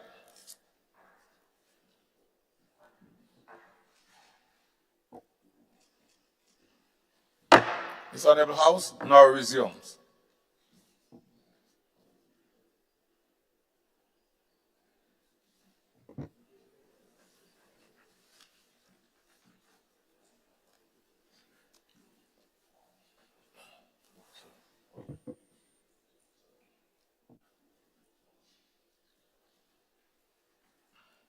Honorable members, I have to report that the bill was considered by a committee of the whole House and passed without amendment.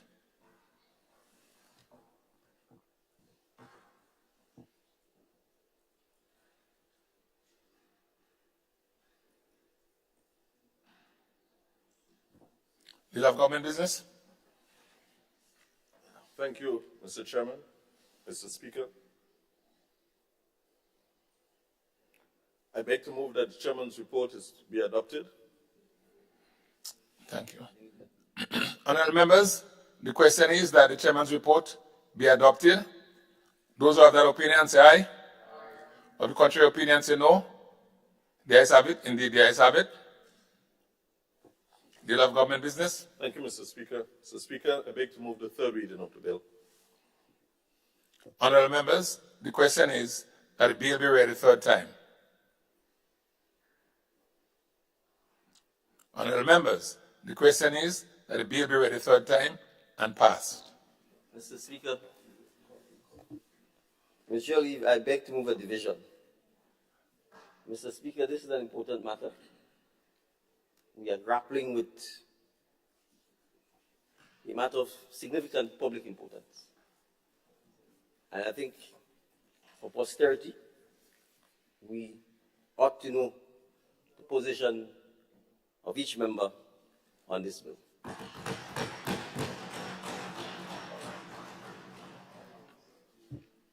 All right, the clerk would lead out in this regard.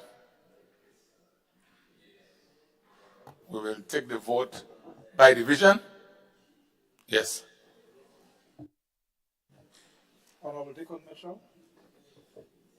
I vote in favor, Mr. Speaker. Honorable Philip Tellison. Yes. Honorable Lennox Andrews. Yes, Mr. Speaker. Honorable Tevin Andrews. Yes, Mr. Speaker. Honorable Dennis Cornwall. Certainly, yes. Honorable Kieran James. Yes, Mr. Clerk. Honorable Ron Redhead. I vote yes. Honorable Delma Thomas. Yes. Honorable Andy Williams. Yes. Honorable Emmeline Pierre. No, Mr. Speaker.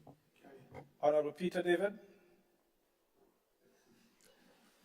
Abstain.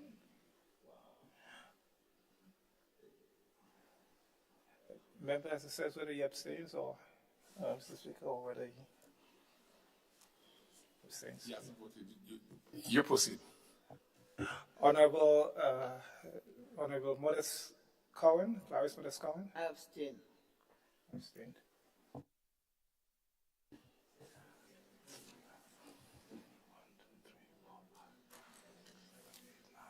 What's the number? Mr. Speaker, we have 9 yes, 1 no, 2 abstentions. So you have to announce that. 9 yes, 2 abstentions, 1 no. Honorable members, the vote was taken by division. You've had 9 yes, 1 no, and what I regard as 2 abstention. What I regard as 2. The ayes certainly have it, and it's passed.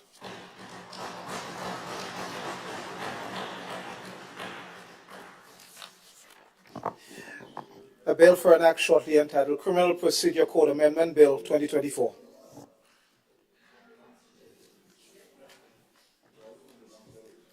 Leader of government business? Thank you, Mr. Speaker. Mr. Speaker, I beg to introduce for its first reading a bill for an act shortly entitled Passport Amendment Bill 2024.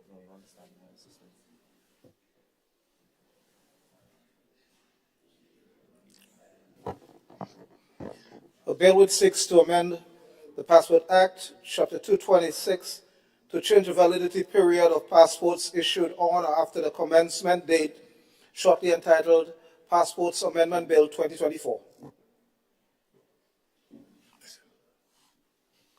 That's it. Leader of Government Business? Mr. Speaker, I also move that the relevant standing order be set aside to allow this bill to go through all its stages at this sitting. Thank you.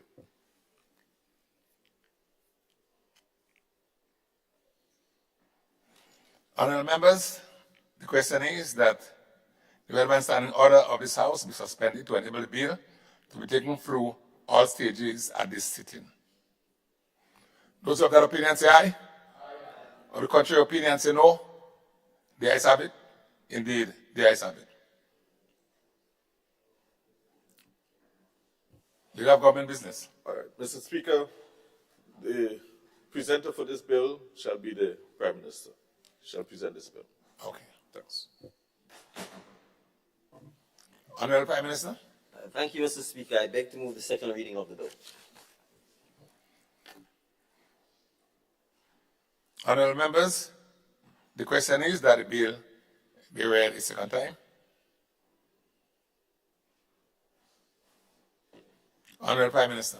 Thank you, Mr. Speaker. Mr. Speaker, it is a very short bill. Mr. Speaker, you will recall that as part of the presentation by the Honourable Minister for Finance, when the budget presentation was made and the respective appropriation bills enacted, that we committed to, having listened to the people of this country, that we committed to reverting the policy that was enacted that limited the life of a passport for an adult citizen to that of 5 years.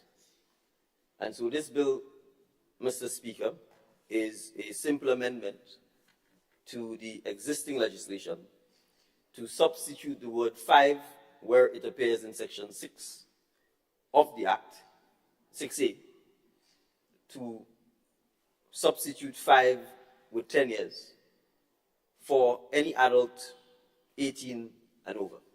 So it means that our passports, once this bill is enacted, would, from the 1st of July, which we hope to be the effective date, it would allow our citizens, when they apply for a new passport or when they renew their old passport, to have a 10-year passport issued. Mr. Speaker, from the time we assumed office, at our village meetings, at our town halls, queries at the passport office, citizens have complained, understandably so, about the fact that our passport had a shorter lifespan than the average passports throughout most of the OECS, CARICOM countries, and in fact the international community. And so we are a government of, for, and by the people, and we respond to the needs of our citizens. And so, Mr. Speaker, the policy that we are seeking to change through the enactment of this legislation is in fact to allow for citizens who are 18 and older to have a 10-year passport. Mr. Speaker, as you're aware, many of our citizens travel.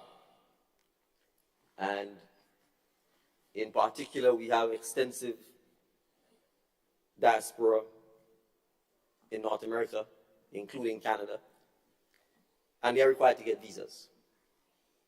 The visa process is expensive. It requires them to oftentimes travel to neighboring islands. Their biometrics have to be taken. Hotels have to be paid for. Plane tickets have to be paid for. In the case of Canada, for example, Mr. Speaker, they do not issue you with a visa beyond the lifespan of your passport. So, for example, I renewed my passport in 2020 in the height of COVID. It's a 5-year passport, which means it will expire next year. Before you blink, it has expired. If I had to get a Canadian visa, they would only give you one up to the duration, which means when you renew your passport, you have to go and do this entire process again. So we are seeking to bring some cost benefit to our citizens by ensuring that, one, they can have a 10-year passport that allows for them to obtain visas, in the case of the US and Canada in particular, that lasts for the duration of the passport, which is 10 years. Oftentimes, in cases where the passports are expiring quickly, you have an American visa, which is 10 years, but you have a passport that is 5 years. So when you renew the new passport, you have to have the old passport and you have to staple two of them together and walk around with it to prove that you have the visa. So again, it's simple, but it has significant importance to our citizens who are impacted by this. Mr. Speaker, we will keep the 5-year duration for persons who are not yet of adult age, partly because you recognize if you get a passport when you have a baby who's 6 months, by the time the child is 5 years old, their features would have changed dramatically. And similarly, between 5 and 10, 10 and 15, you would have pretty dramatic changes in physical appearance. And so we will keep the 5-year duration for persons who are under, for minors who will require the parents' consent to apply for a visa. Mr. Speaker, we are also going to be required, assuming the amendment is passed in both houses, to amend the regulations for passport fees. Mr. Speaker, naturally, because we are moving from a 5-year duration to a 10-year duration, there is an increase in the fee.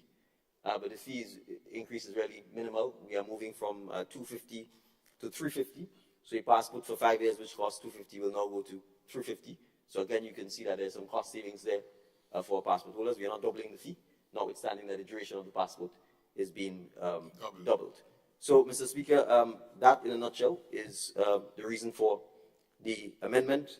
I would obviously commend it to the members of the House, because even last night at the town hall in St. George, Northeast, a citizen brought to our attention and insisted and wanted to know when the 10-year passport was going to be implemented.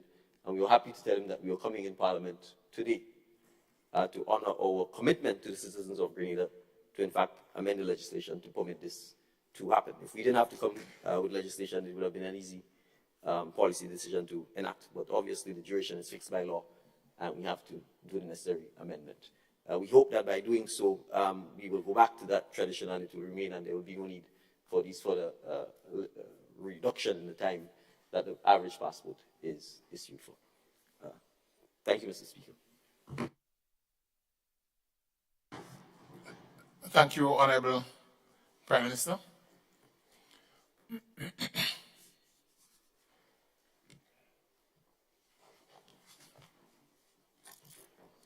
Leader of Government Business. Thank you, Mr. Speaker. Mr. Speaker, I just rise to offer my support to this bill. I believe it's a very important bill because we've had a lot of complaints about the short period for the passports. I think this is a step in the right direction, and I just want to offer my support to this bill. Thank you. Thank you, Leader of Government Business.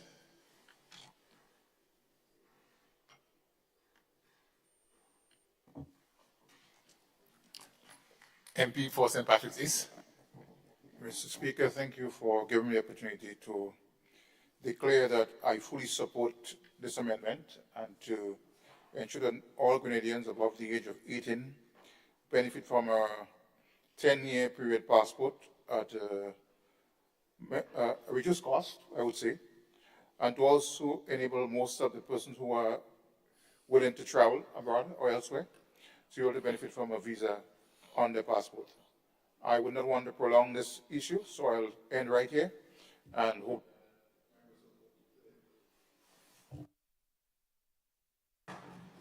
Thank you, MP for St. Patrick East.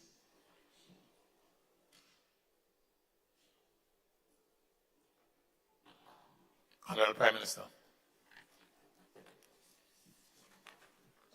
Mr. Speaker, I beg to move that the House resolves itself into a committee of the whole House to consider the bill clause by clause. Not yet. Not yet. Well, just comment. Sorry, Mr. Speaker, I didn't think there was anything further to say other than to thank members for their support. I was hoping that you'd say the bill be read a second time. Thank you. All right. Honorable members, the question is that the bill be read a second time. All those of that opinion say aye. Of the contrary opinion say no. The ayes have it. Indeed, the ayes have it. The bill for an act shortly entitled Passports Amendment Bill 2024. Mr. Speaker, I beg to move that the House resolves itself into a committee to consider the bill clause by clause. Thank you. Honorable members, the question is that this Honorable House resolved itself into a committee of the whole House to consider the bill clause by clause. All those who have that opinion say aye. Of the contrary opinion say no. The ayes have it. Indeed, the ayes have it.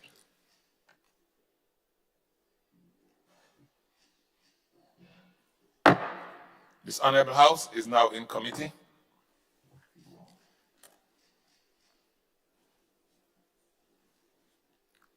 Clause 2, amendment of Section 6 of Principal Act. Honorable members, the question is that Clause 2 forms part of the bill. Those who have that opinion say aye. Of the contrary opinion say no.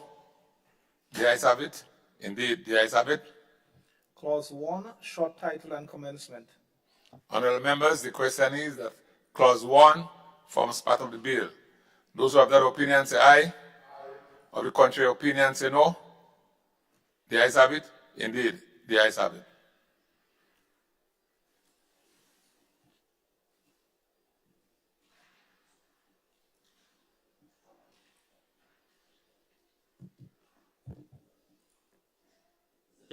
Honorable Prime Minister. Thank you, Mr. Chairman. I beg to move that the House resumes and the chairman of the committee reports progress on the bill.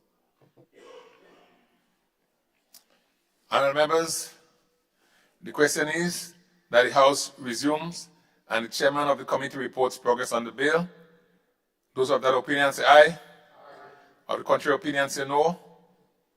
The ayes have it. Indeed, the ayes have it.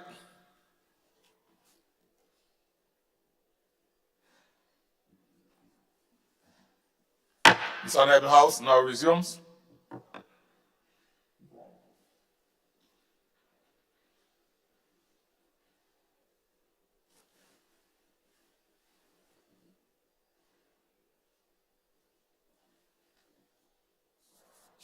Honorable members, I have to report that the bill was considered by a committee of the whole House and passed without amendment.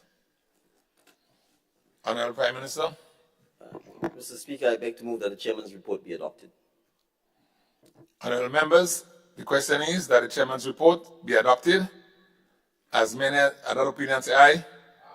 Of the contrary opinion say no. The ayes have it. Indeed, the ayes have it.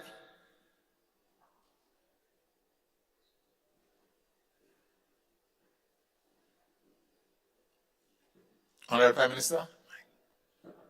Speaker, I beg to move the third reading of the bill. Honorable members, the question is that the bill be read a third time. Honorable members, the question is that the bill be read a third time and passed.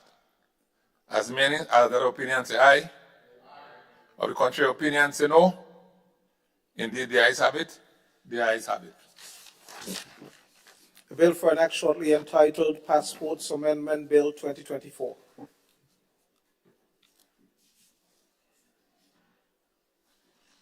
Proceed.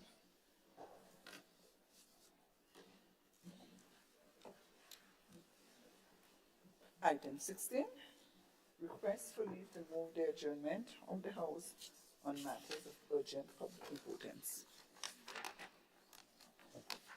Leader of Government Business. Mr. Speaker, I beg to move that the House be adjourned sine die.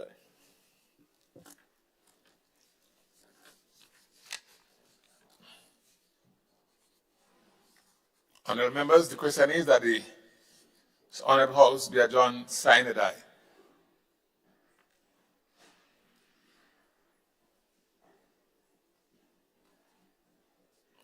Honorable members, the question is that this Honorable House be adjourned sine die. Those of that opinion say aye. Of the contrary opinion say no. The ayes have it. Indeed, the ayes have it. Honorable members, this Honorable House now stands adjourned sine die.